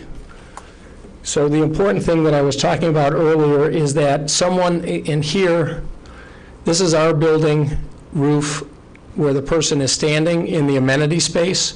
The red is the outline of what a as-of-right building would be. So you're really only talking about the difference here at the top. Right there is the difference in what people, is really the difference in height. Someone could be standing on the as-of-right building roof, whereas our people can't, they're not, based on our programming, they're not standing at the edge of the building, they're standing in the amenity space. So they cannot see anything in this purple cone. Obviously, anyone in the apartments on the west side for the as-of-right building or our building has a view west. There's no way to change that. But the impact of our having our amenity space really doesn't create any different view for anyone. The flip side of that is if someone is standing in a backyard of a building along Park Avenue, if they're looking over the the row of townhomes adjacent to us, they're looking at that townhome, and then they're only seeing this upper portion of the building. They're not seeing the amenity space on the roof.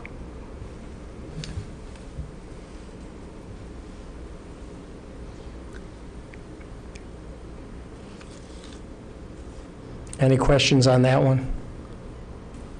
Okay. I'm going to skip my landscaping discussion and go to Aaron.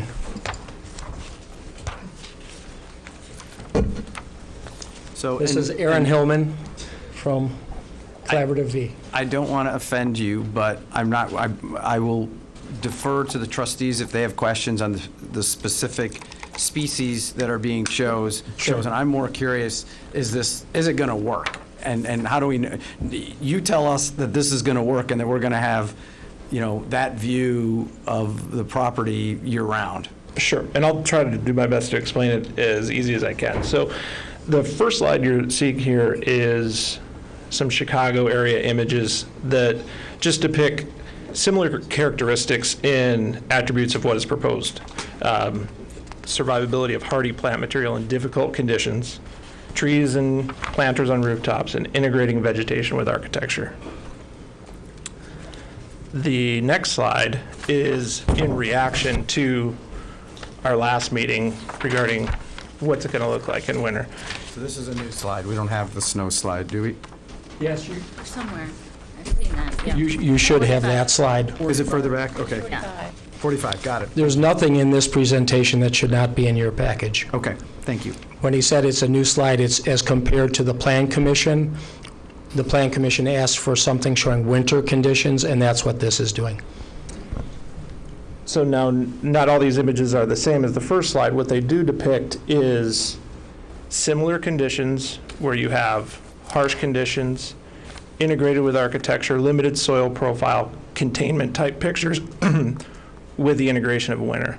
And as you can see through plant material selections, there are plenty of plants that are viable throughout the year, including the wintertime. Moving on to talking strictly on the terraces at this point, and the plant material that's chosen here, we've added a little bit more information from the prior hearing, in that we've added winter snippets of what those images, or what those plants look like during the snow period. As you can see, over 75% of them are what they classify as an evergreen material. We've also added a little bit more information on the plant types of these. Now, when you're talking about containerized plant palette, there's a theory in gardening and landscape design regarding layering. Now, in any good containerized planting, they classify them in 3 ways, and that's thrillers, fillers, and spillers. And so, as simple as that can be, when you have a pot or a container of any type, the centerpiece that comes up that really gives you that punch is the thriller. What goes around the base of that is your filler, and what drapes over the edge and hangs is the spiller. Now, in general plant taxonomy, your thriller is going to be short-lived, high vibrant color, bold textures, and those are going to be the plant materials that you see that are first in the year that go down. That just in general, because they have such prolific growth in color, they don't last through the year because they just can't. So what we've done is classified these in container gardening, and our thrillers, we add a little bit of textural accents that you see in the plant type category here on the legend. The fillers we use as upright anchor plants to anchor the backside of these terrace planters, and the spillers is what you see going over the edge. Now, from the rendering, and most people when they see it, they just assume those are vines hanging down and not clinging to them. But in reality, it's a little bit of both. There are some twining vines, but the majority of it is made up of a low trailing ground cover, just like you would see in a pot of some spreading juniper that will hang over the edge and drape below. So can I, just the rendering looks great. Yeah. You've shown renderings in some of your other buildings, I'm assuming around the Chicago area, that probably look very similar and good and nice and green and pretty. What does it look like once you built it? Sure. Do you have any examples of what you've shown in renderings before and what they look like now? Specifically for other projects, I haven't brought those renderings, no. But I believe what we're trying to depict here is what you're seeing in these plant materials. I get it. I just want to make sure. I think and I don't want to speak for the others, but it looks nice in the rendering. Is it going to look nice when it's actually up, or are we going to have a bunch of non-vegetation, or is it going to look dead in the winter? No, and so that's what we've tried to depict here in as many of these exhibits as possible. Is you have over 75% of this plant palette that is true evergreen by nature. It doesn't defoliate to the fullest extent. Today, right now, if you walked out into the parking lot and you were to... But that's the point of this slide, is to show you actual winter conditions that show that you don't have a bunch of dead, uncolorful materials. So it's just the difference between how these materials are planted versus the fact that they're going to be planted in our terrace system. But there's different colors, and they've held the green nature of it. So these are the actual, this is not a rendering, right. These are photographs of actual planted winter conditions. Perfect. Trustee Wolf served 8 years on the village board, and we did not have something as intense as this for the landscape architect that she is, you know? So with that, showing a more close-up exhibit of the terrace planter detail, you get a little bit more of a sense in this slide as to what we're proposing.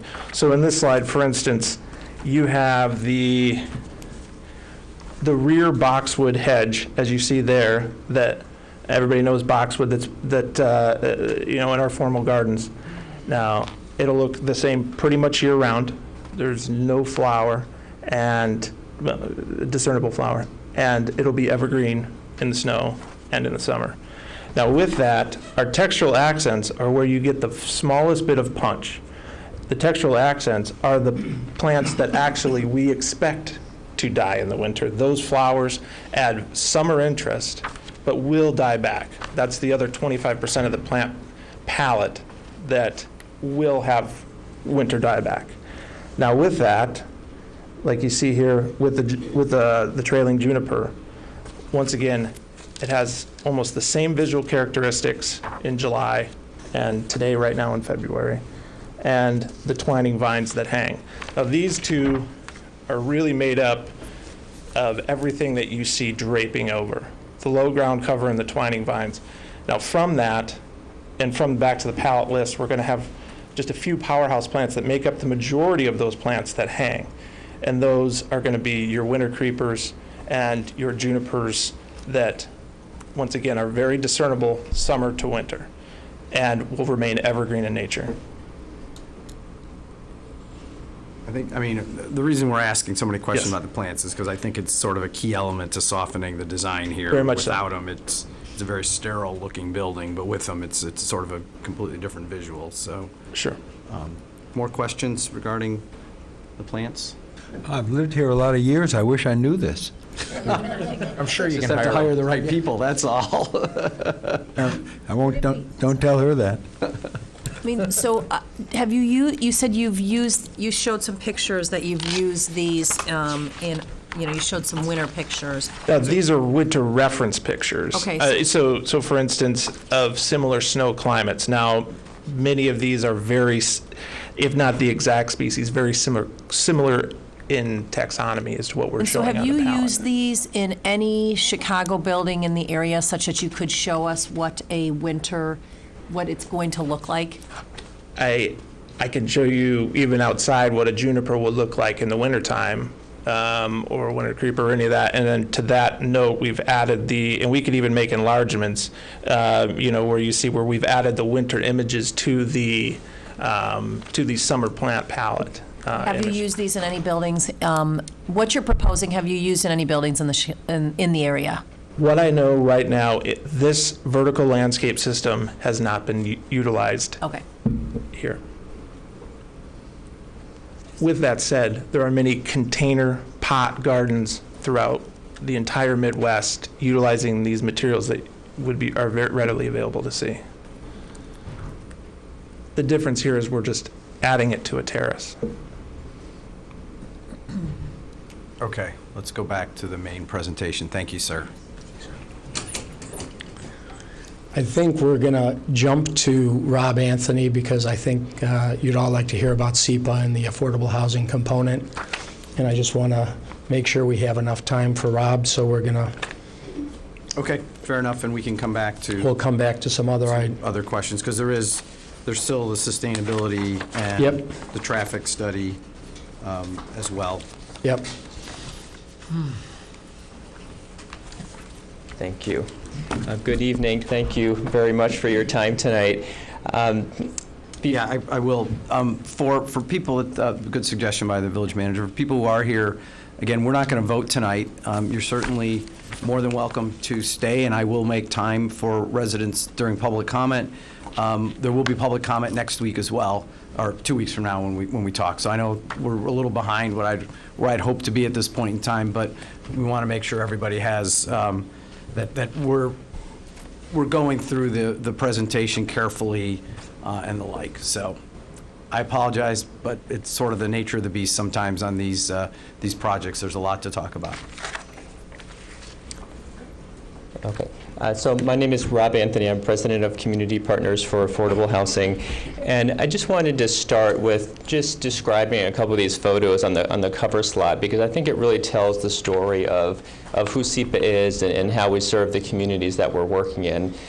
So for example, the left photo is a photo of Jose and his family. He's a waiter at Walker Brothers, and he works very hard to support his family. He's Walker Brothers? At Walker Brothers in Highland Park. Okay. And he works very hard to support his family. He's one of the most frugal guys I've ever met. He's very wise with his money. But even with that, the income that he earns as a waiter at Walker Brothers is not enough for him to afford market rate housing in the community. So, over the past 40 years, home prices and rents have gone up like this, and incomes have gone up like this. And so what SEPA does is really try to bridge that gap. He was fortunately able to purchase a home through SEPA in Highland Park. He's building equity in that home. He's able to save, provide housing stability for his family. After he bought a SEPA home, he actually joined our board of directors because he wanted to help us provide that same opportunity to other people in the community. The next photo is Phyllis and Michael. They're homeowners in Highland Park as well. She's a bookkeeper. He's a carpenter. When they were planning to retire, they couldn't afford to stay in the community. They were able to purchase a home through SEPA, and that was the mechanism that they used to stay in the community. The next photo is Jackie and Kayla. Jackie works for UPS, and she's in nursing school. She could not afford housing anywhere, let alone housing that was accessible for her daughter who has MS. She too was able to purchase a home through the community land trust model through SEPA, build that housing stability for her family, and build that future for her family, and able to provide the care that her daughter needs in an accessible home. The next picture is one of our tenants in our rental building. She works at Target. She has kids with special needs. She's able to access the resources that she needs in Highland Park by living in this unit, and it's been just a life changer for her to be able to be in the community where she works. And then the last photo, Angelique, she's a single mom that works at the local animal shelter, just sort of an average single mom who, again, can't afford market rate housing, and it was a way for her to stay in the community and be in the community. So that just sort of, these are just a few examples of the thousands of households that SEPA serves. But I think it really speaks to the point about what we do. We provide housing for seniors who want to stay in the community after retirement, for young adults who want to come back to the community where they grew up but can't afford market rate housing. We have a number of people who've lost spouses or had other kinds of health crises in their lives, couldn't afford to stay in the community but for SEPA. People who get divorces and want to keep their kids in the same school system. Just low-wage workers in the community, a lot of healthcare workers, municipal staff, nonprofit staff, school employees. A lot of people who work in the community can't afford to live in the community, and so that's a service that we're providing. SEPA is a nonprofit 501c3 organization, and our mission is to develop affordable housing and provide services that empower individuals and families to secure and retain quality housing. Our background, we are actually 3 different nonprofit organizations that merged in January of 2019. The first was the original Community Partners for Affordable Housing was originated by the city of Highland Park about 15 years ago. And that organization primarily focused on administering inclusionary housing ordinances and administering community land trust programs. And we'll get into what a community land trust model is further into the presentation. The second organization is the Affordable Housing Corporation of Lake County. That nonprofit was initiated by the Lake County Board about 25 years ago, and primarily focused on administering affordable housing programs, but also acquisition and rehab of distressed properties and construction management. And then the third nonprofit organization, it was Lake County Residential Development Corporation. Their primary focus was new construction of multifamily housing. So combined, we have a very full-service housing organization. Our vision is threefold. It's thriving communities, diverse housing, and successful residents. I think thriving communities speaks to itself, or we envision thriving, vibrant, sustainable communities. And diverse housing, I think, sometimes needs a little bit of explanation. What we mean by that is that our mission is not to make every house in a community affordable. What we're trying to do is provide a broad range of housing options for people in different life circumstances. And so we try to do that through geographically locating housing throughout communities, also by offering a diverse styles of housing, so diverse housing that's accessible to people, housing that's suitable to seniors, housing that's suitable for young families, offering both rental housing and home ownership, offering a range of income limits, so serving people at 60% of median income all the way up to 120% of median income. And so we're trying to ensure that all the communities we work in, they have that breadth of housing options for people who live and work in the community. And in terms of successful residents, what we mean by that is that our goal is not just to put people into housing, but we provide a whole range of education and counseling and ongoing services to help make sure that people are successful in their home ownership or in their rental housing. So I know that we're running late, so I'm not going to spend a lot of time on all of our programs and services here.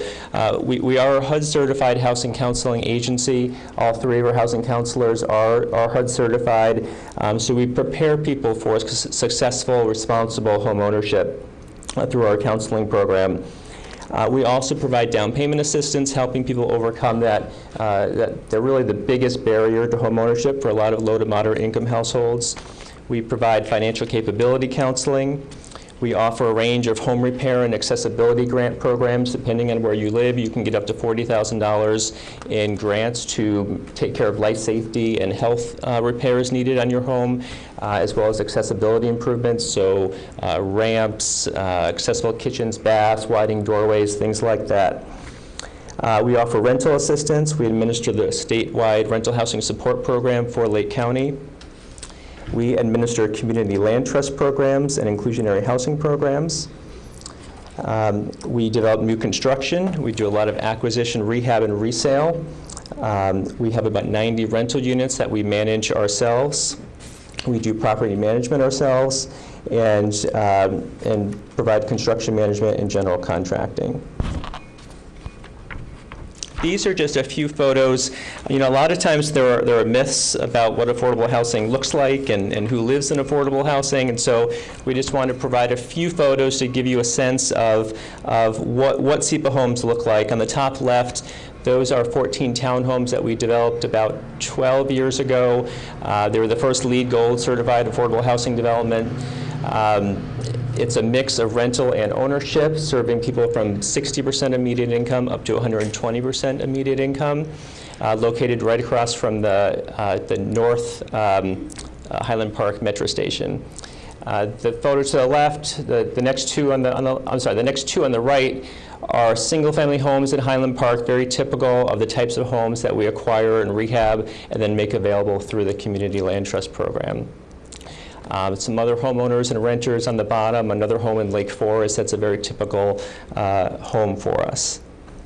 So I'm going to ask you, we have this material, so we read sort of your resume, if you Sure. will, and maybe it makes sense to sort of walk into, skip a couple slides and walk into what you're proposing to do here in partnership with Optima. Sure.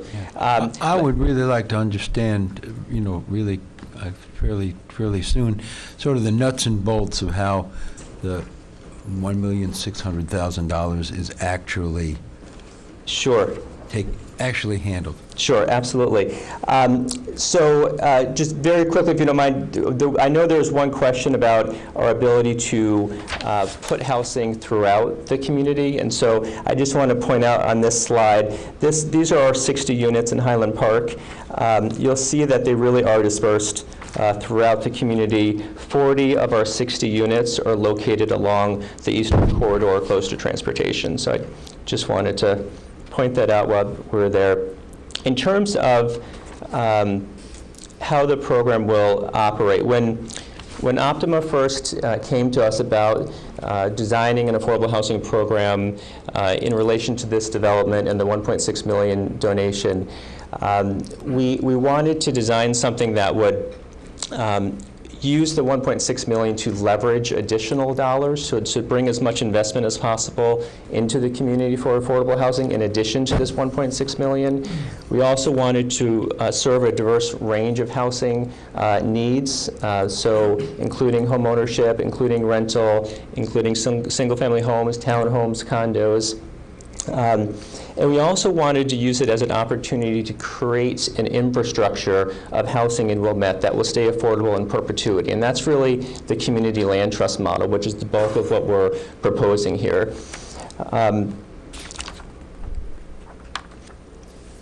So actually, I'm going to skip, to your point, I'm just going to skip ahead a couple slides to the budget and get at how we'll use this $1.6 million.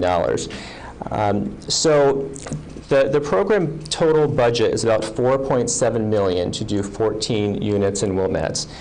And if you look on the second column that says average current list price of homes under $375,000, I can blow that up a little bit. So right now, the average home price for homes under $375,000 is about $349,000. And we typically do not purchase homes at the full list price, but for budgeting purpose, we budgeted a 5% increase from the current purchase price, and that's to give us some flexibility to find units throughout the community, but also to take into account price increases as we implement the program. And then, based on our program experience, a home like this typically needs somewhere around $50,000 of rehab. So the total cost for a single-family home for this program would be about $417,000.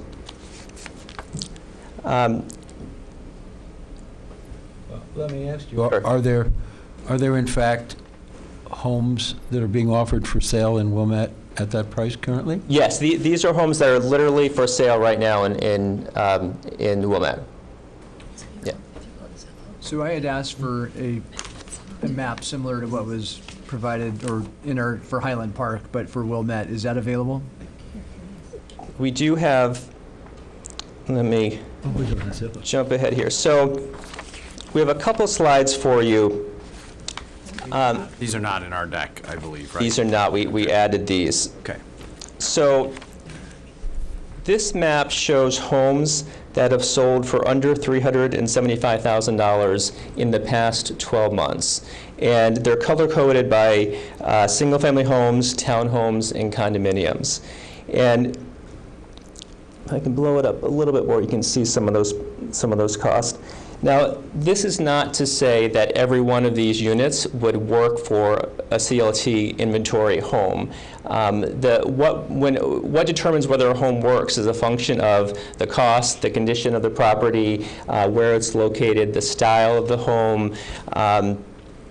But regardless of that, I think this slide points to the fact that there are several homes that could have been used over the past 12 months, really an abundance of homes that are dispersed through the community that could have worked with this model over the past 12 months. And then there's also another slide. Let's see. Just an observation, that was one quadrant of the village. This is really this really incorporates pretty much all of the village here. The top right corner of the village gets cut off a little bit, but otherwise it incorporates most of the village. So that's Lake, there's some words in the middle, that's Lake. Yes. The words that are in Yes. the middle. Okay. But it's Sheridan and Lake at the bottom. Sorry? It's Sheridan and Lake at the bottom, so it does incorporate the whole. That's Green Bay on the right. Yep, Green Bay. You're saying it does. Is Yeah. over there. And No, okay. I do have another.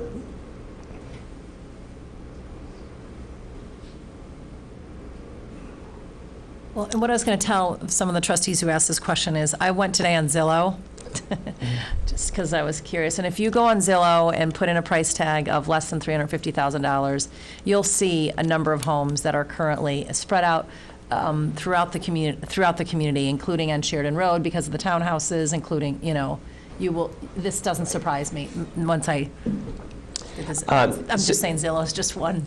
Yeah. Right. So this slide, whereas the last slide showed you home sales over the past 12 months, this slide, and again, that's a 12-month period, so we're talking about a 4-year period for this entire project.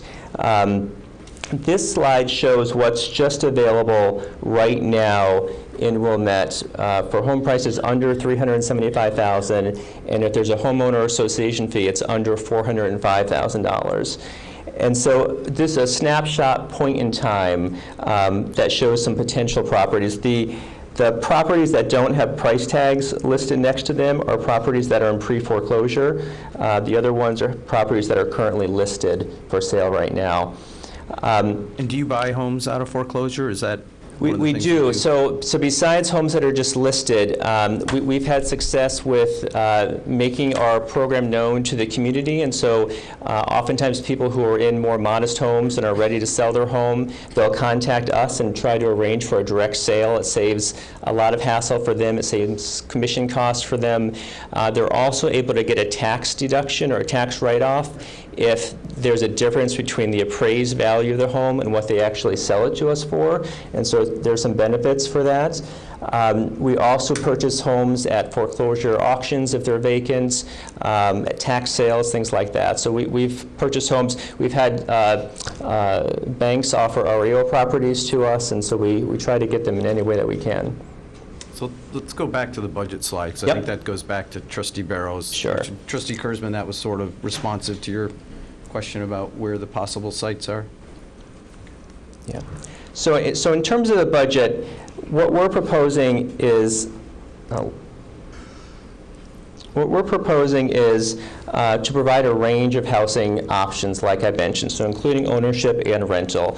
And so we're proposing 3 single-family homes for people at 80% of the median income, 3 single-family homes for people at 120% of median income, 1 townhome for households at 80% of median income, 1 townhome for people at 120%, 1 condo for people at 80, 1 condo for people at 120, and 4 rental units for people at 60% of median income. And help us understand this a little bit better. What is that median income number? Sure.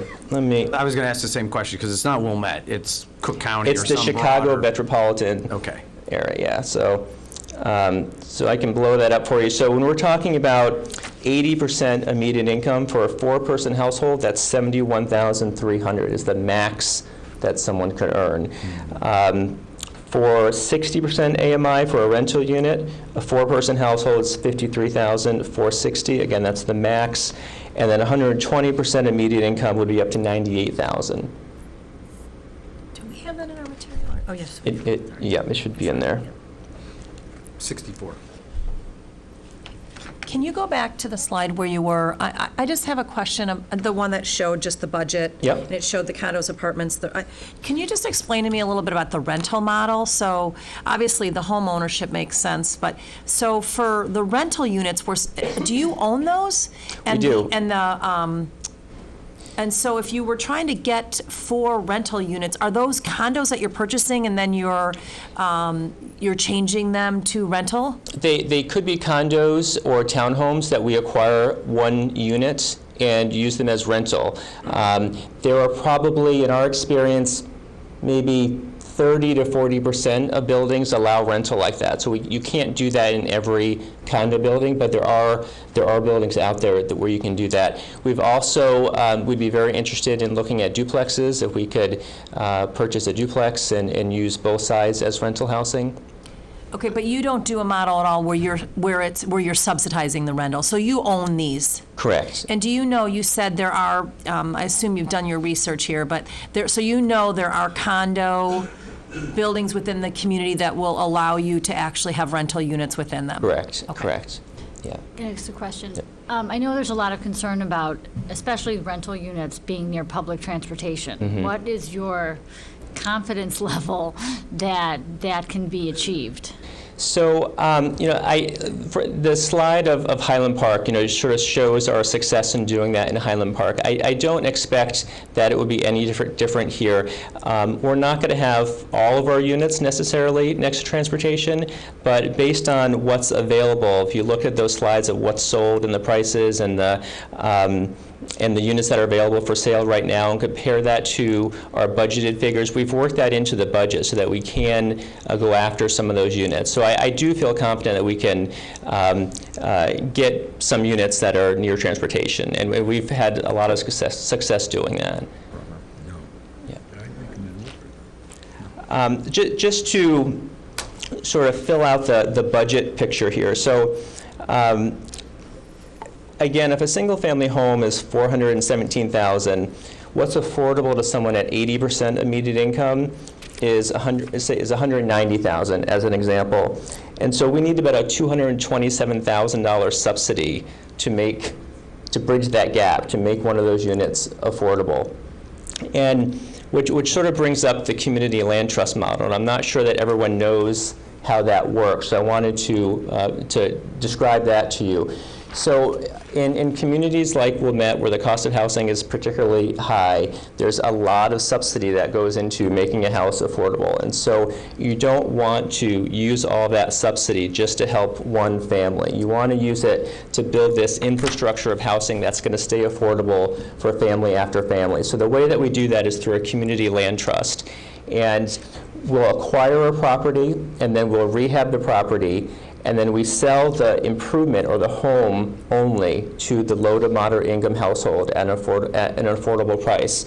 And then the nonprofit retains ownership of that underlying land. And that land is leased to the homeowner through a 99-year renewable ground lease. So they never have to worry about losing control of that land.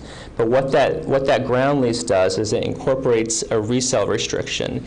And so when someone decides they want to sell their home, they have to sell it back at the resale restricted price to another low to moderate income household. And as the land trust, we facilitate that sale from one homeowner to the next. And so, for example, a $400,000 house, if you're taking the land out, we can sell it to someone at about $190,000. They build equity just like any other homeowner does when they're paying off the principal of that loan. And they can even get some appreciation when they sell if that home appreciates. But the appreciation is capped so that it stays affordable for the next buyer. And in the packet, there's a sample resale formula towards the end to help sort of explain how that works a little bit more. So in essence, another way of saying it is, if the money that, because the property is in essence recycled, the subsidy just doesn't go into a landlord's pocket.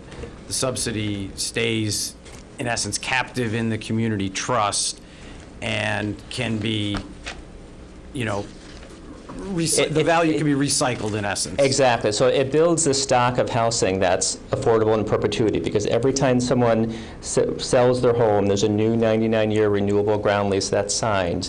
And so part of the excitement around this proposal for us is that it takes time to develop or build that infrastructure of affordable housing in communities. And so by launching 14 homes right off the bat, that's a really great jump start. It took us a long time to get that going in Highland Park. We've done about 60 homes in Highland Park through the community land trust model. It takes time to build that stock, and by sort of jump starting that with 14, it's a great way to get a program launched.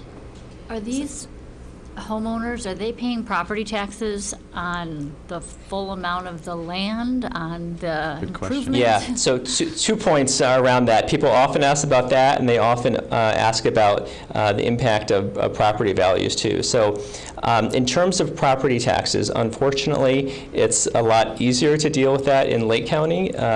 There we simply meet with the assessor. They have a list of all the CLT properties, and they assess it based on that. In Cook County, we have to file an appeal every 3 years, but we go through the process of doing that on behalf of the homeowners because we don't want anything to slip through the cracks. So essentially what happens is that it gets taxed based on that resale restricted price. So just like anyone else is paying taxes on what their home is worth or what they can sell it for, homeowners through the CLT are doing the same thing because they can't sell it for more than that resale restricted price. And then the other piece, in terms of when the homes are sold, they're technically sold at the appraised value, so say $400,000, and if it's sold at $200,000, really, there's a $200,000 credit that's provided at closing, and that's to make sure that it doesn't impact neighboring property values if it looks like there's an MLS sale for $200,000. You're saying the MLS sale will say $400,000. Exactly. Right. Exactly. Right. Yeah. Where's the credit? I'm sorry. Where's the credit coming from? So can you say that example again? So if we sell a home to someone for $200,000, it's technically sold to the buyer at whatever the appraised value is. So say it's $400,000, but then we provide a $200,000 credit at closing, which really drops down the net price to the buyer to be $200,000. But we do it that way so that the next house over isn't being compared to a $200,000 sale. Okay, and then I just didn't quite understand your response to Trustee Plunkett. And so then what, the property tax, are they paying property tax on just the $200,000 or the $400,000? On the $200,000. And so CPA is paying property tax on the $200,000? No, so they pay property tax based on the resale restricted value of that home. So with that ground lease, the value of that home drops to $200,000. They can't sell it for more than that. And so that's what they're taxed on. And so, okay. And so Cook County allows that as well for you to? Well, we have to file an appeal every 3 years to do that, whereas in Lake, we just give them a list of CLT properties and they assess it that way. Yeah. More questions? I actually have a few more questions Go on ahead. this. Okay, so I have two questions. So one is, and I think we're going to hear this in terms of resident comment, and so I want to just address this because there's been a lot of talk about the fact that from some affordable housing people that they prefer that there were 16, okay? And so I did a calculate, and I think this is important for people to understand, so just bear with me for a minute. Sure. So I think what the goal here is to, what you said, is to provide a mix of homes, a mix of housing. If we really wanted to be set on just 16, there would be a very easy solution here. And I don't know that that's what we want, and that's why I'm stating it, which is you could take the single-family homes that's estimated at $349,000, all three of them, and move them instead of single-family homes to rental apartments. And if you calculate the math, I mean, I'm just saying this because I think that this is really important for people to understand. Basically, if you take those three homes valued at $349 and instead value them at $296, you end up getting to 1.7 more. You end up getting 4.7 homes as opposed to 3. And so I wanted to just state that because I think that that's important, because I think the model, and we get hung up a little bit on this around housing, how many people we're serving or whatever, and so do you agree with that? Yeah. I first ask that. Yeah. Okay. I think that's absolutely right. Part of the way we designed that unit mix was that, again, we were trying to serve that breadth of housing needs. So you're providing housing for maybe a senior who wants a condo, but also a young family who needs a home. And we also sort of geared it more towards single-family homes and ownership, because the HODC project that is being built or will be built soon, that's 16 units of rental housing, so it's very rental focused, and it's focused on that lower income level, so people below 60% of median income, or even I think it goes lower than that if I'm not mistaken. So this is sort of a nice balance to that project. Okay, then, sorry, I do have one more question. Then can you just clarify for me, just to understand this, the proceeds from the sale of homes, which is the 1.8, is that, what's the time frame of what you're projecting that proceeds for? Yeah, great. Let me show you that. We do have a slide on the timeline. So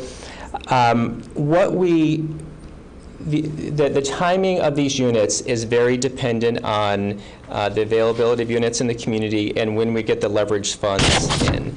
But what we anticipate is that we can do 5 units during the first 12 months, and we're anticipating 2 rental and 3 ownership. 5 units during the second 12 months, again, 2 rental and 3 ownership.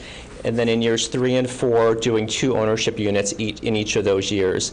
And the reason we have it broken out in that way is, 1, to provide a longer time for us to be able to acquire properties that are in the market, because again, if you go at one particular time, you're not necessarily going to find all those properties that fit the requirements.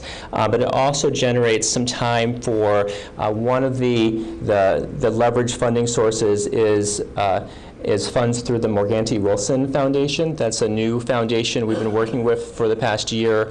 They're residents of Wilmette, and they've been avid supporters of the community land trust model and affordable housing. They've been doing some fundraising for us, but they wanted to develop a foundation specifically to do affordable housing and community land trust work in Wilmette. And so they're projecting about $75,000 per year to be generated through that foundation. So by breaking this out over 4 years, that gives us time to generate about $300,000 through the foundation. Okay, so, but I think I might, so that 1.8 is basically, if you go back to your example of Sure. the home that was worth, you purchased for 200 and then it became 400, whatever, that, the proceeds is really the 200,000, the accumulating over time. Is that, I'm just trying to understand where this 1.8 is coming from. Right, so the proceeds is when we sell the house. So if you look at this column here, this is what we're selling the home for. So for the 3 homes that are for people at 80% immediate income, we're going to sell that home to them for $190,000 because that's affordable to someone at 80%. So as we're selling those homes, that's when the sales proceeds will be coming in. Oh, okay. Yeah, so the column to the I right of that misunderstood adds up that. to the 1.8. Right, Which is right. just I didn't follow 3 that. times 190 and like. I have a question. So something you said in the beginning, and you talked about you provide housing counseling to these people. So I'd like to learn a little bit more about this because it sounds like it's more than just a dwelling unit. Right. So we provide, everyone who purchases a home through the land trust has to go through a HUD-certified pre-purchase counseling program like ours. And nationally, by the way, people who go through HUD-certified pre-purchase counseling are 30% less likely to ever experience foreclosure. And so it's both an education class that we provide and one-on-one counseling. And we go through things like developing a budget, increasing savings, paying down debts, basic home maintenance, what property taxes are, what is this weird escrow thing, what is the escrow analysis adjustment that I get every year, and all those types of things around home ownership. We also do post-purchase counseling, so again, home maintenance. We just had a class on estate planning, home repairs, and we have another one coming up soon on appealing property taxes, and I forget what the next one is, but a lot of sort of ongoing classes, a lot of financial capability programming we have a match savings program to help people get in the habit of savings. We have loan pools available if people need to borrow for home repairs. So there's a lot of post-purchase, pre-purchase services that go along with all the housing. And for rentals?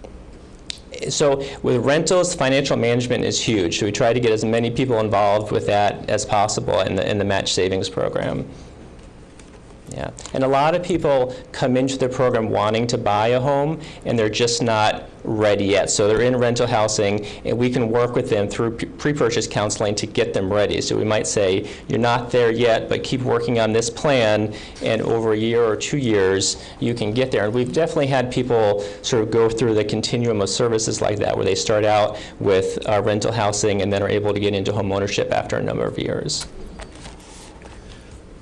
Let me ask a follow-up question on the process. During that time, and you've described, I think, a 4-year period, is the 1.6 million, does that reside in a Wilmette bank account or in your bank account? Or what are the mechanics of transferring and controlling those monies? So what we would propose, in order to get the tax credit allocation, the actual funds need to be transferred. But what we can do is apply for the tax credits, and let me back up actually. So what we would envision in terms of the first transition of funds is that the funds would go from Optima to the village. And then we would apply to the Illinois Housing Development Authority for the tax credits.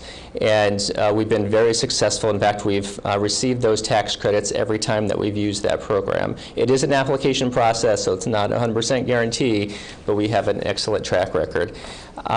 So we would envision applying for those tax credits with some kind of commitment or grant agreement from the village that's contingent upon receiving those tax credits. And then once we get the tax credits, that's when the actual funds would be transferred, and we would start buying and rehabbing and reselling these properties. And there would be a grant agreement between SEPA and the village governing the deliverables and all the requirements of the program, just like we have with Highland Park and Evanston and Lake Forest and Mundelein and Round Lake Beach and all these other communities that we work with. And subject to whatever that agreement commits the village to do, does the village then retain control over those funds during this period?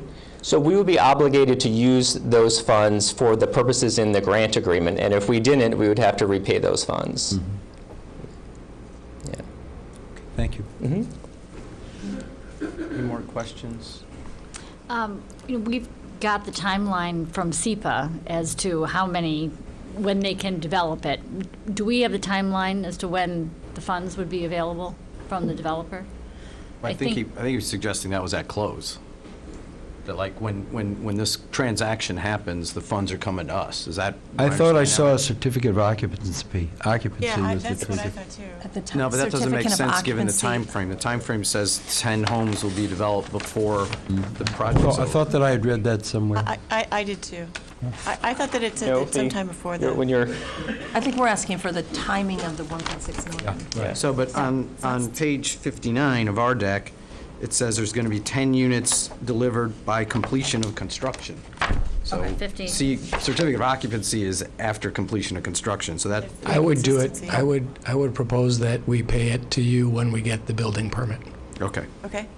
There you go. The payment made to the village upon issuance of the building permit. Good. Further questions? If you would like, we do have a SEPA homeowner who drove down from Lake Forest just to talk about his experience very quickly. I know it's very late, but if he is here, if you want to hear his experience. He made the trip, bring him up. Okay. Absolutely. I'm already here. Absolutely. Sure. I give 3 minutes to anyone, so, certainly someone who drove from Lake Forest gets 3 minutes. Well, I appreciate that, and I appreciate your time. I'm a big believer in SEPA. I've been a SEPA home for 6 years. My name's Joe Kinsella. I'm the head softball coach at Lake Forest College, amongst a couple other random duties. But I've lived in Lake Forest for 14 years. The college has housing, temporary housing, rental for new employees, and we took advantage of that early on. But I have 5 kids, and my kids were in Lake Forest schools. And what a great community to live in and have an opportunity for my kids to be there. I work a job that is oftentimes a 24-hour sort of job. I work with 20-plus college women that, and I recruit them and I bring them in and commit my time and my personal time to them. Which is very demanding at times, and to have my 5 children be able to walk over to my office and be a part of the hours that I put in there has just been invaluable to me. And SEPA, there's a limit on how long Lake Forest allows me to stay in their campus housing, and there was a point where I had to start considering looking for another job just from a financial standpoint. College softball coach doesn't pay. I'm not the football coach at Florida. But I'm very passionate about what I do, and just the opportunity to have my family be a part of that and have them be a part of such a wonderful community was something that was probably I was going to have to walk away from. And SEPA gave us the opportunity to purchase a home literally 2 blocks from my office. And it's just provided me and my family such a great opportunity to stay in the community, contribute to the community, and take advantage of the community, for their lives and what they can get out of that. And it's really enriched our lives and given us an opportunity to have just a great homeowner situation. So it's been great. A couple of years ago, SEPA asked me to join their board so I could potentially give back and try to help out with what they're doing and expand what the role has been. And so I took them up on that opportunity, and it's been great to see the other side of it and see the other great things beyond just my life, what SEPA's done for the communities around Lake County and into Cook County. So if you have any questions, I can take those. But SEPA's just been, I've taken advantage of the match savings program and those sorts of things, and it's just been a really wonderful opportunity for me. Questions? Thank you, sir, for making the trip. Yeah, No thank problem. you. No problem. Yeah. I hope you consider what they're proposing here. It's a great program. How's your team? We've, there's Steve 400. will help you with that, too. There are 400 some Division III programs in the country, and we are consistently a top 25 program. Awesome. We've won the championship 5 of the last 6 years in our conference, and we're predicted to win it again this year. I don't know that I predict us to win it again this year, but everybody else predicts us to win it again this year. Aren't you glad I asked? Yeah. No, it's great. I'm fortunate. I have a lot of great women playing for me, and I cross my fingers and let them play. Cool. So, Thank you. No problem. Thank you all. Thank you. All right, are there any further questions for SEPA? We're going to take a break, so it's well extended past what I told people we were going to do. Any further questions on SEPA? Okay, so I think when you come back, we need to talk about traffic, we need to talk about sustainability, and then public comment. So again, I apologize to everyone. We're just trying to be very thorough and complete here in our process. And again, I would expect that in our March 10th meeting, the upfront piece of the program is going to be much, much shorter. So again, everyone will have the opportunity to speak at that meeting as well. So no more than 10 minutes. We'll be back in 10 minutes, okay?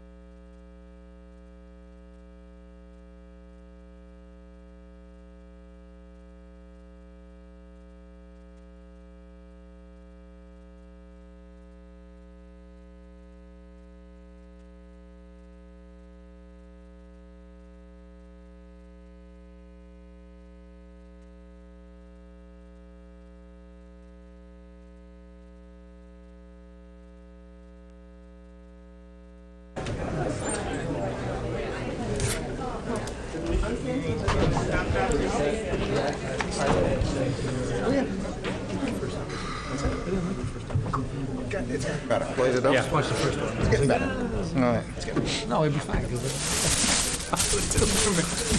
I know what you mean. You've done completion. Oh, is that her? Yeah, that's her. It's not colored card.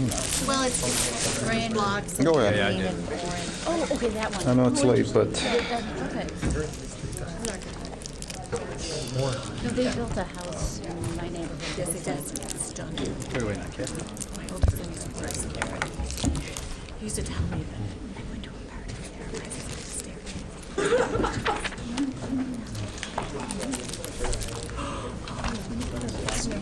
staring. Okay, I'm gonna.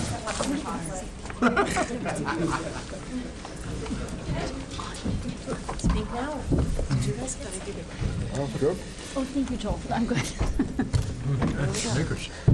Okay, so we're going to call the meeting back to order at 10:57. Thank you, everyone, for coming back. And what I'd like to do is walk through traffic, and if we could keep that to subject to the trustees' questions, of course, keep that as brief as we can, maybe inside of 10 minutes. I'll then open it up to public comment. I'll also, for the record, note a number of residents asked me to mention that they have left the meeting, and that as a result, the remaining people here in the audience may not reflect the views of the people that were here earlier, but they expect to speak at the March 10th meeting. So, that said, welcome, sir, if you would introduce yourself. And Sure. Good evening. My name is Louie Abuna. I'm a principal with KLOA. Last name spelled A-B-O-O-N-A. You are the A in KLOA, right? A in the KLOA, that's correct. So we prepared the traffic study for the proposed development, and due to the lateness of the hour, as you indicated, Mr. President, I'll be very brief. I think some key elements of related to traffic. One, obviously, is the proximity of the site to the to transit. So there is going to be a certain a number of residents that would use transit to commute to and from work, so that would help reduce the amount of traffic that will be generated by the development. So it really qualifies as a transit-oriented development. In our traffic study, to be conservative, we did not take that into account. So we assumed that all the trips will be vehicular and that nobody will be using public transportation. We just wanted to be on the conservative side and look at the higher impact from a traffic standpoint. Let me make sure I understand that. There are standards and statistics for transit-oriented development which would suggest less vehicular traffic, Right. and you didn't use those. We did not use those. Just an apartment building on any Suburban location that is not in a near transit or in an urban situation where you can walk to restaurants or to the library or to the post office, stuff like that. So we assumed everybody would drive to do their business. And then the other one that was already touched upon is no access will be, no connections will be made to either Green Bay Road or Central. Right now, there's a curb cut on Green Bay Road and 2 curb cuts on Central. And all of these will be eliminated to create a continuous curb where, there'd be no conflicts with traffic on Green Bay or Central, and more importantly, no conflicts with pedestrians. I think that's a very positive impact and a positive feature for this development from a traffic standpoint. The access will be off the alley, so all the garage access and the loading will be in and out of the alley. And we studied that. We took counts at the alley at both ends, at the south end of Central and the north end of Washington. And interesting, more people used Washington than Central. So it must be, maybe they're going to Starbucks or something. Probably, but we forecast that the residents of this development more will use Central than Washington. It's obviously closer to Central. And if you want to go to Green Bay, you can take advantage of the signal. Trying to make a left out on Washington, from Washington onto Green Bay, it's a little challenged. So we do expect some people will go north, but the majority of them will travel to and from the south. We took that into account. We analyzed that intersection. We looked at the signal at Central and from Green Bay. We even looked, further north at Green Bay and Lake. And, bottom line is this is, given the number of units, it's not going to be a high traffic generator during the peak hours. these type of developments, not everybody is leaving at the same time, spread out over 2-3 hours. And during the peak hour, even when you combine it with the peak hour of the street system, the impact as the results showed, the level of service and the delays at the intersections that they currently experience will not change dramatically. Will be about the same, even with the growth that we assumed. We assumed background growth, take into account the natural increase in traffic, and even with that, Central and Green Bay will continue to operate level of service C. The alley and Central will, the traffic exiting the alley will operate at acceptable level of service. I know there was a question raised relative to the backup of traffic on Central at the signal, and we did cite in our report that we observed one incident of backups on Central that extended beyond the alley, and that occurred when there was a train event. As you know, when the trains come through, there's a preemption. Green Bay gets the green light, and all the east-west movements get stopped. So, we only noticed that happen one time during the morning peak hour. We didn't notice it in the evening, and obviously not on Saturday.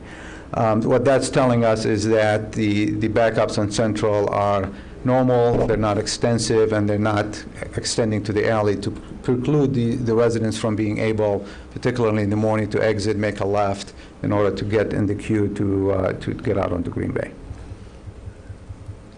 I have a question about the rush hour period. It seemed to me that you defined the rush hour in weekday AMs as about a 2-hour period, and the evening is about 2.5 hours, and then the Saturday is about 2 hours.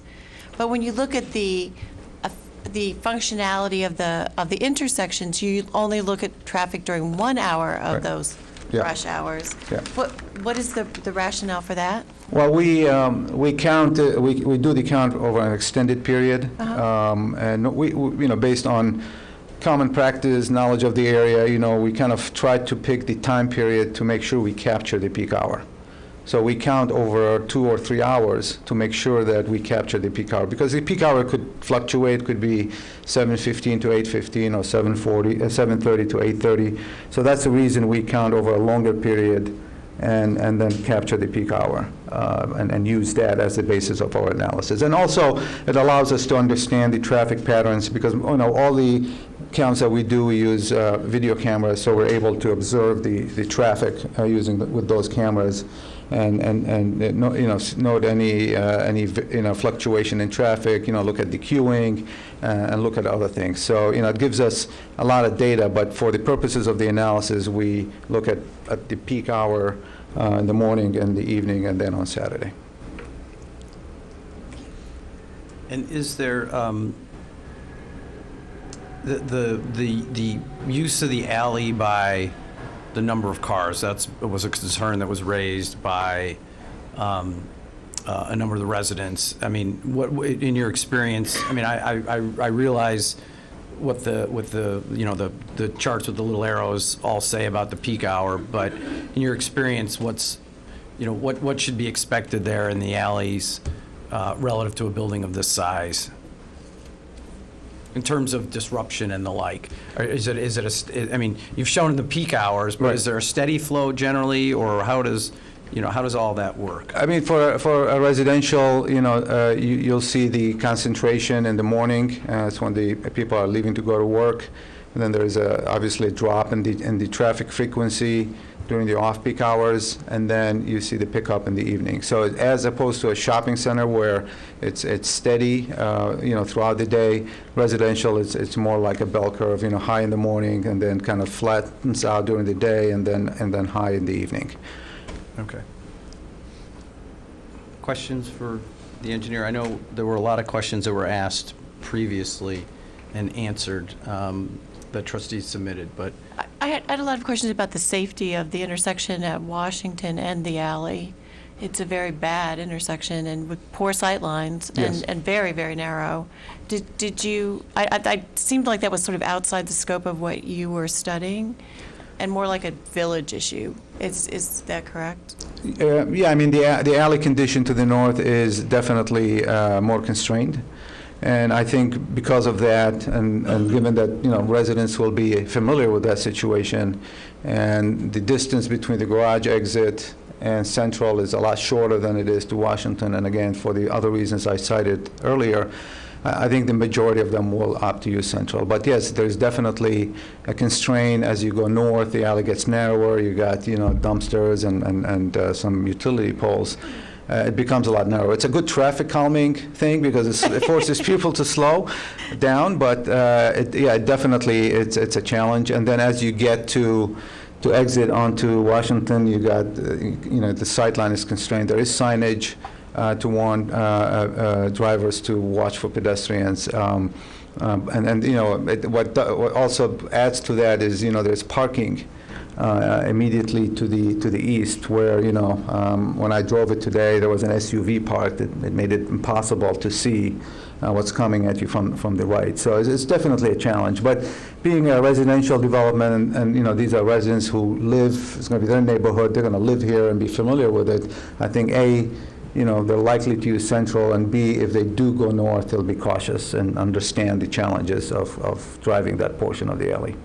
I can't remember if it was in your report or if it was in supplemental materials, but wasn't there crash data on that intersection? I think that was in the Q&A that was given by the village. By staff. Yeah. Well, I don't think that the crash data at that intersection is very meaningful because currently there's only one resident garage that uses the alley or has to use the alley. Yes, the three in the townhomes can use it. They can, but they probably don't. And no, the numbers actually suggest there's a lot more. You actually do? Okay. Yeah. So there isn't that much traffic in the alley right now. So whatever crash data we have now is unrepresentative of what it would be. Yeah, I agree with that. I just don't think it's very useful. Yeah.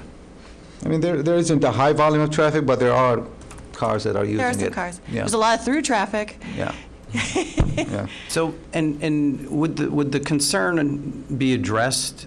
I mean, is it a reasonable traffic standard to say, and obviously enforcement's another thing, but just to say no right turn, so that you, in essence, force the traffic out onto Central as opposed to the longer, more narrow portion of the. I mean, that could be an option. You could do it right off the bat, or do some kind of a monitoring after the building is open and see if there is a problem, and try to solve it at that time. And I think what's going to happen is going to be self-regulated. I think people will realize it's a lot easier to come out on Central, particularly if you want to go north on Green Bay and take advantage of the signal. If you're going south, obviously, or west on Central, then more than likely you will use the alley to go south. So your point is that if you're going north and you're going to use Green Bay, you're not going to go north on the alley because then you have to make the tough left turn. Yes. Onto Green Bay. Now, however, if you're going maybe on Lake to the expressway, you might, go that way. So, although you probably actually. But then you're still going to have to make a left at uncontrolled intersection. Right. So. Questions? Okay. Thank you, sir. Thank you. So as promised, we're going to go into public comment. Oh, is he here? Yes. Oh, our consultant is here still, right? Yeah. Yes, come on up. Sorry. We just all we want you to say is what you did and what your opinion of their report was. So this is the traffic engineer that the village retained to review Optima's traffic engineer's report. If I get that correct? Okay. That's correct. And you hung around all this time. For me not to have you speak would be. I'm here, I might as well, right? So for the record, I'm Peter Lemon with Kimley Horn. It's correct, we were retained to review provide a peer review of the traffic study that Mr. Abuna just summarized. In the interest of time, I'm not going to get into a lot of details. In essence, we reviewed it. We didn't really have any significant comments. We agreed with the methodology and the conclusions that were drawn. In the past, I think Plan Commission meetings, we've talked about what you just mentioned, the idea potentially of restricting outbound movements from the garage to left turn only, orienting them to Central. I really don't have a whole lot else to add unless you have certain questions at this point. I think most of them have probably been addressed to the Q&A that was circulated, but I'll be around to answer them if you have any. So you didn't have any further recommendations beyond what their report had? No, we did not. Questions for our engineer? Okay. Thank you for hanging around. And if I can just add for our residents, the Q&A that's being referenced is available on our website under our agenda packets. There were several questions that trustees had submitted on traffic-related concerns or questions, and that's all posted on our website. Okay, so public comment. Can I see a show of hands of how many people would like to address the board? Just 4? Okay. I promised Ms. McClure that I would let her go first because she said it was past her bedtime. Walked into that one. I did not say that. She did the request. I did. Good evening. Welcome. I'm Lorelei McClure. I live at 1135 Wilmette Avenue. First of all, in general, I think the proposed building is attractive. Though modern, I do not find it stark, and the plantings and setbacks, of course, go quite a ways to be helpful in that respect. However, to my mind, it is at least 1 story too high.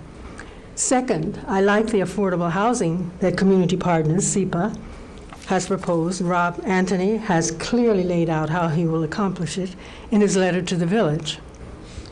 I'm hopeful that some of the scattered site units will be near the village center.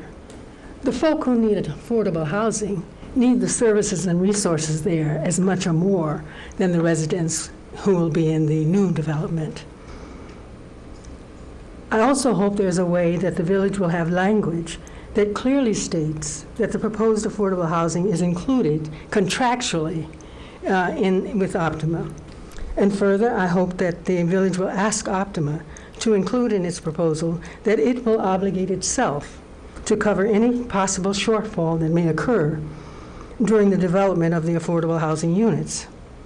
I'm encouraged to make such a request because in Mr. Seal's presentation during one of the Plan Commission meetings, in the context of his remarks on the affordable housing associated with his development, he stated that Optima was not just writing a check, and later he referred to the affordable housing as the affordable housing of our development. Of course, this is soft language in support of making the affordable housing piece an actualization. And that is why I hope that the village and Optima both will concur that it is right to have binding language to that effect in the proposal. Finally, because I like the proposed development and like the proposed scattered site affordable housing units, I need to stress that I hope you revisit the inclusion of some units on site. This was brought up in the last 20 minutes of the last Plan Commission meeting by 4 of the Plan Commissioners that they would have liked to have seen on site.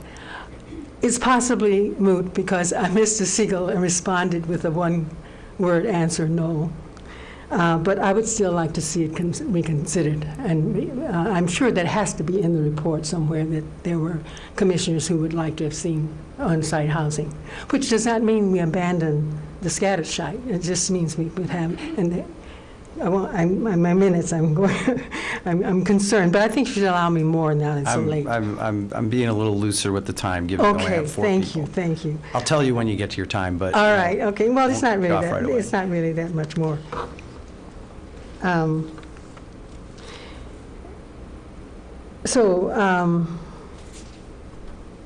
Yes, so I'm hoping there's binding language. And I want to propose, because I like that proposed development, I need to stress that I hope that if you review the inclusion of some on-site units, you also know that I do not abandon the village's vision to have a percentage of such units in any new residential or redeveloped properties be on site. I understand that the village will update the village's affordable housing plan. I'm not sure about the master plan. And as I have been repeatedly corrected in the past to understand that the plan as of now is a goal and is not an obligation to demand on any new village proposals. When we do develop the new plan, I deeply hope that it will include an inclusionary zoning ordinance. It would take away the need to plead the case for on-site units in any developer's proposal. They would know it as a given.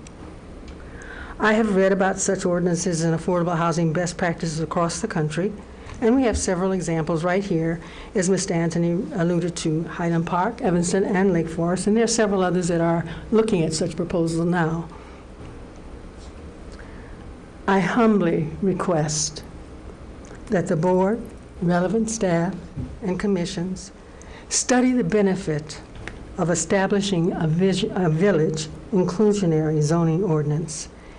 The expertise of SEPA, which is certified by HUD as a counseling agency, as one of those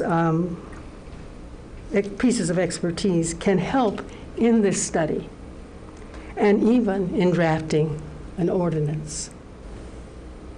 Thank you all for your invaluable time, including the late hours and services related to this project, and the many others you undertake to safeguard the vibrancy and vitality of our community.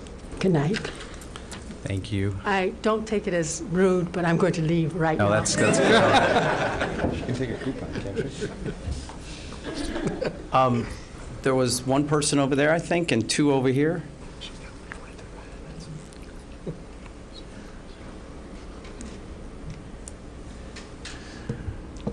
Okay, good evening. My name is Sue Lolbach. I work at Connections for the Homeless, and I head up our program, which is really, it's called Joining Forces for Affordable Housing. It is a coalition of about 30 human services agencies.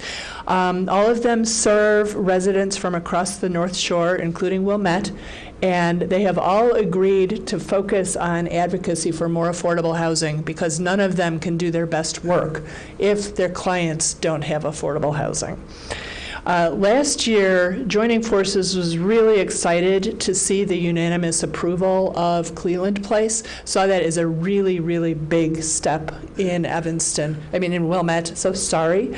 And we've been advocating ever since for the village of Wilmette to develop a more comprehensive affordable housing plan and that would really proactively address the need for affordable housing. We know from data from the Chicago Metropolitan Agency on Planning that Wilmette has a shortage of affordable housing that matches the needs of its residents. So what the residents need is really not what the housing is that's available. More than 3,000 people in Wilmette pay more than their incomes on housing. The lower a household's income is, the more likely they are among that 3,000 that's experiencing what we call housing cost burden. And these are the people that are coming to Connections and the 30 organizations that join with us in Joining Forces for Affordable Housing. In the studying we've been doing on affordable housing solutions, one of the ideal solutions is mixed income housing, increasing density near places of transit. And this Optima development is really doing a lot of that. One of the things that it does not have, though, is because it's luxury on that site, it does not have it doesn't have any affordable units. So it's not necessarily going to benefit people that way. However, this proposal that they have to be working with SEPA is something that we're very excited about. It's something new for Wilmette. It's something very unique, and it's a solution that we think could potentially be very effective. Instead of providing one mixed income building, it's really using this scattered site layout to integrate affordable housing into the community. And that's something that is just so desperately needed. So we really like that piece of it. There's the other advantage that the duration of the affordability, which is basically permanent, you're not going to beat that anywhere. And the combination of sizes and types of units provides a range of options for different sizes and incomes of households. And what I have come to believe is that the very best thing a municipality can do to address the range of needs for affordability is to create the broadest range of solutions so that people really have choice in housing as to what they live in and where they can live. So this solution, I think, does a lot towards that. I think it's a very solid solution. One request that Joining Forces would like to make is that the village and Optima look at if there is any way to meet this 15% goal that's in the affordable housing plan. The $1.6 million that Optima is proposing as a contribution is significant, and it's also new and unique. You guys haven't really gotten somebody to do that before, so this is it's a big deal. But with a relatively small increase in this contribution compared to the overall project budget, the village could potentially meet its 15% goal. And actually, after hearing Trustee Dodd talk about this idea of sort of, making changing the configuration so that there's more rental units, I actually really like that idea because you would be serving more people at lower income then. That would increase the number of people who would be served who are at 60% of the AMI. So my new suggestion is, why don't we aim for 18 units? Let's do what Trustee Dodd suggested, but let's also ask Optima for a bit more of a contribution so that they're really funding the full 15%. I'm going to ask you to wrap it up. Okay. Giving you 5 minutes. Okay. Basically, we feel like this is a wonderful solution. We ask you to squeeze every bit of affordable housing out of this that you can get because it's so desperately needed in the community. And we also ask that you take this opportunity to look forward. The discussions you're having today about this building are signaling what the village needs moving forward. You need an affordable housing plan that defines what's expected of developers, not just a conversation, but actual affordable units. You need an inclusionary zoning ordinance that ties allowable variances to density and affordability. And you need an expectation that integrated affordability will become part of Wilmette's character, making Wilmette a community that takes care of the needs of its workers, its elderly, its young adults, its disabled, and its single-parent households, all of whom struggle today to find housing they can afford. Thank you. Thank you. Okay, we had two over there. Pick whoever wants to go first. I think we're going to just wait. You're going to wait until March 10th? To go home. Okay. All right, so I think that was everybody who'd asked to speak, so we're going to close public comment. We're going to ask the developer to come back up to cover quickly sustainability, because I think it's a single slide, and I think there's been a lot of follow-up on that. And then we want to talk about the economic impact report briefly as well. So sustainability. Hi there, my name is Mike Stopka. I'm with Borough Happold. We've been retained by Optima to be the sustainability consultant for the duration of the project. So I'll cover things at a pretty high level pretty quickly here, and then we'll see if there's questions. Some of the things that we heard at previous meetings were in relation to green globes versus LEED. So we'll just address that up front. The reason that we've elected to go after green globes, it does something that the LEED certification does not do, and that green globes requires an on-site assessor after the project is complete to make sure that what you said was in the design was actually in the design, and the building functions in the way that it's intended from a sustainability perspective. And then in addition, Green Globes just updated its standards in 2019.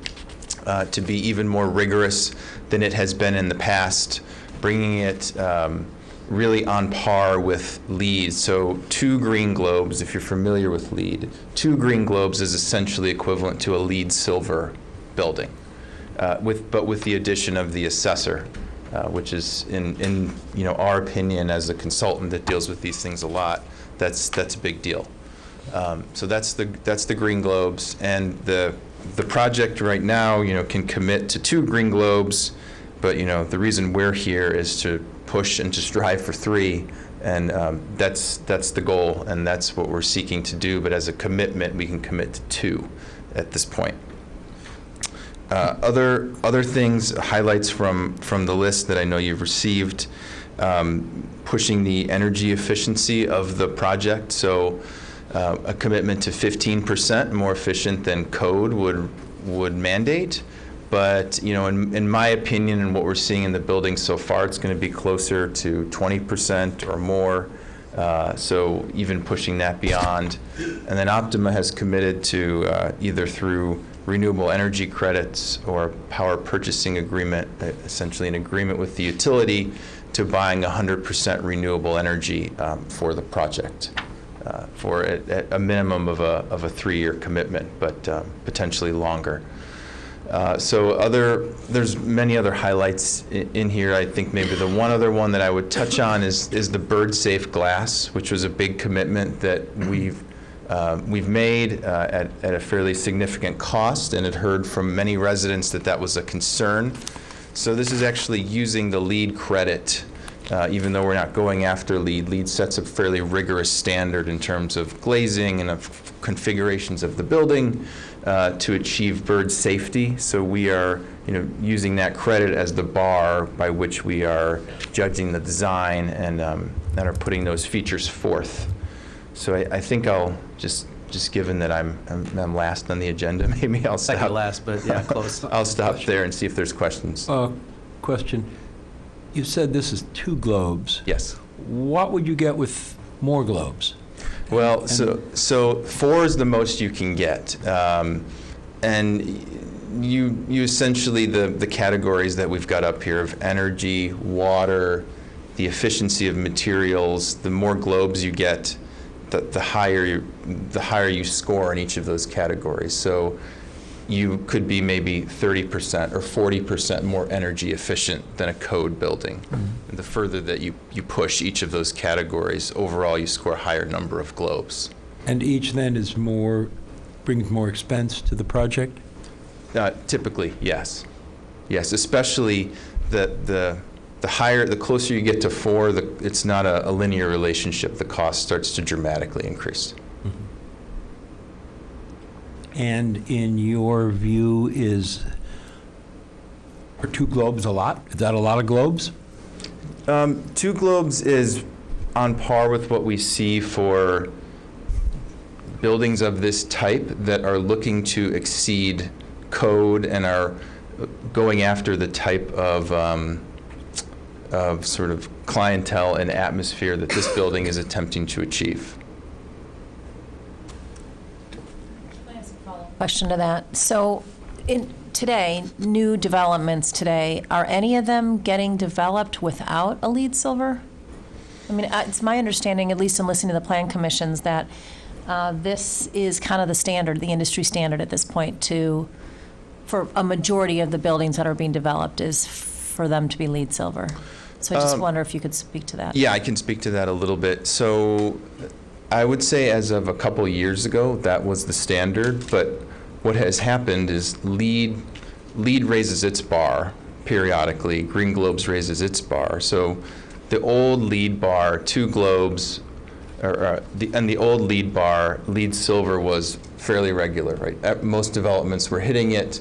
Under the new LEED, the new bar, which was recently raised and increases the energy requirements, the water requirements, a number of other things, LEED silver is not necessarily a slam dunk. We see many going for it, but it is by no means every project achieves or even attempts LEED silver.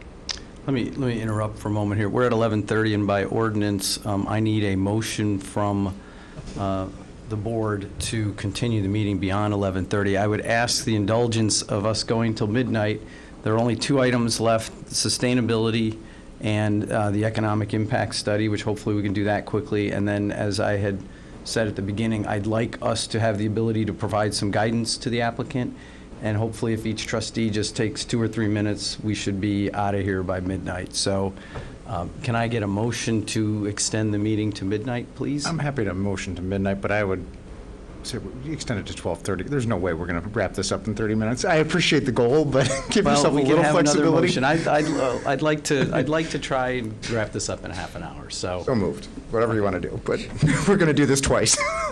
Maybe. Is there a second? Sure. Okay, do we need to do a roll call vote on this? Voice vote's fine.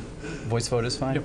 All right, all those in favor say aye. Aye. Are there any opposed? Opposed. Okay, so note for the record that trustee Kurzban was opposed to extending the meeting. Okay. Are you done with your questions? Yes. Just maybe, Mr. Bremen, how many buildings in Wilmette have 2 globes? We can, let's see if we have that information. The only one that I'm aware of off the top of my head is 611 Green Bay Road ended up at LEED. They started at LEED Silver with their application and ended up at LEED Gold once constructed. So that's the one we know off the top of our heads. Really? And artists commit? Artists committed to Green 2? Globes for institutional use, different than residential. Oh, okay. Got it. Okay. And the Public Works Yard is LEED certified? Yes.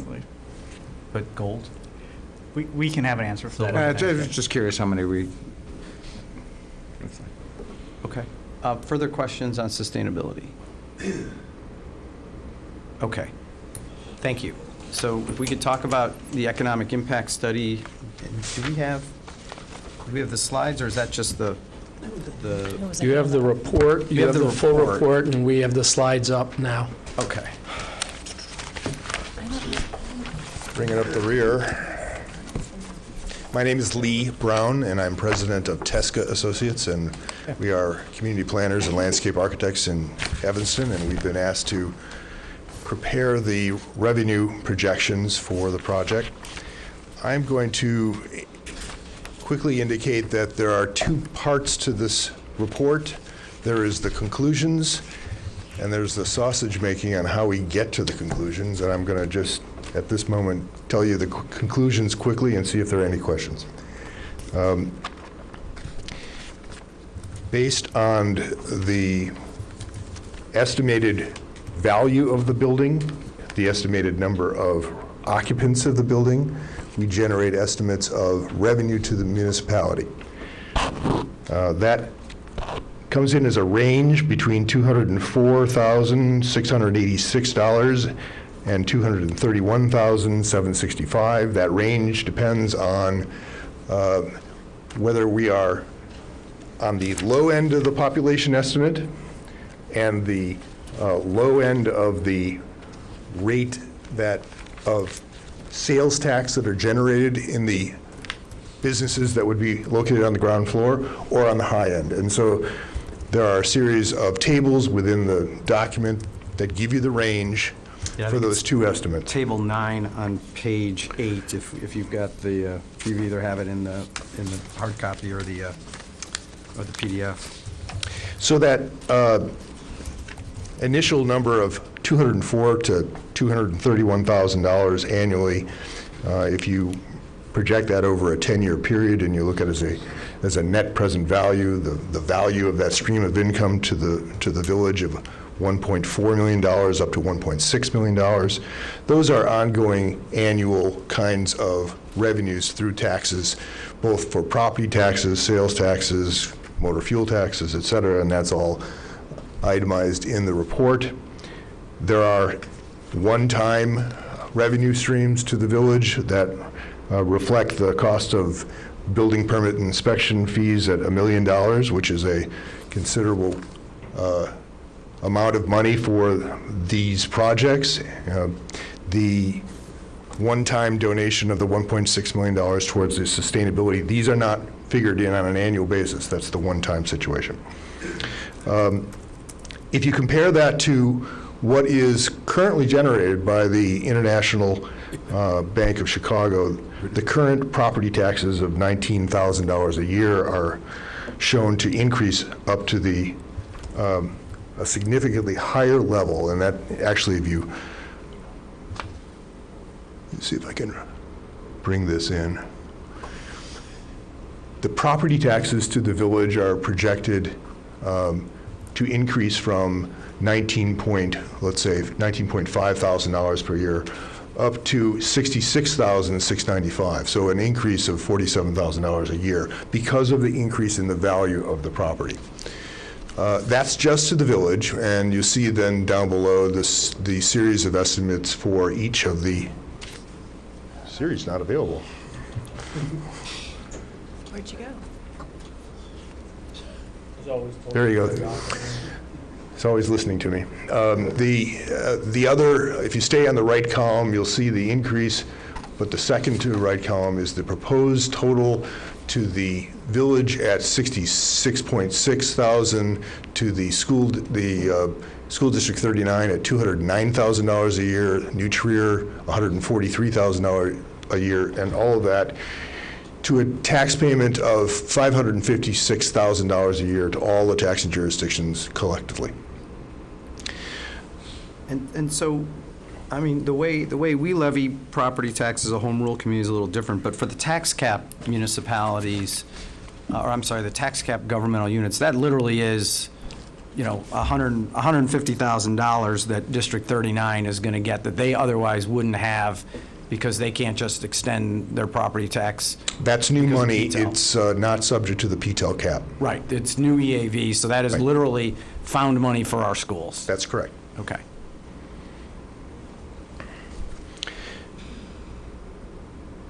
Again, if you'd like for me to go into the details of the numbers, I'm happy to do that, but I'm indicating that you're seeing a considerable increase in all of the revenues, including property taxes, sales taxes, the income tax that comes back from the state to the municipality on the basis of per capita income tax, the motor fuel taxes, the vehicle tax, sticker taxes, all of that generating additional revenue on the basis of population increases.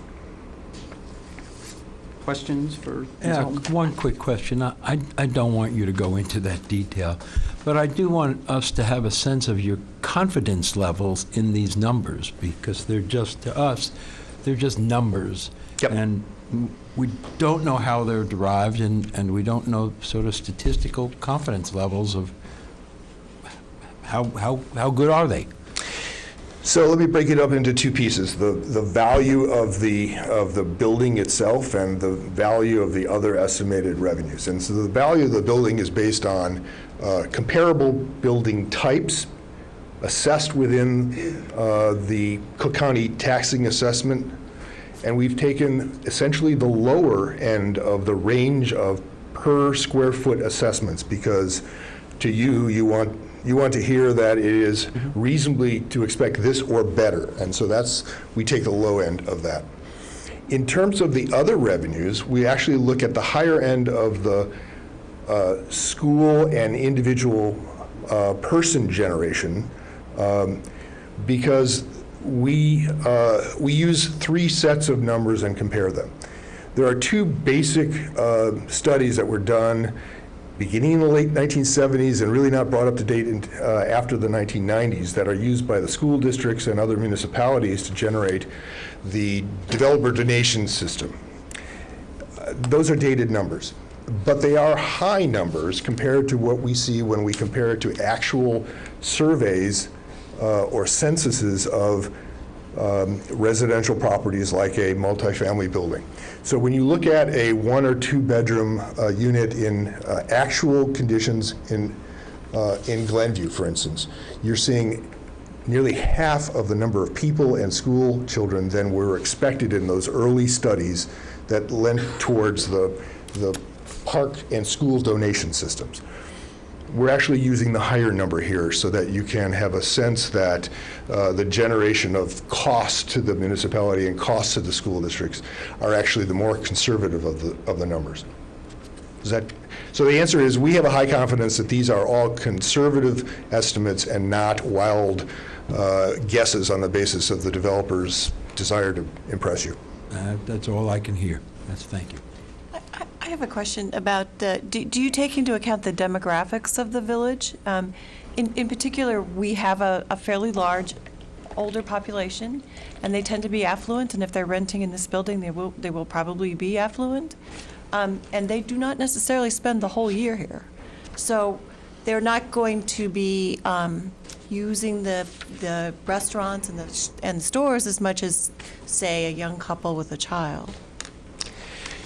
To the extent that they represent the average within Wilmette itself, these numbers are coming from the average sales per household for the rest of the village. So the figures that relate to generation of taxes and generation of particularly sales taxes in stores is on the basis of sales taxes per capita.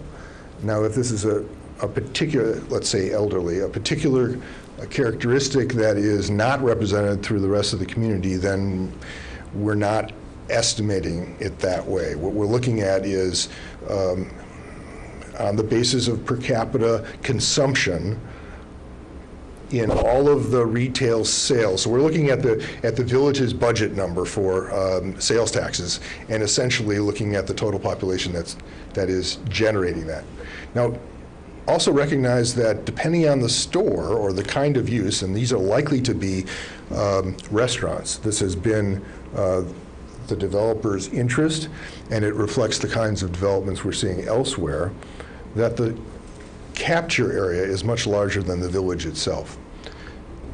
So I think what you're saying is, if the demographics of the building and the new residents match the demographics of the village as a whole, then your estimate is probably pretty good. If the demographics of the building are different than the demographics of the village as a whole, you could be high or you could be low, depending on how those demographics differ. True enough, with the exception of the portion of the estimate that we're making on the sales tax from the store spaces themselves. The ones in the Optima building. Yeah, so that's independent of the question of the age of the resident. I just meant the spending per renter. Right. That's right. Okay, thank you. Other questions? Okay, thank you, sir. Thank you. All right, so at this point, I'm not going to ask if we have any other questions of the applicant at this point, but what I am going to do is ask the trustees to take a couple of minutes. Look, we don't have the time or the energy for a full-blown discussion tonight. That's why we weren't planning to vote. But I do think it would be helpful, given what you've heard tonight, given the work that you've done in advance, to share some thoughts with the developer around suggestions, comments, things that you'd like them to consider. My thought is that we put some of those on the table here. At the next meeting, they will come back and say, we heard that these were some of your concerns, and this is how we respond to those concerns.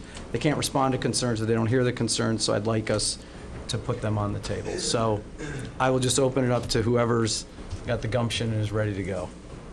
You caught eye contact, Trustee Barrow. Sorry, you're up first. I'll do it. Yeah, you got to look away when somebody's asking. I'm not going to hide. At 11:45, it may not be quite as coherent as it might have been a few hours ago, but I will start at a couple of things. I think that the engagement of the community and the Optima team in this project has been constructive, it's been respectful, and it's all been done in good faith. This is a project that I'd really like to see go forward. The current site is surely one of the most unattractive and underutilized.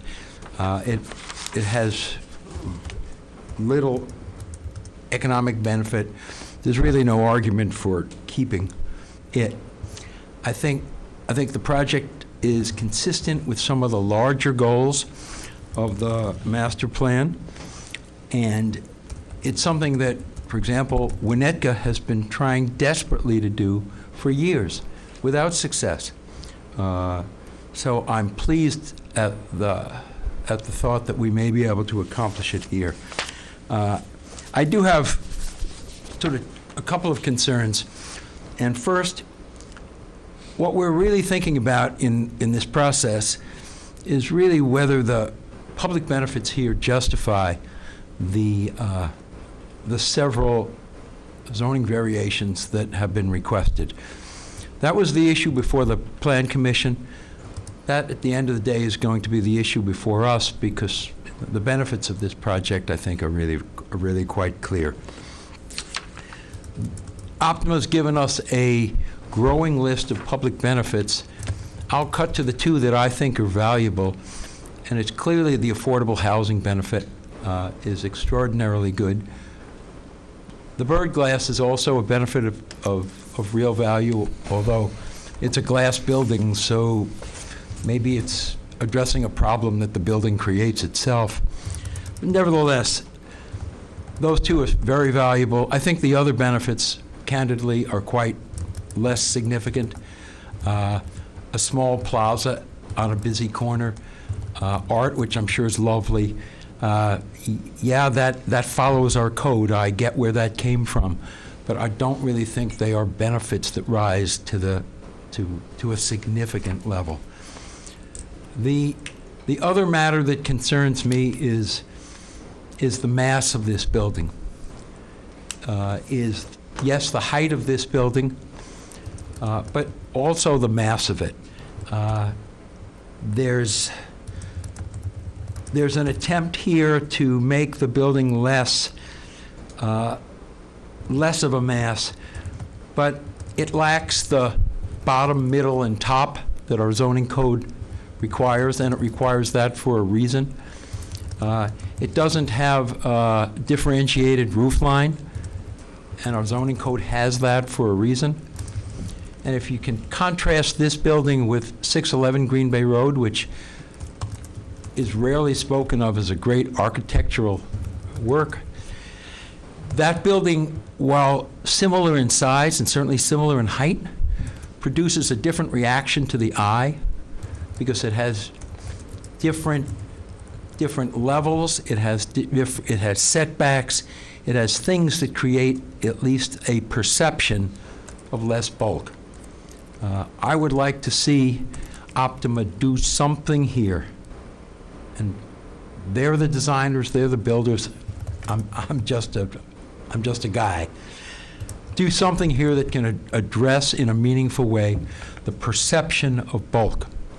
I think that needs to be done.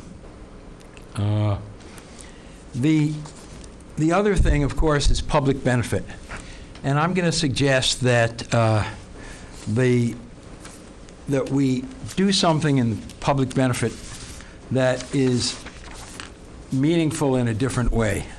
Let me find it here. I would suggest that we stop nibbling around the edges of public benefit, because that's what the additional benefits that we've brought recently do.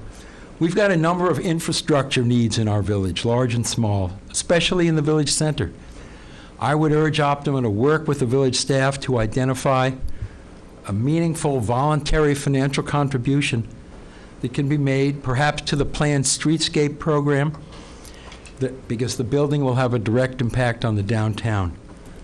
I would also suggest that rebuilding of the entire alley, not simply the portion that is occupied by this project, but the entire alley ought to be something that Optima should undertake as a public benefit for us. So I remain uncertain about my commitment to this project, but I'd like to see them address bulk. I'd like to see them address height, but I'm not confident that's going to be done. But something to address bulk and something to address public benefit in a meaningful way beyond the smaller stuff that we've seen after affordable housing. And then finally, I just want to thank everybody who's sitting here, anybody who still might be watching on TV. The engagement of all of our residents and the dozens and dozens of emails that we've received, pro and con, really help to inform our thinking and are really vital to us doing a good job. So thank you all. You only ran 7 minutes over, so it's not bad. Sue me. All right, I am going to need that motion, though, in a minute to extend it to 12. I told you, I'm sitting next to the guy. Told me 2 minutes today, you know, so. I saw the. Right, well, all right. I move we extend to 12:30. Okay, can I get a second? Second. All those in favor say aye. Aye. Any opposed? Opposed. No, trustee Kurzman. I'm so tired. All right, may I go? Okay, and I'm not going to take the full 7 minutes because there's obviously a lot of comments I could make about Good, this. you're only allocated 2 or 3. I'm only so allocated that's 2. good. Okay, the full 7. I'm going to focus on one thing that I think is particularly important in this project, and that is the Green Bay Road frontage. This is a quote from the master plan. "The Green Bay Road corridor is the most highly traveled and visible portion of the village center."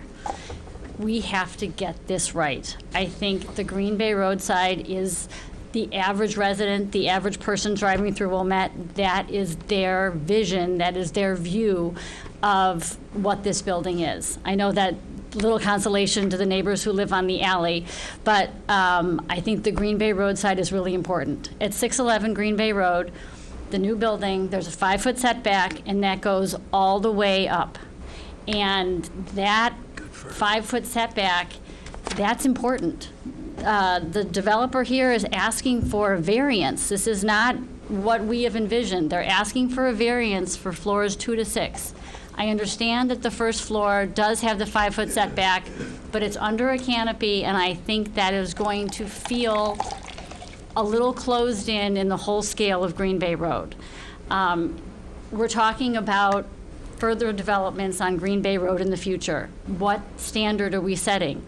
611 Green Bay Road has that setback. If we look at the Imperial Motors property right next door, if they build eventually, where are they going to build? What is their setback going to be? Is this going to set a precedent for the upper floors? What about the property next door, which is very underutilized, or it's got some vacancies right now? It's got the pet store, and is that going to be developed someday? And what is the setback going to be on Green Bay Road on that? This is a once-in-a-lifetime opportunity for us as a board to set a standard on the setback on Green Bay Road. Our goal is to make this more pedestrian-friendly. Our goal is to make this a better view. Our goal is to finally utilize Green Bay Road to be a part of our village center. And if we don't do this now, it is never going to happen. So I would urge, and I think that what Trustee Barrow said, this would help a little bit with that mass feel, because that mass feel is coming down on you on Green Bay Road. So to me, this is an essential piece of this. I think there are some definite great things about this property, but I think the Green Bay Road setback is something that we will never get back if we agree to this 5-foot variance. Thank you. President Belissi, let me just say, if I could have thought of that, I would have said that too. Thank you, Trustee Plunkett. So I will try to go very quick because I'm definitely losing steam here. That's why I'm going to speak before midnight. So I concur with what Trustee Plunkett and Trustee Barrow said, and I've happened to have walked the site with both of them. And what I want to say is, to back that up a little bit, is listening to the Plan Commission, I recall one Plan Commissioner saying that this building is the front door to our community. It's what people will see when they get off the train. It's what people will see as they're in our downtown area and walking over the railroad track. Potentially for a short period of time, it's the first building people will see when they're coming from the north. And so because of that, I think the two issues that Trustee Plunkett and Trustee Barrow have brought up are really important. The setback, as well as I've struggled at first with the height. I believe I can get past the height, but we're talking about height and density, height and mass. And when you listen to what the residents say, they're talking about that. You've spent a lot of time showing us why the sight lines are okay, why the shadow lines are okay. All of those, in my mind, address the height. but they don't address the density. And if you go back to the master plan, there's lots of discussion about design considerations of what we're looking at to help with the density. And those design considerations are things like setbacks, different varying roof lines, a middle top, a bottom, top, and middle, and that concerns me. I'm going to, move beyond that. I agree with some of the concerns around public benefit. It's very interesting. I had not talked to Trustee Barrow about this, but I agree about being out of the box to give some other things. So repaving the alley was actually on my list. You've talked about the public benefit for the public parking spaces. I would encourage you to look at a way to, if those parking spaces are most likely going to be used for library, which I believe that's a lot of what we've talked about, I would encourage you to look for a second exit out of that public parking area. I think having people come up onto Green Bay and then walk 2 blocks, I think they're going to end up walking up the ramp and down the alley, and I don't think that's what we want from a public safety perspective. And then finally, I want to appreciate everybody who's talked on behalf of the affordable housing. I do believe that it would be nice for Optima to just look at having some accountability to the timeline that SEPA has put out. Because I think that in my mind, that has become the biggest public benefit that you've been able to outline and articulate. And so that public benefit, in my mind, falls on you and falls on Optima. And so I'd encourage you to look at that.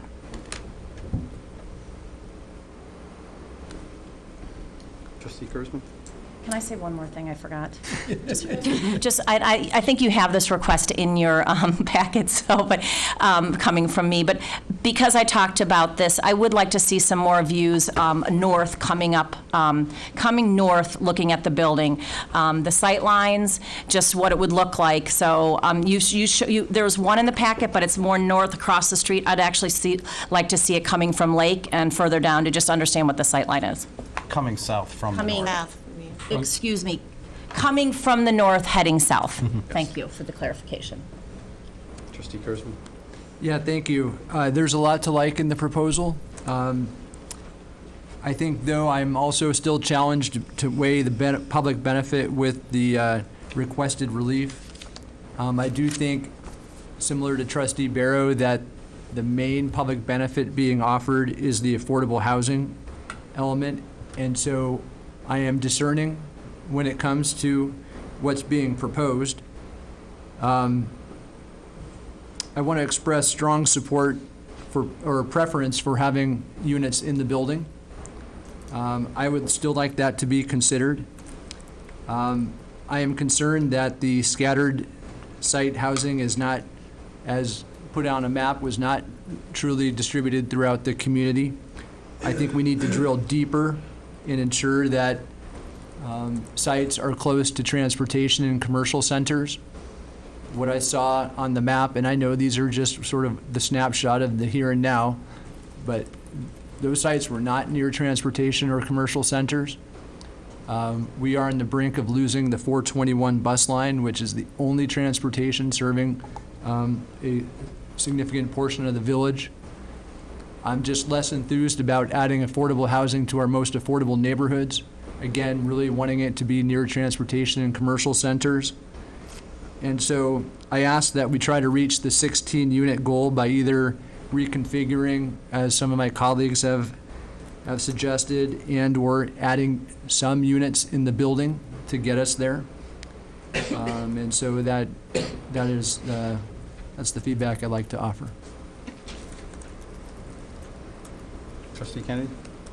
I'll apologize in advance for reading part of this. This time of night I babble if I don't read. Yeah. The PUD process, as we know, requires us to weigh the variances that are requested, which are sometimes called asks, against the public benefits. And I won't go through all of the modifications to our standards that are being sought, because there are two that are so dominant in my thinking that I will just concentrate on those. One is the 40% increase in the height of the building over what would be allowed. And the second is the issue raised by Trustee Plunkett about the setback on the Green Bay Road facade. When I speak to residents about the project, the one consistent complaint or fear, maybe is a better way to put it, is that we are about to create a canyon down Green Bay Road with a bunch of buildings of huge scale and a facade that just feels like it's leaning into the street, and no sense of setbacks, no sense of spaciousness and airiness, no parks or breaks between the buildings to kind of break up that volume. And I think that will be exacerbated seriously if we now allow a zero setback for even part of the building, and in this case, 5/6 of the building.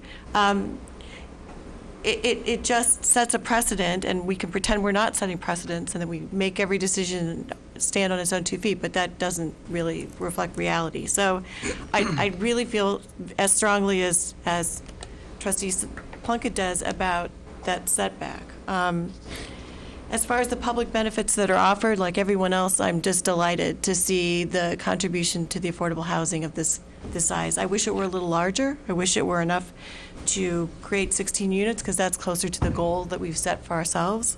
I also wish it were in the building, but I have been told that is not, under any circumstances, acceptable to the developers. I'm sorry to hear that.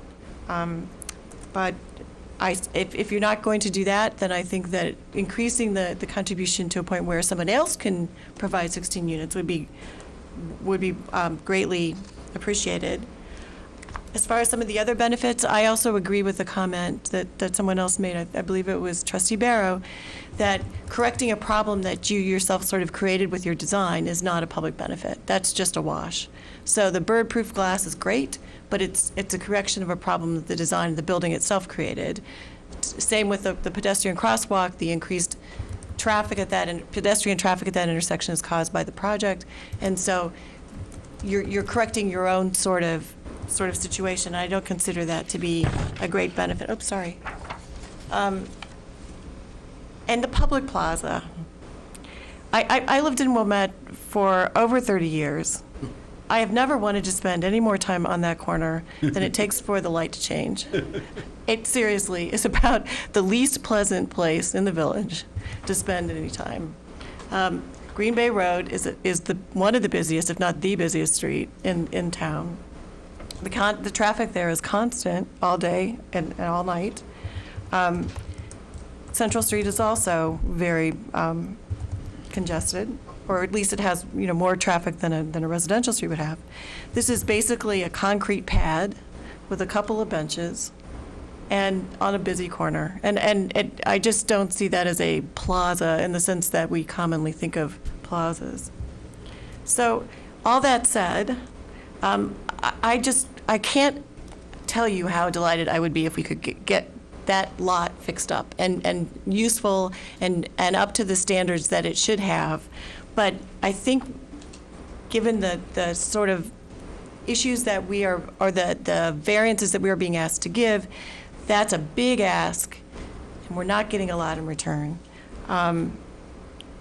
I still think that this can be workable. It seems to me that all of us up here would be happy to work with anybody.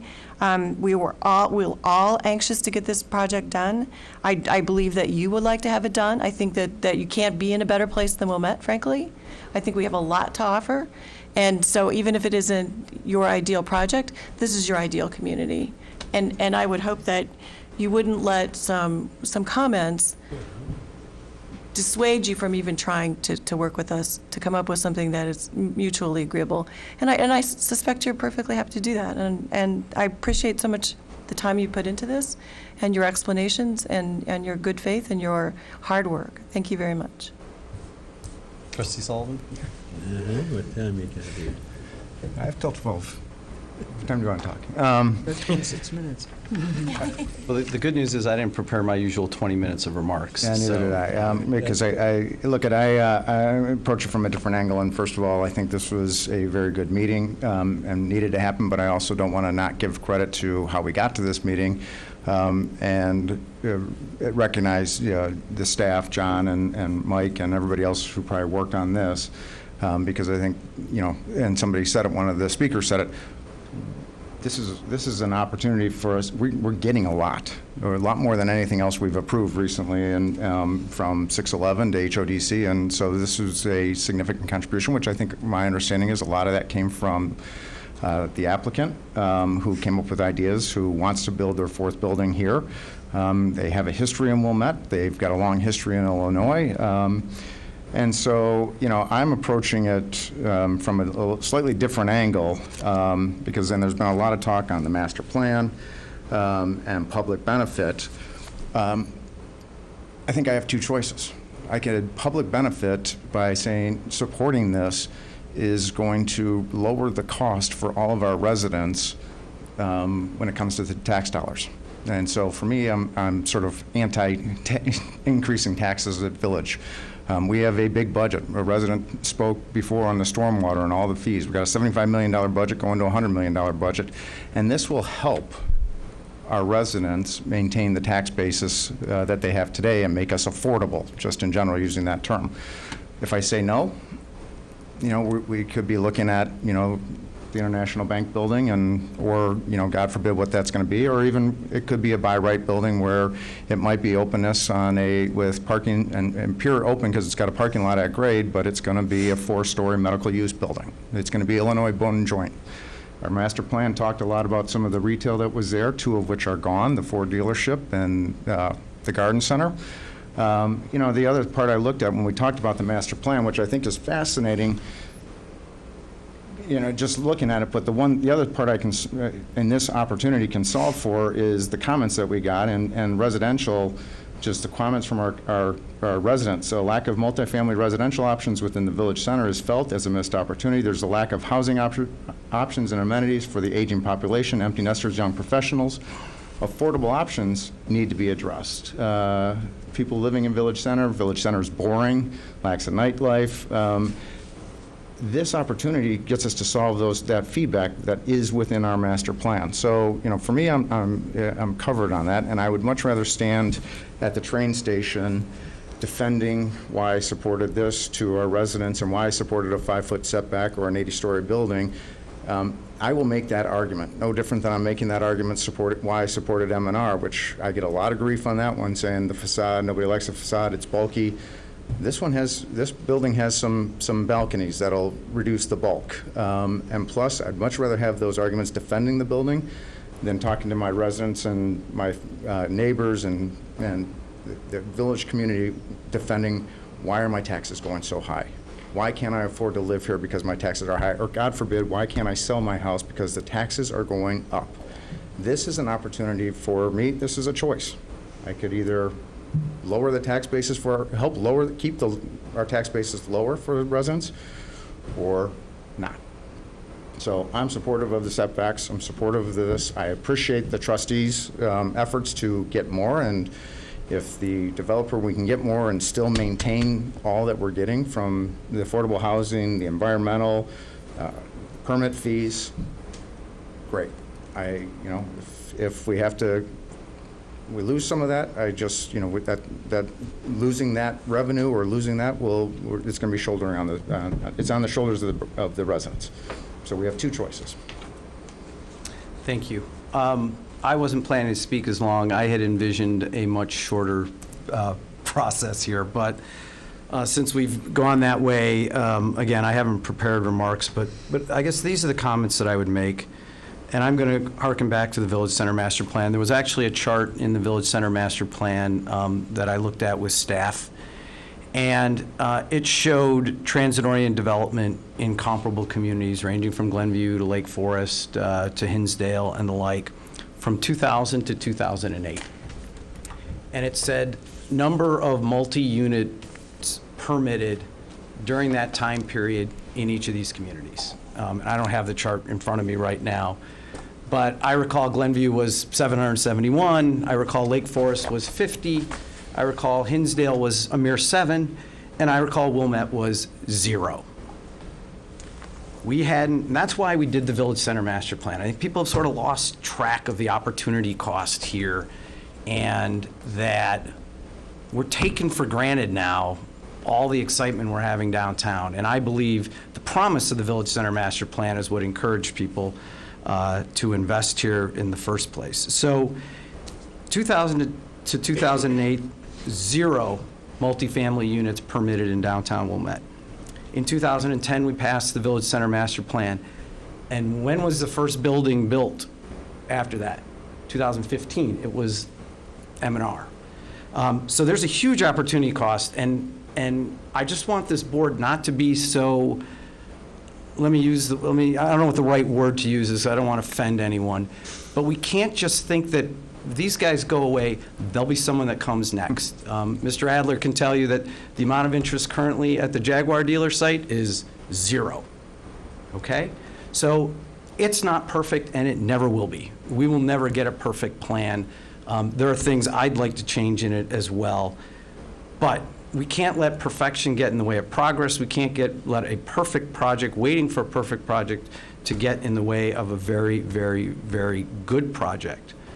One other thing I want to reference back to the Village Center Master Plan. If you go back into the appendices of it, there's a financial analysis in it. And what that financial analysis says is all of this is not feasible today without public subsidies, buying the land for them, making TIF contributions, which we don't do in Wilmette, or increasing density. The very Village Center Master Plan that we're relying on basically says if you want to get anything done, you either got to pay for it yourself or you got to give them some room on density. So, look, these are sophisticated folks. We have a good community development team. We're marketing the village. The Village Center is hot. We are the envy of the North Shore. You talk to a Winnetka public official, you talk to a Glencoe public official, the Evanston public officials won't admit it, but we're the envy of the North Shore, and yet we still have very limited opportunity here. Part of it is our landowners think their land's worth a lot of money, so it's hard to get a deal done. So I appreciate all the comments, and this is not an easy decision at the end of the day. It's not. And this project is far from perfect. But if we wait for perfection, we'll be staring at an underutilized bank site for another 10, 15 years, whatever. It took 20 years between the last multifamily development in Wilmette, downtown Wilmette, to the M&R building at 611 Green Bay Road. I just don't want people to lose track of it, that this is really hard to do. And maybe we should feel lucky a little bit that all of these things fell into place. I'm not saying they shouldn't improve it. I'm just saying, please take a step back and remember, saying no is a decision of accepting what we have for a long period of time. There's no affordable housing that's going to get done in this town without increasing density.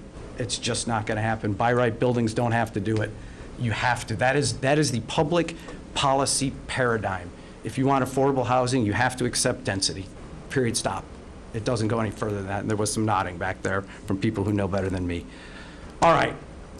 We will conclude now. Do I need a motion to continue this, or does this motion just stay on the table, or what do we do? Motion to continue to the next meeting. Okay, so can I get a motion to continue this matter to our March 10th meeting? So moved. Is there a second? Second. All right, all those in favor say aye. Aye. Any opposed? Okay, we're still not done with the meeting, though. Because stormwater went way over, I was planning to do the other standing committees before we got to this, but stormwater went way over. So I believe Finance Committee, Trustee Kennedy. No report. Trustee Dodd, Administration. All items on consent. Trustee Kurzman, Public Safety. All items on consent. Judiciary, Trustee Plunkett. All items on consent. There are no reports from our special committees. There's no new additional new business to discuss. I do need to return to item 2, public comment. Are there any members who would like their 3 minutes to address the board on a matter which is not, hasn't been talked about already tonight? Okay, seeing none, I'll move on to adjournment. May I have a motion to adjourn? So moved. Is there a second? Second. All those in favor say aye. Aye. Any opposed? We stand adjourned.